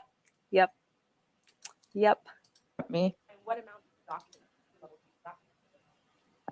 It was like 102,000, I believe. So can you pull up exhibit 17, page 113? Like, I know, but I also would have asked the judge to please write my time saying no, and like write that into their time, because they should be charged that time, not us. you know? I don't know. There could have been a way to approach the judge in a way that didn't waste their time, I think. And instead of Mata saying, we're about to enter an area I don't think you want to enter, ma'am, maybe she could have actually used the words contempt. That would have been nice. But hey. So you'll recognize this as it looks like the same test from October 16th, but it has an HCG level different than what you just indicated, and it says 131,902. Okay. Yes, that's. So you also doctored this test. No, I didn't know what the number was that I had made it to. Well, Ms. Owens, I agree with you. You doctored this test twice. Once to say 102,000, and again to say 131,902, right? I doctored it, I guess, to say 131,902. As of October 17th, 2023, when you received Yeah, the test I result, agree. you had Actually, no, I'm not sure.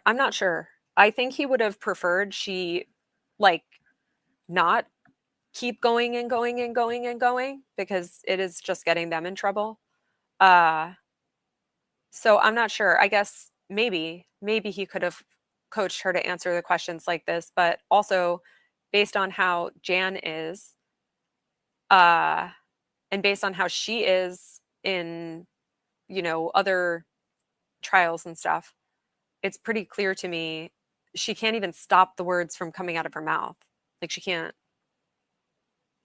shut up, in my opinion. So were not pregnant, right? Yes, after doing some research, yes. Okay. But then you proceeded to lie under oath at hearings before this court on October 24th, October 25th, and November 2nd, correct? That's not correct. No. Instead of telling the truth, you tampered with this HCG test to increase the level and offered that as support. yeah, so that's another glaring example of him not appreciating women who are smarter and prettier than him. Yeah, he does not like women. He does not, but especially women who are like judges and stuff. Yeah, I agree with this as well, Hound. I think he coached her for his own line of questioning, and maybe he tried to coach her for a cross, but I don't think it went very well. I don't think she's coachable either. I don't think she's smart. I think she's really stupid. She just wants everyone to think she's smart. If she was really smart, she wouldn't have to a content creator, not to the court. 14 felony counts. You also testified on She's November 2nd on trial for will be. OBGYN were Dr. McCool and Dr. Higgins, right? Right. In fact, you went so far as to state that your main OBGYN is the perinatologist, Dr. McCool, right? Correct. You further testified on November 2nd that you had last seen Dr. Higley on last Friday, right? Right. You lied to the court when you made these statements. I had the appointment scheduled, which you guys have. I know, but it needs to be answered. Correct. It needs to be answered. I It does not need to be answered. Shut up. had an appointment scheduled with him that I did not attend, but I did have an appointment scheduled. Okay, so when you say you were Yeah, Echoes. I saw that. Obviously, I see everything he's done.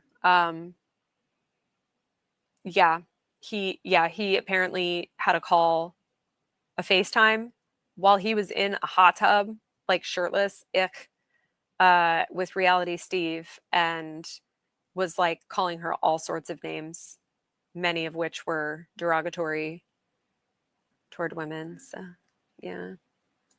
seen by a doctor, that's not the same as having an appointment scheduled, correct? Correct. So we would agree that you were dishonest when you said you were physically seen by Dr. Higley the Friday before the November 2nd hearing. Correct. That's a very minor thing. It's a very minor thing. So everyone in the overflow room all look at each other and we all start like, and at least one person starts singing minor perjury quietly, but yeah. Yeah. The whole overflow room was just like, did she just say that? Of all the things she could, is she listening to Megan's music? My favorite is still Having the Babies, If I Don't Hear Back From You Tonight. Oh, yeah. There are no ladies who could say they are this tight. That is in an email. Stop. Yeah, really. So You know, you've never been I mean, if seen this is good, I same as having an appointment scheduled, correct? correct. So we would agree that you were dishonest when you said you were physically seen by Dr. Higley the Friday before the November 2nd hearing. Correct. That's a very minor thing. Stop. Yeah, really. There was like 1/8 of a voice that, you know, we could hear on the audio. But I think it was like a relatively quiet like laugh. But again, that was the court staff, not part of JFOLO. So yeah. Breadstick money is a bop. Yeah, it's a bop, but I think my all-time favorite is always going to be the having the babies if I don't hear back from you tonight. Yeah, it's my favorite bop. So You know, you've never been seen I mean, if by- this is good, I'm not comfortable if the JFC crew is going to be having reactions, honestly. Okay, I'm going to stop the clock at this time. Counsel, you ask questions, ma'am. I'm going to make my voice sound really weak and sad. That's like the most actually patable I've heard her voice this whole, it's the least offensive her horrendous voice has been this whole time. You answer the questions. I could ask the gallery to please keep your You know, I reactions. think I I'm can't. still talking, ma'am. Keep your Shut comments up. to a minimum or you will be asked to leave. Go ahead, counsel. So you've never been seen by Dr. McCool, Dr. Higley for any medical appointment, correct? Correct. And the records from Dr. McCool's office indicate that you made 4 appointments that you never attended, correct? Correct. And the records from Dr. Higley's office that we obtained indicate that they have no records for you from August 2020 through the present, right? I'm sorry, you said Dr. Higley or Dr. McCool? Can I take a minute? Yeah, can we have just a Like for what purpose? To sound less obnoxious? To like make her vocal fry less annoying or less nasal or something?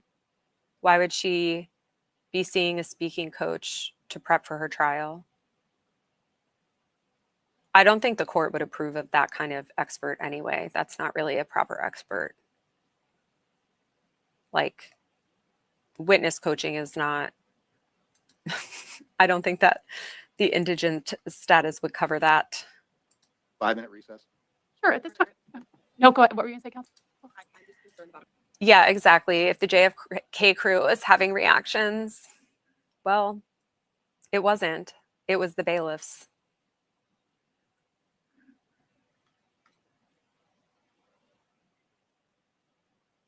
Oh yeah, the hand waving and the nodding.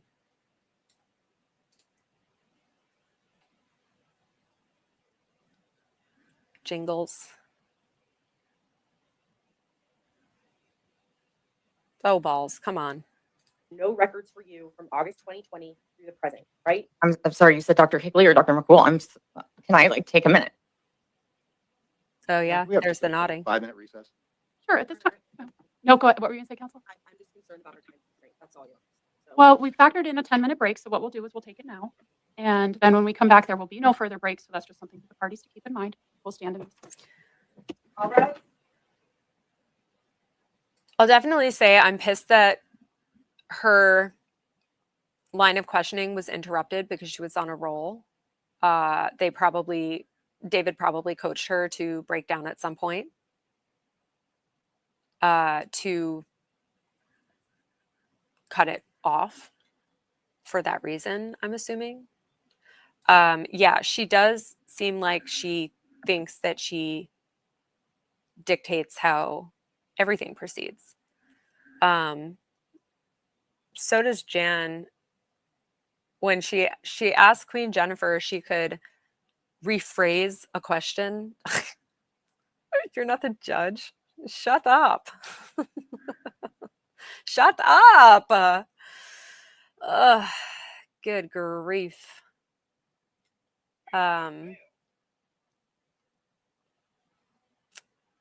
Yeah, how is someone indigent when they've spent a minimum of $16,000 at the damn gym this year alone? Well, that's why the berries needs to be taken away. there are a lot of reasons berries need to be taken away, but that's one of them. Yes. Okay. Let's see. They're so mean to me. Yeah. So the guy who beat her senseless in the yards is yards away from her, and then someone sniggers and she has the only emotional outburst at that point. Yeah, like nothing she does makes any sense based on her claims. Like nothing ever at all. Yeah, he definitely coached her to whine and cry. I suspect the criminal defense attorneys are not putting up with her shit. So I don't think that they would be requesting money for a voice coach or whatever. Yes.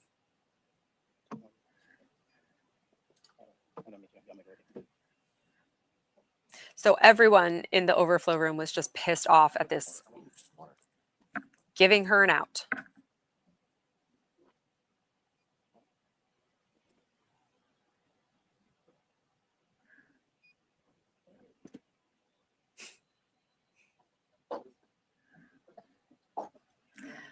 Okay.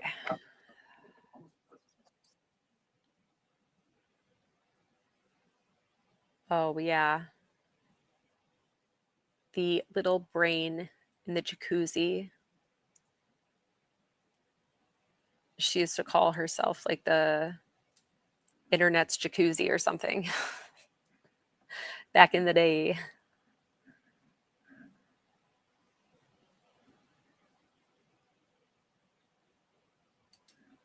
Briefing intensifies.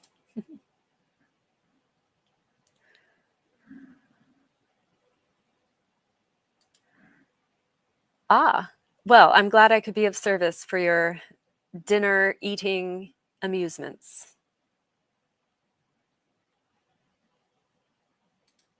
And cook and do chores. Yeah, still going. I will probably have to stop in like a half hour because I got to pack and I got to get stuff going and I got to feed a little fella, a little furry fella, and I got shit to do. So I'll probably do a part 2. Maybe I'll have that replace the Reddit readings that I have scheduled for Tuesday, or maybe I'll do it tomorrow, like evening. So we'll see. Good night, IB. Good night, Rennie.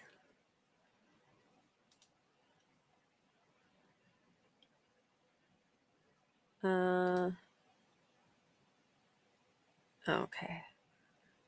I'm like, where does it start back up? There we go. February 14th of 2024, which is Valentine's Day, correct? Correct. But you don't. Thank you. Okay. Owens, you testified at the November 2nd hearing that you had a due date of February 14th of 2024, which is Valentine's Day, correct? Correct. Oh, I thought. Oh, never mind. You were saying same for me to something else. Never mind. You're not going anywhere. I just always assume you're leaving. I don't know why. But you don't have a single medical record to support that alleged due date, right? No, I do. I was trying to say I do have a record. That's what I was told by Tamara Lister at Banner Health, was that it would be Valentine's Day. And you're aware that the record that you provided from Banner does not indicate any due date, right? It was in conversation with her as to when the due date. Yeah. Medical providers, and I would know. I've seen so many medical providers. They make notes. When they project a due date, they make notes and they write down how they have like come to the conclusions that they've come to.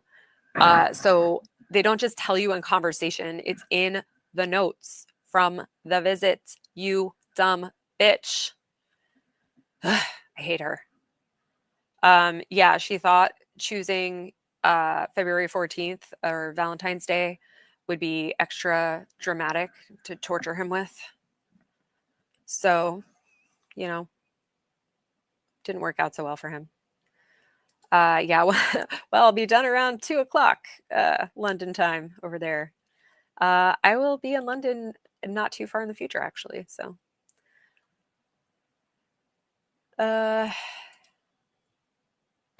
you were concerned you missed the boat. Oh my goodness. It would be. For yes or no questions. You're aware that the record you provided from Banner lists no such due date, right? It can't be answered in a yes or no manner. I'm saying Yes, no, or I don't know. so then can you please repeat the question? Ms. Owens, you're aware that the record from Banner that you provided, that your attorney just admitted into evidence, does not have an alleged due date of any kind on it, right? Okay, then yes. I want you to take a look at what's our Exhibit 17, page 110. And this is the same as your Exhibit A1. This is a picture you took of a portion of a page from Banner, correct? Correct. Where is the rest of the document, Ms. Owens? Clayton had it. I'm asking you, where is the rest of the document in this particular exhibit? I don't know, but there's nothing I was trying to hide from it. Clayton got the entire thing. So you recognize you've been accused of faking records, right? Yes. And you expect the court to accept a picture of a portion of an alleged. Yeah. No, you have, if you went to a doctor, you have access to the records, period. Point blank, period. Anyway, yes, she lied. If her lips are moving, she's lying. So there's that. February 11th, 2005. This is calculated by adding 266 days or 38 weeks directly to the day of conception. Yeah, it's not the day of conception though, right? It's the day of your last period. Right? I think. I don't know. I've never gotten pregnant. Ew, don't say that. Wait, don't say what? What'd I say?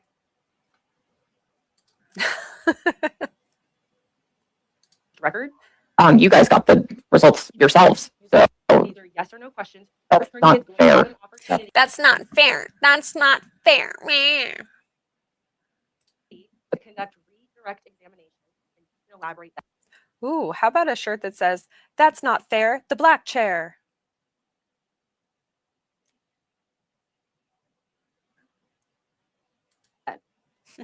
Oh, that's what you're saying. I mean, that's not fair. You guys know that you have the results of this that show the same thing. So I wasn't hiding anything here. That's not.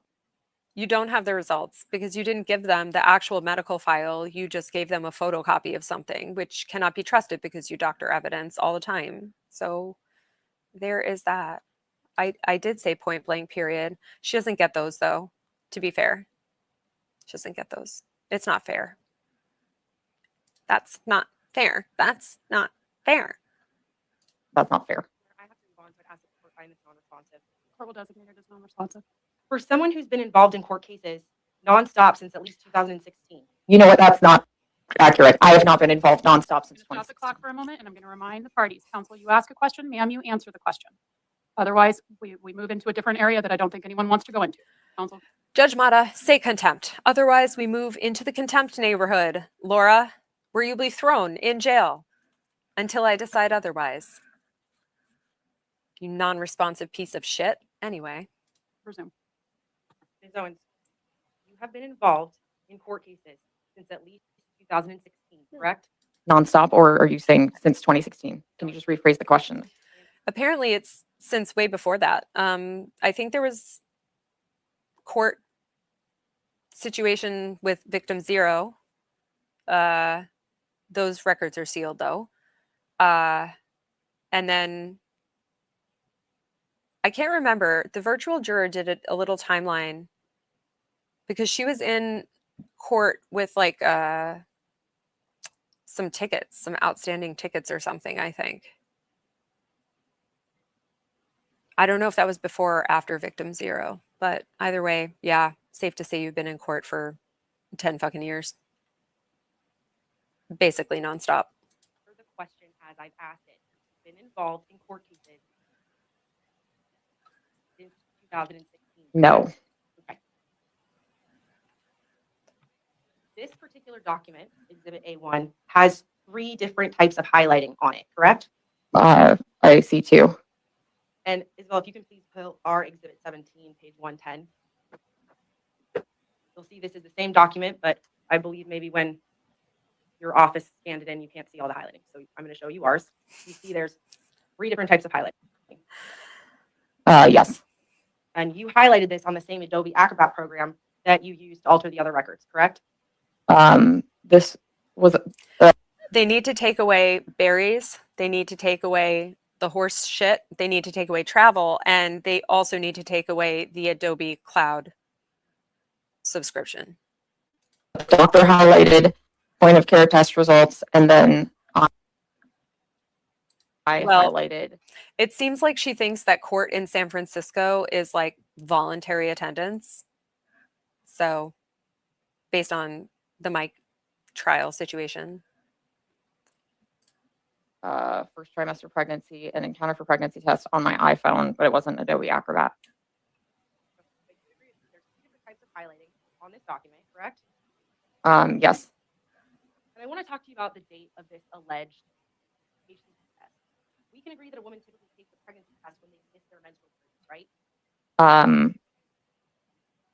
Well, my case was different. So these are yes or no questions. I think the answer depends. I don't get a period, so I don't know how to answer that. Okay, so you don't get a regular period. I don't. So you took this test before the missing of your period, right? Correct. And between 2014 and the present, you have alleged that you were pregnant by 4 different men, correct? Correct. And all 4 of those men told you, one way or another, that they believed you fabricated those pregnancies, right? The first was not so specific about that. And 3 of them are here today, right? Correct. And they also believe that you doctored medical records, right? Sustained. I'll move on, Your Honor. Ms. Owens, each time that one of these 3 men refused to be in a relationship with you and questioned your pregnancy narrative. I do wonder if Jingles knew that at this point he, like the camera panned and he's on screen. I do wonder. An order of protection against them, right? False. Okay, well, you have an order of protection against Mr. Greg Gillespie, correct? Correct. And he didn't believe that you were ever pregnant with his child, right? No, that's wrong. He had me. I went to a doctor. He told me I needed to go to the specific doctor to confirm the pregnancy, which I did. Who spoke to him? Stop. I'm striking Yeah. that response. So that whole thing, I think David is like, oh, shut up.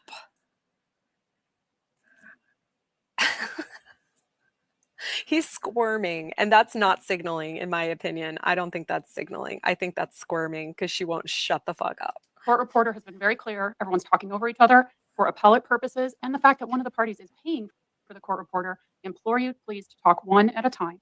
With regards to the objection, it's overruled. Go ahead, counsel. Your Honor, I'll move on in the interest of time. Ms. Owens, you didn't file an affidavit of financial information in this case, did you? I did.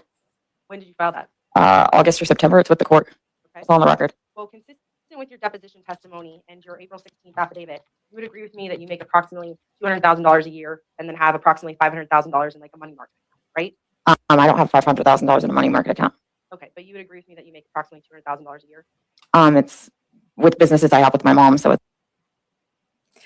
You know, she might actually make $200,000 a year. It's just $200,000 a year that are actually her parents' money that she takes.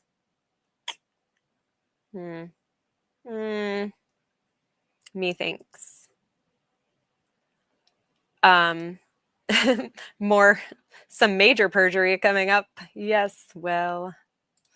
Timmy says they can't afford horse shows anymore. That's done. That doesn't mean they're not going to anyway. They could put it on their Macy's card, apparently, like they do with everything else.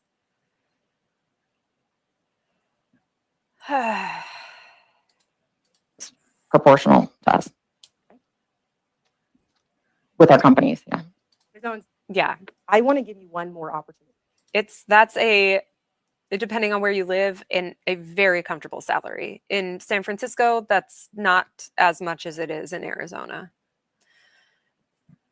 So, and New York too. It's a good amount of money, but it's not as much as it is in Arizona. Like it goes a lot farther in Arizona, but not for these people. So Yeah, exactly. I make $200,000 a year on my parents' Macy's card. Exactly. The media is here. You know that this case has gone viral. You have an opportunity right now to come clean and start fresh. So I'm going to ask you one final time. You were never pregnant by Clayton Eckert, correct? That is absolutely incorrect. Absolutely Time for incorrect. 28 minutes, 46 seconds. Director, you're ready. Your Honor, I've got 3 questions.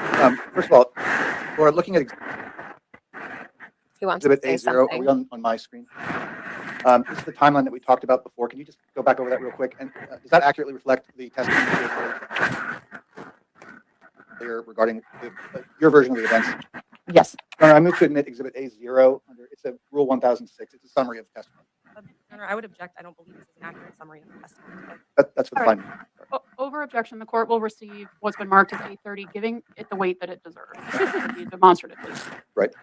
Laura, regarding Banner, there was some comment just a minute ago that you didn't produce records from Banner. To your knowledge, did you authorize Mr. Woodnick or his firm to get records from Banner? Yes. And looking at Exhibit A1, it's not just a photo of the first page is a photo of something, but can you tell us what the second page here is? That's from my patient portal, showing that I was positive for Banner. Okay. And to your knowledge, did Mr. Woodnick actually receive records from Banner? Did he ask for them? Yes. And did he get them? Yes. Okay. Yes. One final thing. The tuxedoed crusader did indeed make another appearance. So he felt the need to come over and say hi and grab the microphone. So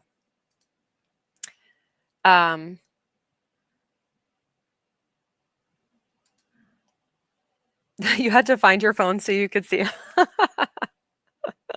Yes, he's so funny. Oh my God. He is like literally, he was trying to eat the mic, I think. His little paw was just like on the side of the mic.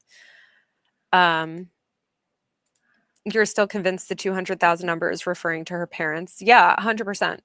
She doesn't have business, like she doesn't have income in her businesses. She has major losses. I don't know how much Quartet Farms actually makes them realistically.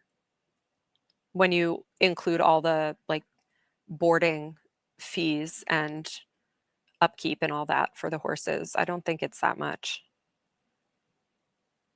It doesn't mean you shouldn't report it though. Said before on cross-examination that when you saw that 102 HCG test from October 16th, that you believe that meant you were not pregnant.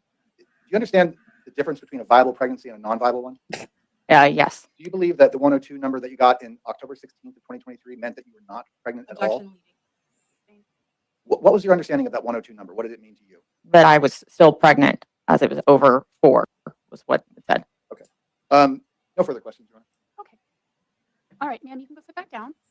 Oh, thank God. No more of her. No more of her stupid ass voice. Yeah.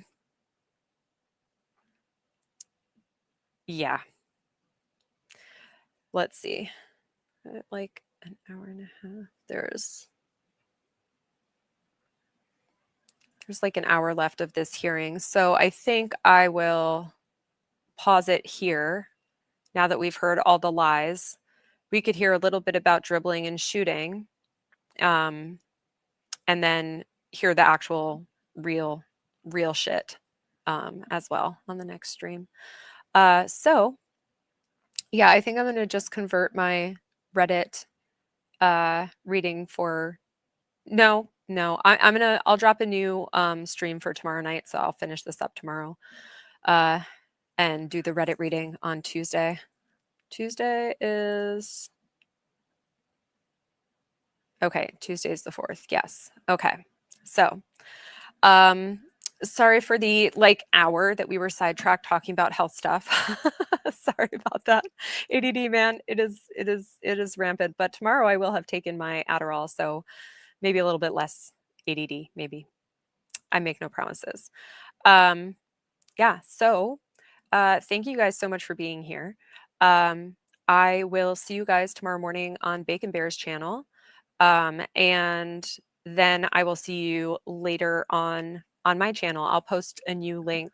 I'll make the new stream like in a few minutes. But yeah, that is that's pretty much it for this here Sunday night. So thank you for being here, and yeah, I will see you guys in the morning. All right. Stay fiery, friends. Bye, guys.